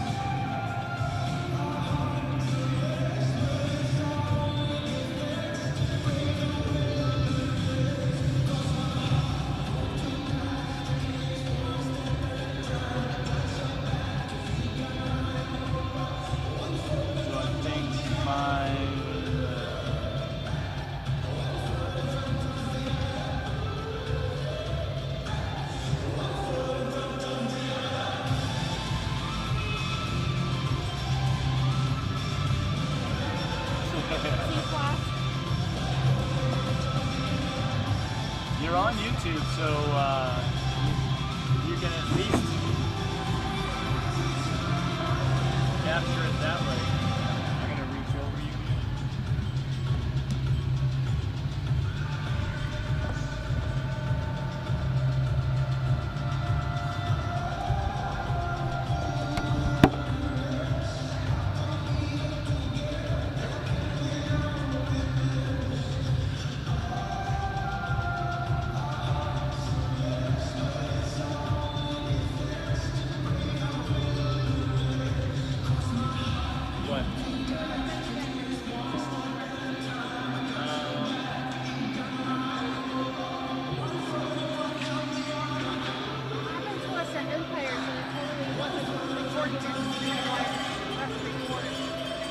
What is it showing on the screen right now? And it's, but you're not on the recording option, right? Okay.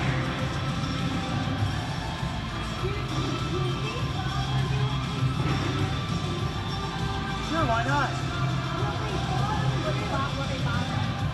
Why would it bother me? Oh, it's gonna be one thing that will be tricky is that cowbell.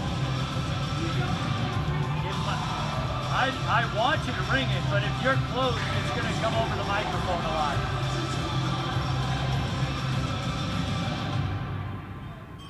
Should I hit record? I figure even if you're looking to be at center ice, even oh, okay. Yeah. You'll be fine. You'll be fine. And have fun out there. Good luck, more Cowbell. Should I hit record? Is there a way to play back if I hit record to make sure it's recording? Oh, there is, but you have to switch out of camera mode into the other mode. And given the 5 minutes that's left, I mean, there's time to do it. Like if you were to just go ahead and do 10 seconds worth of capture, and then you'd have to turn the camera off and into the other, you see the other switch that's closer to you? What are the two options? Camera and a power switch.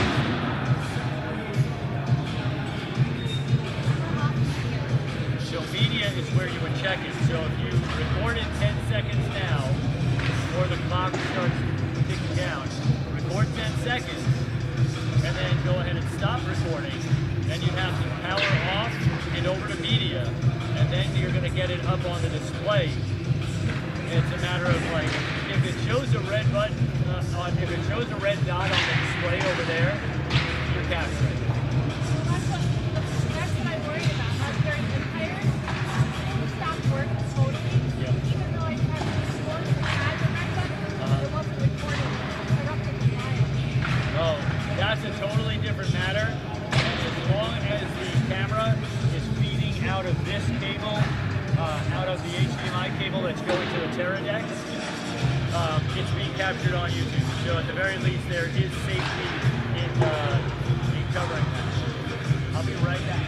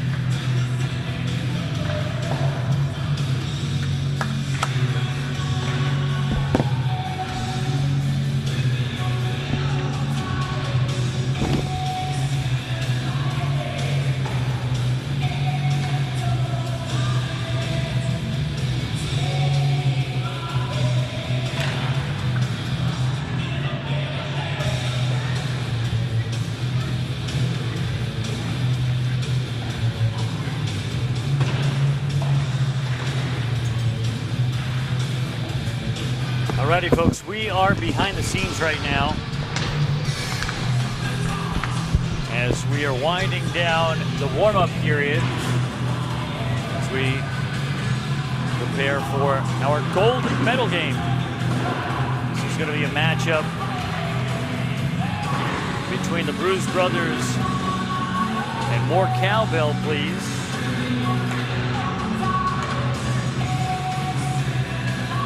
This is going to be a fun one. Very exciting. 3.5 minutes out on the warm-up.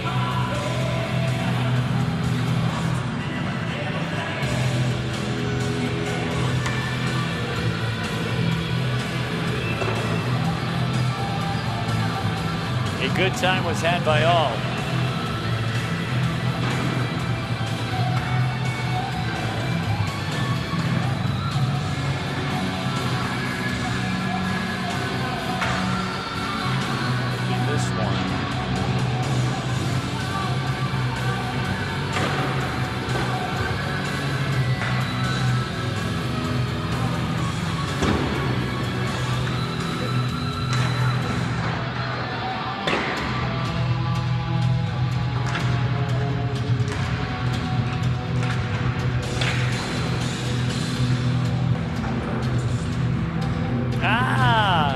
It's Hedgen. That's right. I got it. I got it. All right, folks, these two have already met. We are just getting a little bit of a preview as we welcome Humpty Hump. And we're gonna also have Balecki in, so you guys are gonna be sharing the microphone. And the gain on this is really high, so the further away that you have it, the better. And if you want to go ahead and, well, say hello to the folks out in YouTube land. Good afternoon, everybody. Dave Humpty Hump Hebgen here from Red Zeppelin. We got a real special event coming up here for the opening puck drop, so we'll touch base on that a little bit here. Okay. When we get to that point. A little inside hockey. Thanks so much, and congratulations, by the way. Thank you, thank you. That was a tough celebrity team with the onesies. You know, didn't know what to expect with them, but they came out flying around and gave us a challenge. So, but it was good to pull out the victory in the end. They had a good mixed match of talent, for sure. We had Scheller out there, who blasted one from the blue line. Robbie McClanahan came to the bench and said, "No way in hell am I getting in front of that one." And then we also had, who else? One of the locals, Hugo Hobson. You know who he is? I Number do not. 9, the young kid. With the red helmet, I think? Yeah. Yeah, that kid was good. He was holding back. Yeah. He might have been, I think he might have been on the road with AAA hockey after high school down in the Capital region. I'm not exactly sure, but I think he was down in high-level hockey at, I don't know, he's maybe 19 or something like that. All right, we are getting to that point. Let's go ahead and get all of our settings together. Gold medal game coming up, just a half minute out. Oh yeah.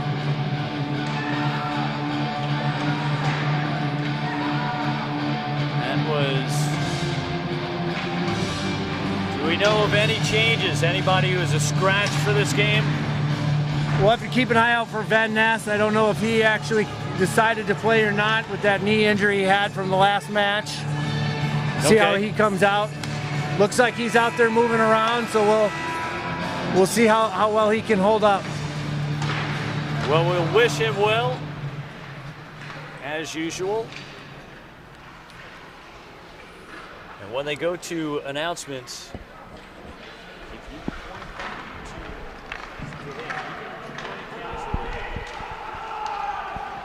Ladies and gentlemen, good afternoon and welcome back to the home where miracles happen, the historic 1980 rink at Herbrooks Arena in Lake Placid. And welcome to the games of the 7th annual Miracle on Ice Fantasy Camp. This is the 5th and final game of the camp, the gold medal contest, pitting our number 1 seed Bruise Brothers +1 against the 2nd seeded Moar Cowbell. It is now my pleasure to introduce today's teams. First, the Bruise brothers +1.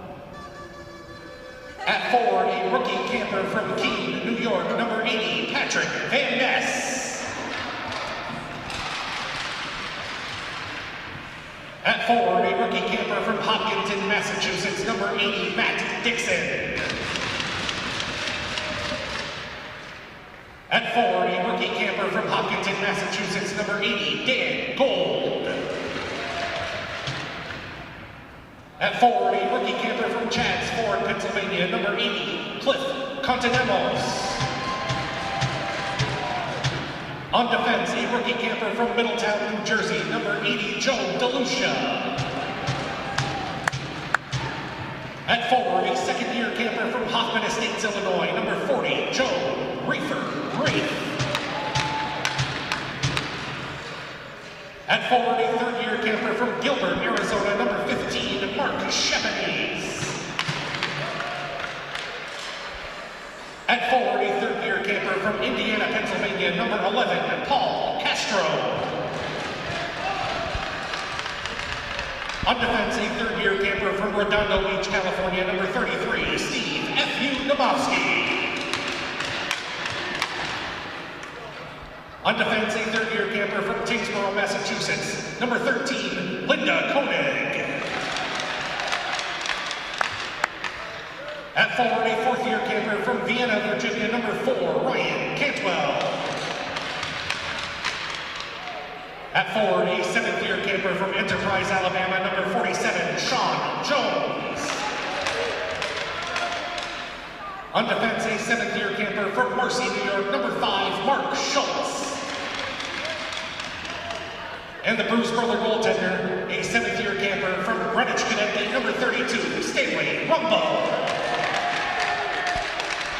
Coaching Team Bruise Brothers, please welcome 1980 team members Mike Ramsey and Gary Smith, along with playing coaches John Harrington and Phil Vercoda.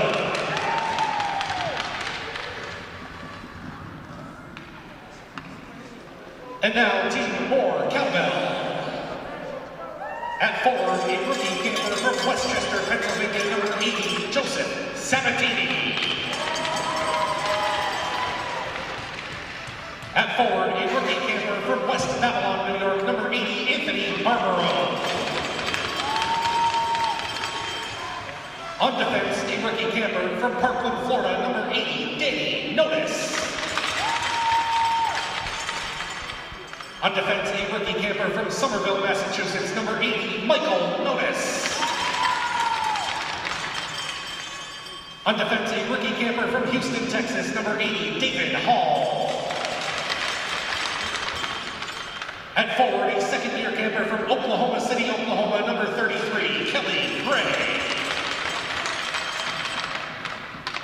On defense, a third-year camper from Raleigh, North Carolina, number 6, William Fine.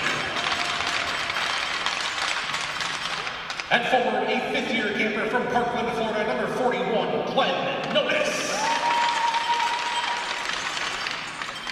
At forward, a fifth-year camper from Hampton, New Hampshire, number 10, Warren Akawa. On defense, a sixth-year camper from Matthews, North Carolina, number 68, Kim Hammer Fruckenberg. At forward, a seventh-year camper from Bay Shore, New York, number 13, Paul Torre. At forward, a seventh-year camper from Renton, Washington, number 53, Mark Sturbiak. Dude! At forward, a seventh-year camper from Schenectady, New York, number 22, Darwin Dardar Van Natten. And Moar Cowbell's goaltender, a seventh-year goaltender from New York, number 33, Kevin Sutorius. Coaching Team Moar Cowbell, please welcome 1980 team members Steve Janisak, Mike Ruzioni, and playing coaches Dave Christian and Mark Johnson.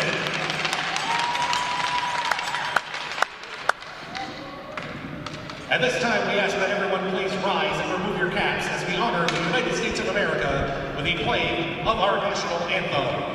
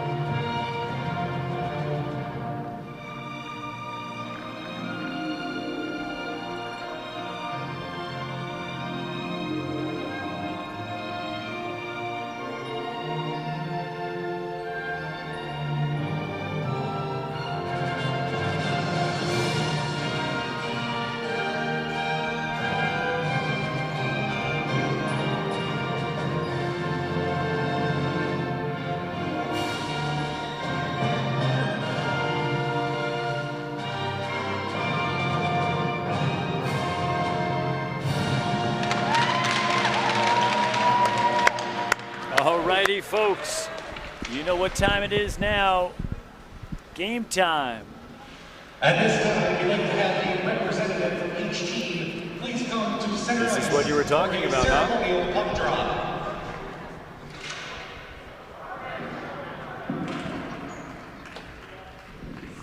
All righty.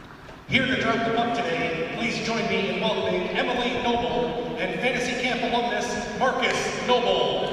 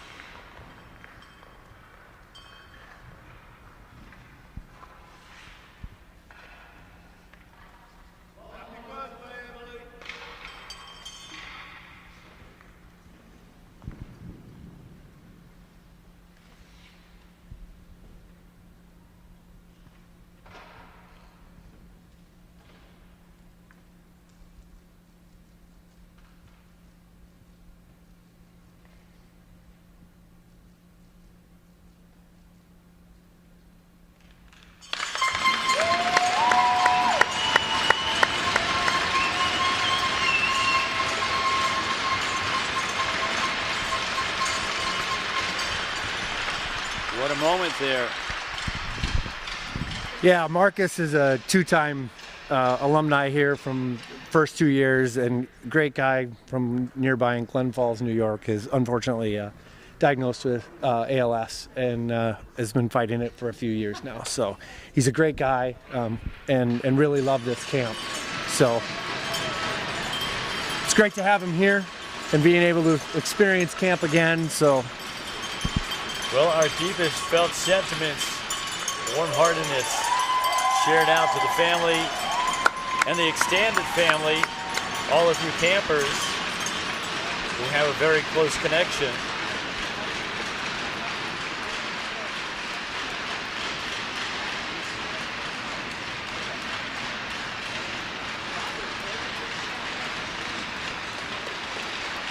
Quite honorable.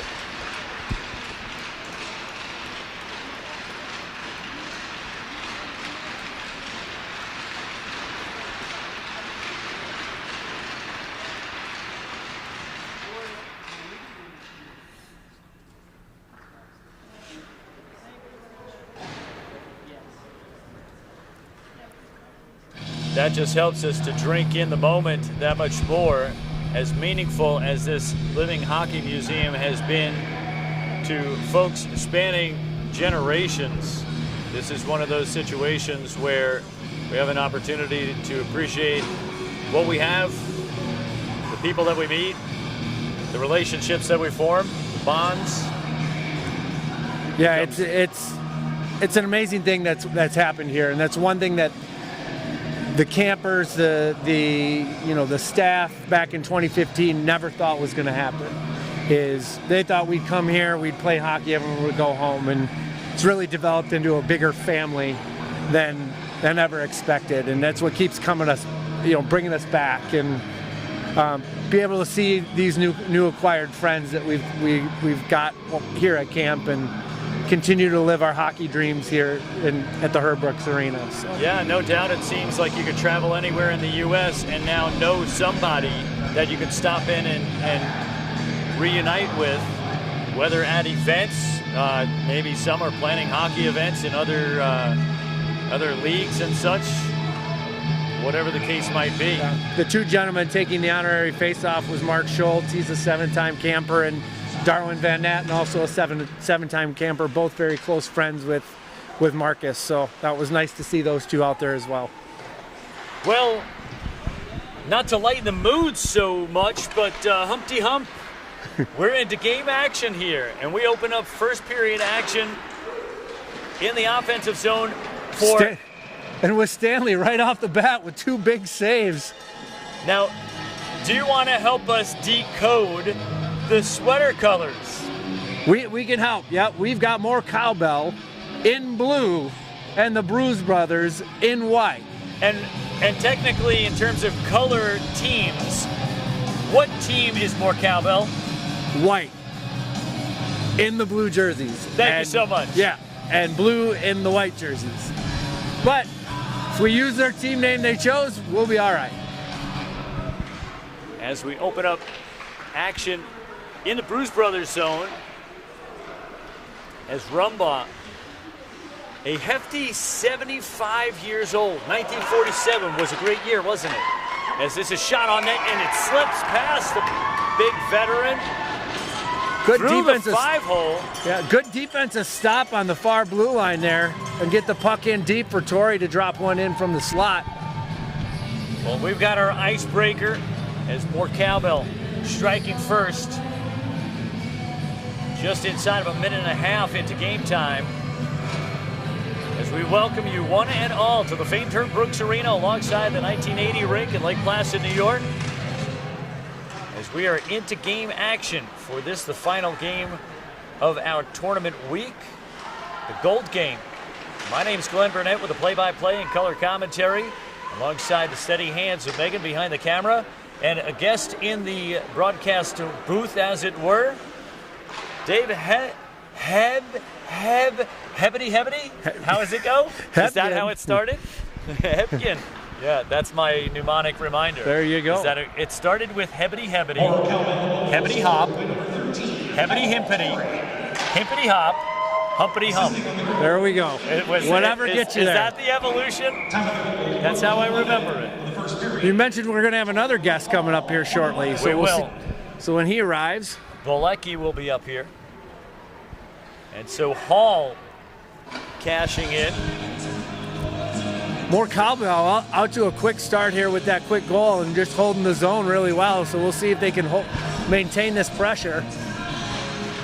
As we see, now this is Danny Notice, by the way. They got the Notice, Papa and son, Michael, they clarified that Take Notice, even though we were told Take Notice is Michael on the game sheet, they said it was screwed up. Can I say that? Sure. So it's Danny in Take Notice and Michael in Notice. And number 41 is Glenn. Originally from Huntington, New York, a place a stone's throw away from where the Islanders play and where they played previously in Uniondale. Now, they've got fans down in South Florida as this goes up into the glass. We get a look in at Contademos out on the ice. Here's Danny. Plays it around to the near side as the dude picks it up. Sturbiak carrying it out across neutral ice on the left wing wall. What does the Bruise brothers have to watch out for in this battle against more Cowbell? You know, the Blues brothers really got to get back to what they know with their big line of Dixon and Gold and Jonesy, and really utilize them when they can. Otherwise, you got those notice kids with Kelly Gray. Those guys are going to be the ones you got to watch. And as you saw right off the bat with Paul Torrey getting one pretty quick, he can sneak up on you too. And that fans coming from someone who is on the ice with either of these teams had an opportunity to know exactly what the strengths and weaknesses are. As this is played on net, Rumbaugh with a nonchalant paddle save. As this is played out to neutral ice. Danny Notice stepping off for a breather as Hall comes out on the ice. Played around to the near side half wall and out to the far side corner. Bruise brothers have been pinned in the defensive zone more than they'd like to be comfortable with. As this is played out towards the far side. We got Verkota out there. David Hall on the opposite side. Christian sending it down towards the end boards. And I did check when I went down to the lunch and autograph area. I checked with the conference room, and someone says we cannot say if Christian put on a different jersey. We cannot say. That's all they said was we cannot say. Here's a shot. That one came off the heel of the stick, a little bit like stubbing the toe. Didn't really get much on it, and easily turned away by Rumba. Well, I know what I saw, but I can't say. I tried not to give you up. I didn't want to tell them who our confidential informant was. I did find out a nice statistic about camp this year is every girl at camp scored a goal this year for the first time. Nice. I also learned a statistic this year at camp. Only one person has changed their jersey in the middle of a game. And I don't know who that was. That's alleged. That's alleged. Again, it's we still can't a statistic. say. There's a nice little pump fake there, gaining the inside access. Cutting through the slot. Bruise brothers in the offensive zone. Looking to put on the attack. Here's Nomovsky, your best friend. As this is played from the near side half wall. Did you get your teeth right there? 15, Mark Chevenix. He receives 2 minutes for tripping. Time of the penalty, 6:27, first period. Chevenix for tripping at 6:27.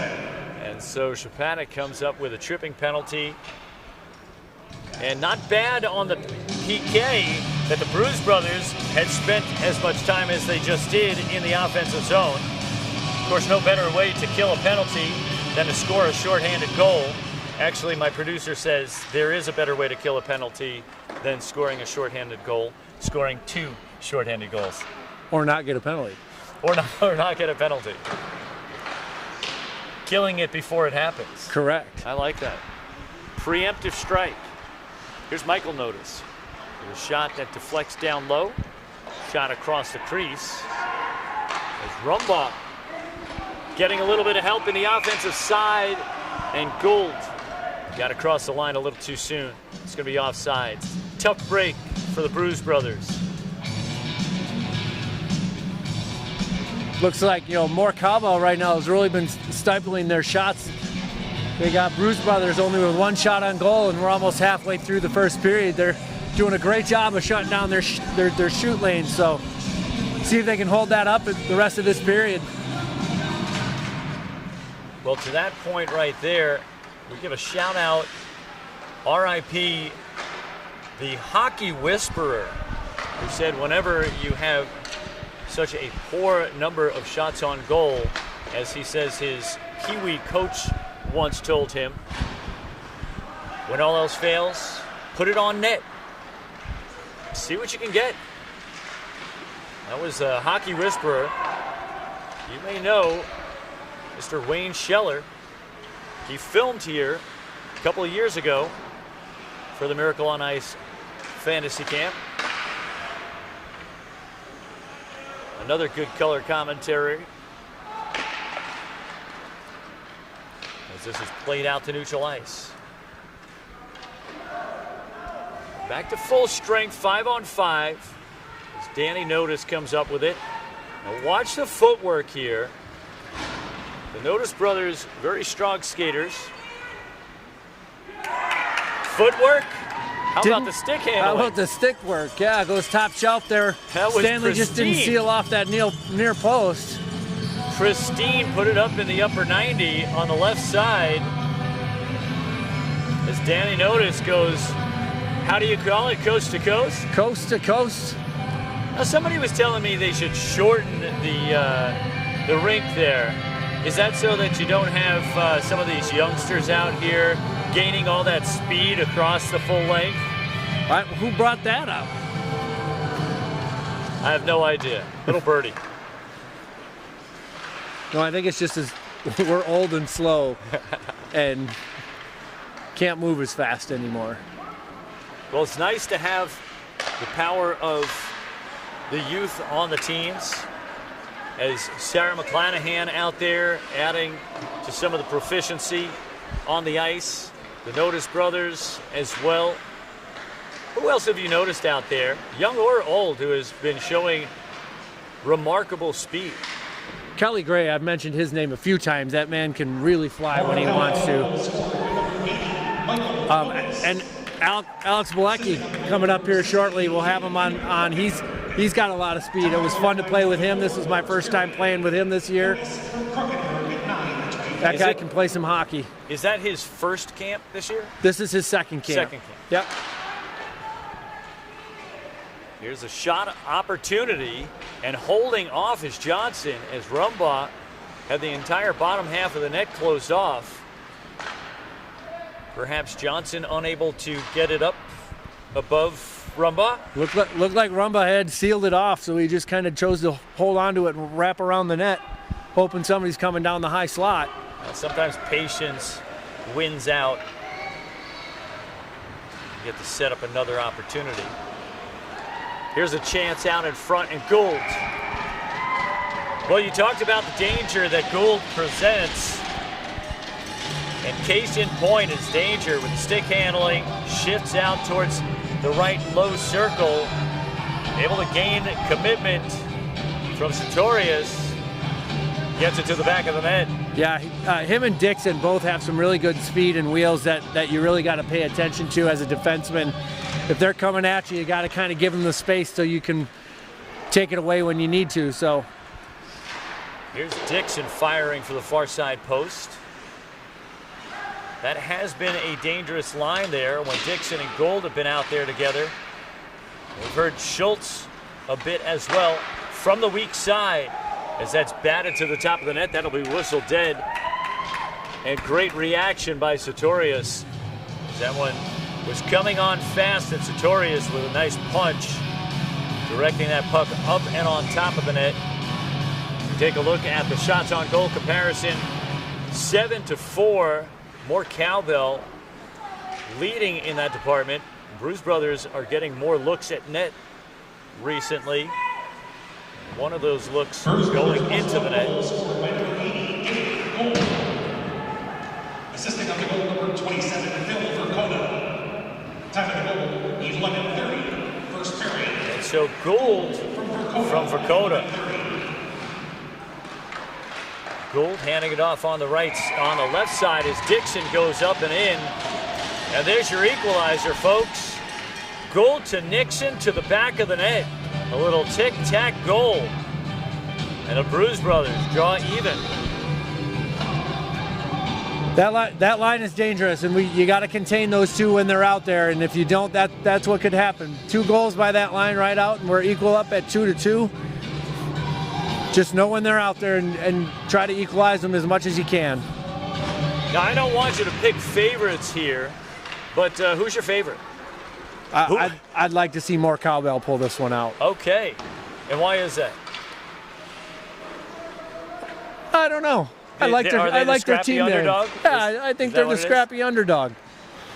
It would appear so, and that's only based on the fact that the Bruise brothers picked up the first win of the tournament, which then makes them look like the odds-on favorite. Well, and they put up 9 goals right out the bat on us, so it was like, wow, these guys can score. But we didn't see that quite as much in the second game, the one where we saw them previously against Moar Cowbell. Number 80, Matt Dixon. Assisting on the goal, number 80, Dan Gould. And number 47, Sean Jones. Time of the goal, 13:06, the first period. Here's a 7-year veteran, Sean Jones. At 13:06. Alabama, we had some Bama skaters in-house for the adult Can-Am hockey this past weekend. The Bama Sam Squatchers. Oh, wow. That's a name. And they had a couple of skaters that came up out of Houston and Dallas to join the Bama squad, because as this kind of event happens, you meet people who end up living in different areas, and if they say, hey, let's go up to Lake Placid and make a weekend of it, you say, all right, well, time and place, and we're there.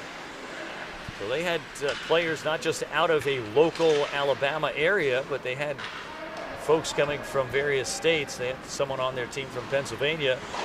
It's kind of neat to see that there's a lot of representation in hockey in general across the U.S.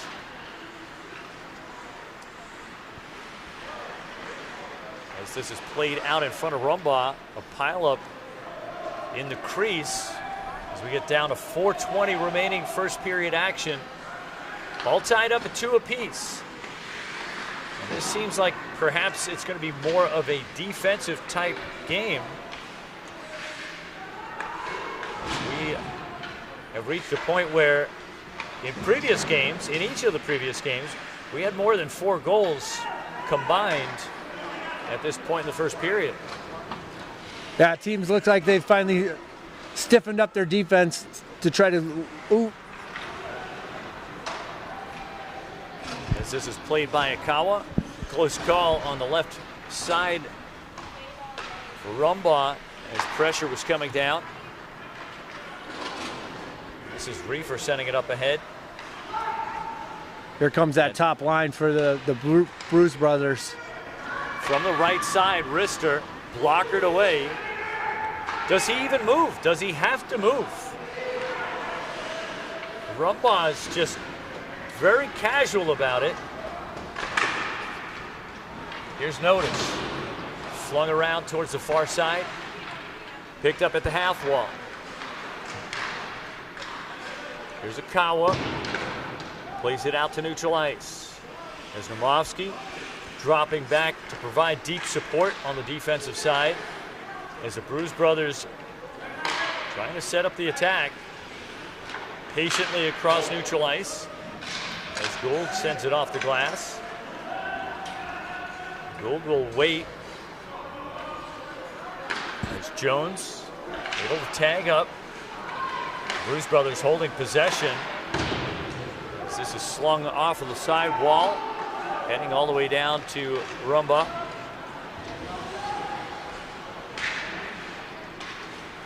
And now a steal here from the left wing side with help. As that one goes through, it won't need any rebound help. Winding up, and Dixon really gets it off the stick quickly. Guess what? Bruise brothers able to step out in front to see if they can keep this going. 2 minutes remaining first period action. 3-2, Bruise brothers.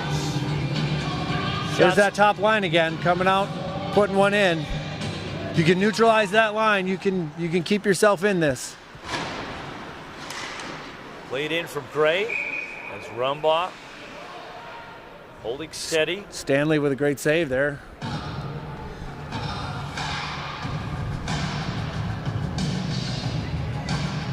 little bit of cleanup out in the crease area.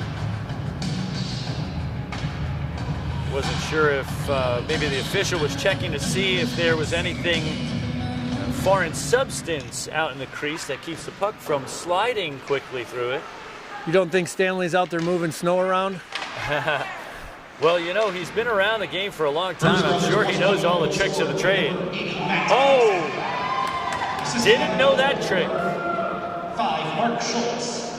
The time of the goal, 17:42. First period. As that one slung to the back of the net, we've got our equalizer again. So we're even at 3 apiece. We knew this was going to be a close game from the earlier today's game. So this is looking to be similar to that one. Here's a shot coming off of the post and a rebound from the right side as Moar Cowbell regains the lead. I believe that's Kelly Gray's second of the day because he had the one right here. He had 3 and now 4. So Gray's got a pair now? I think Gray's got a pair at this point. We take a look at the score sheet here from the previous game. Let's see here, 1, 2, 3, 4, 5, 6, 7, 8 goals. And it looks like The Bruise brothers scored 5 in the first on the previous game. We've got a guest coming in. Coach Bilecki. Gentlemen. Welcome. Thank you. What took you so long? Post-game media scrum. Oh, very, yes. Very. Couldn't get out of there. They kept asking me about the penalty minutes and the poor performance. So I kind of gave them the Giannis Antetokounmpo speech. So it worked out well. What do you think of this game so far?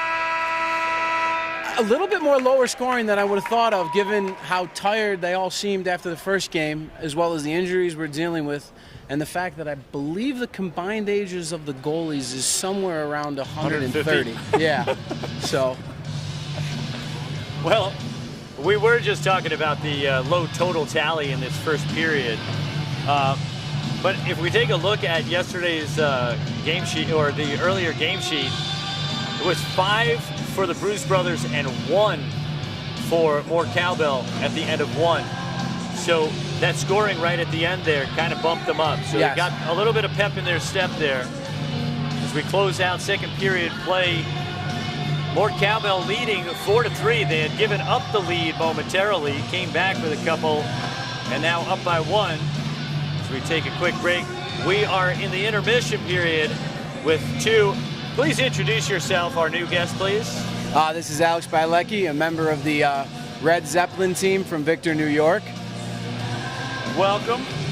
As Alex comes to the booth, we've got some folks. Let's see here. We need to hear the score, please. Okay, we got 4-3. That's the score. Where else do we have? Anybody else? Who's tuning in right now for you, Alex? Anybody? I believe there might be a few people tuning in, but they could also be out and about. They were more interested in the bronze medal match because that's actually the more entertaining game. And for what it's worth, should the Moar Cowbell win, theoretically they never beat us. So okay. Somehow there might be a technicality like the Russian basketball team in the '72 Olympics that we might be able to figure out. Yes, we understand. Whatever happened with that protest? Nothing. Nothing. Did you get to the commissioner at least? They didn't even allow me to get there. I was able to get to the director, and I did find out that in the rules for this year, overtime is in play. But there were some other things that happened that should not have happened, and allegedly happened. But they wouldn't let you get to the commissioner, so I'm thinking there's probably something amiss here. There's also something amiss down at the bench here for Moar Cowbell. Oh yeah, that is our boy Blue. That is our boy Blue. Blue the horse. Who? Our boy Blue. Blue what? Our blue horse. He's the original camp mascot from 2015. And Blue, is that what the Cowbell reference comes from? That one does actually a little bit, but yeah, Blue used to be a horse and then changed its name to Christian and then changed its name to Tory. Something like that. Allegedly changed jerseys. Well, there's Gray from Notice. As we're catching up on the stats, shout out to Packer. Look at that. Assisting on the goal, number 80, Joseph Sabatini. Shot on net, and that's through. Another goal, and we've got ourselves a barn burner starting up here. And so Gray picked up 2 now. We'll see what we got here. Did anybody get eyes on that one? That was Warren Akawa, I believe, from not sure who, but Warren's been due. He also wins the camp award for the most exercise done by anyone, as he ran a half marathon on Sunday before getting in the car and coming here to camp. So, wow. Well, hopefully he is durable enough to make it the stretch, as I'm sure they're counting on him. Not sure why he didn't invite me to go do that with him. but I'll have to have that chat. Oh, you're do you do triathlon too? I do triathlons, yeah. Sutorius Windmill Wednesday on a Wednesday. How about that with that save? That's a pretty nice one. As I say, snatched out in the air like it was Aunt Millie's last meatball. That one's trademarked. Means Aunt Millie's meatballs are so good you would not leave the last one out there for anyone else. As this is played by Notice out towards the left side with help by the dude on the weak side. As Sturbiak along the half wall, looking svelte this year. As this is played towards the left wing side. Just about 3 minutes into the second period. Moar Cowbell up by 2, 5-3. Shots on goal comparison favoring Moar Cowbell, 13-9. Give a shout out to Ryan Cantwell there. I hear he's got some people online today watching this gold medal game. So, well, shout out to those folks out there. If you're out there rooting for Cantwell, go ahead and chime in. We'll give you a shout out. Let us know where you're watching from. I see that Mike says it's called Blue Horus. Blue Horus, look him up on Blue Facebook. Horus. He's got his own Facebook page. Everybody has their own Facebook page. I had to get rid of mine because of that fact. From the left wing side with help, shot, goal. That's going to be Gray's Hattie. That gives him at least 3. With help on the weak side, Gray decides to hold out, puts a shot up. Bruise brothers look a little tired out there right now. They're dragging, but as we noticed in our game yesterday and the game this morning, 3 goals, 4 goals, it's a reachable comeback. So I've also noticed that tides have often turned at the beginning of each subsequent period. As some teams come off for the breather, they regroup, and then they come out striking. Is that shot wide of the net? We're into the second period, the period of the log change, as the goaltenders have traded nets, putting them and the defensive zones on the opposite end of the ice from their benches. Nice hold there by Sartorius. Of the second period, Gray unassisted at 3:37. And so Gray unassisted. And so in this period, this long change period, with the benches being on the opposite end of the ice from the defensive zones, on-the-fly substitutions in the defensive zone are difficult, which means if you get hung up in that back zone for too long, you don't get a breather, the legs are going to go out on you. We look to see some penalties sometimes drawn in this period, as some players will get desperate in the defensive zone, or they will lose their defensive responsibilities and vulnerabilities will be exposed. So the key takeaway here is what? Get into the offensive zone early and often and get fresh with your benches so close to the offensive zone. Here's Christian with a shot across the crease.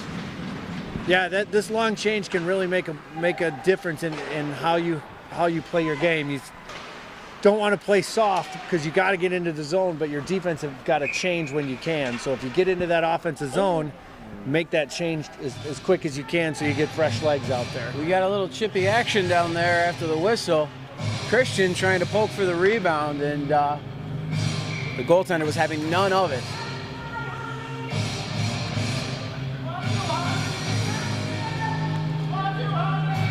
And when we recap to the last time they were here, I had mentioned that on the long change period, that there was a risk that Moar Cowbell was going to find themselves too far with their backs up against the wall, and that they'd be in the defensive zone because they were down 5-1 going into the second period, and that would be an opportunity for the Bruise brothers to just really lay it on.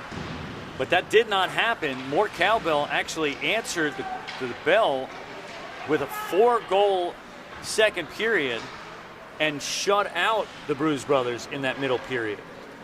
So it doesn't always work against you when you're trailing going into the second period. If you can go ahead and rise up, you can overcome that long change. as we are 7 minutes into this second period. Got Cantwell out in front. Cantwell does a nice job driving to the net on that one, seeing the turnover happen and knowing that you got to get to that front trapezoid for an opportunity to score. So, well said. And for those of you out there in the audience, that's Bilecki, by the way, Alex Bilecki, sharing a little bit of color commentary. Now we're seeing the push coming from the Bruise brothers because they know they've got to try to chip this lead away. If they can get it to be tied before the end of the second, that would be ideal. But going into the third period, second game of the day, most of them, their AARP cards have been in their wallets for at least the last 15 years. They're going to need, to have it close towards the end of the game here. The biggest thing for the Bruise brothers, too, is I don't know if we talked about it yet earlier, Van Ness, there we go, and we get a goal. And still the Bruise brothers looks like we cut the lead down to 2. Looks like that was Van Ness that you just mentioned, and fighting an injury. So he does not seem to be as quick as off his feet as he was earlier this week, but still able to get himself in front of the net and find the back of it.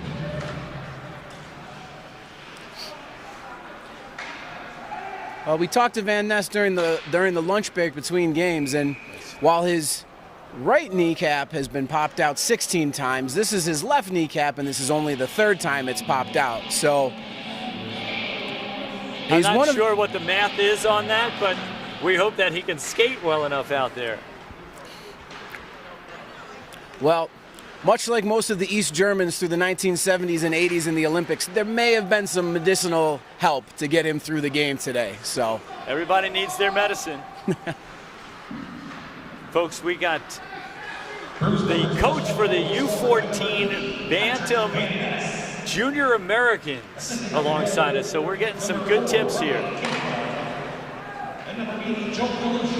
Cantwell gets the assist there. Oh, what a save by Sartorius. Great reaction save there. So Van Ness, a relative local here, just 10, 15 miles out of Lake Placid in Key, New York, coming up with a goal. And Cantwell and DeLucia coming up with the assists. 6-4, 10:20 remaining second period action. Oh, lovely spin by one of the Notice boys. Now he's got room to roll. Over the top of the slot, veering out to the right wing side. Shot, and he catches that one off the paddle, deflecting between the wickets. And Rumbaugh, frustrated. Notice did a great job there with a tight turn to give himself some space to then start going up the ice. And once those young men get going with speed, it's more a matter of, are they going to make a mistake or are they going to capitalize and put it in the net? This time, fumbled it a bit at the blue line, recovered it. And with every big goalie, the idea is to go low with him, make him drop down. And he just beat Stanley before he could get down to the ground. Yeah, he caught the Blues brothers in a front forward line change there and had a lot of ice to work with. There's a blocker save as Rumbaugh looking to rebound. Shot around to the near side half wall. Torrey and Reefer battling as that's sent out towards Vokoda.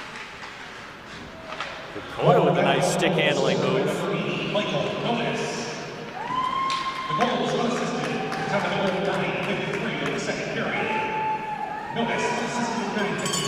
And Notice coming up with it once again. Putting on the afterburners. Working inside. Nice shifty work to the low slot. Goes to the backhand this time. And Rumbaugh rejecting that application. You can really see where the 30 to 40 year age gap between the younger Notice boys and some of the defense for the Bruise brothers seems to be playing a factor here at some point. It may only be coincidental, but it does seem as though it's effective. There is a certain placebo effect. If you believe that's the reason, it is the reason. It's going to work.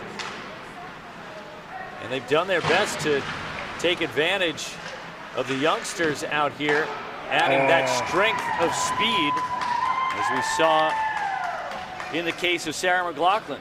McClanahan. Talk about fumbling a puck.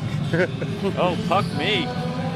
We're not out here trying to save animals today. Now, if the Bruise brothers were smart, they might want to think about going to Toronto on the replay, because Stanley on the initial save actually knocks the net off, and where Kelly ends up putting that goal in is actually where the net got knocked off, but we've started play, so we really can't go to Toronto for this. So we'll see if that ends up being a factor, if this game gets to be close to 1 goal, if the slow phone call from Toronto affects where we end up.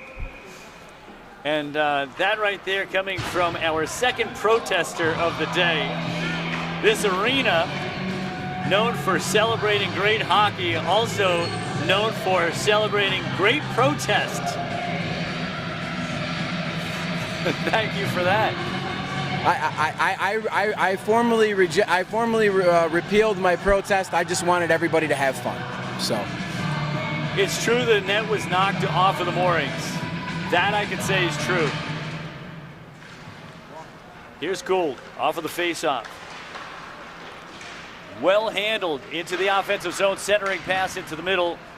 Moar Cowbell, goal scored by number 33, Kevin Gray. The goal was assisted, Kevin Gould, 11:47, second period. And Moar Cowbell continues to open a lead here, taking great advantage of the Bruise brothers. Now up by 5. Once again, another great net drive by Van Nat into the net there. Vercoda slowing it down, letting him get to the net, and then an absolutely picture-perfect pass cross crease, and just an easy dunk goal. Didn't take long to form that up either. Right out of the defensive zone. Yeah, the Bruise brothers look flat right now. They've got to find some energy to get back into this game.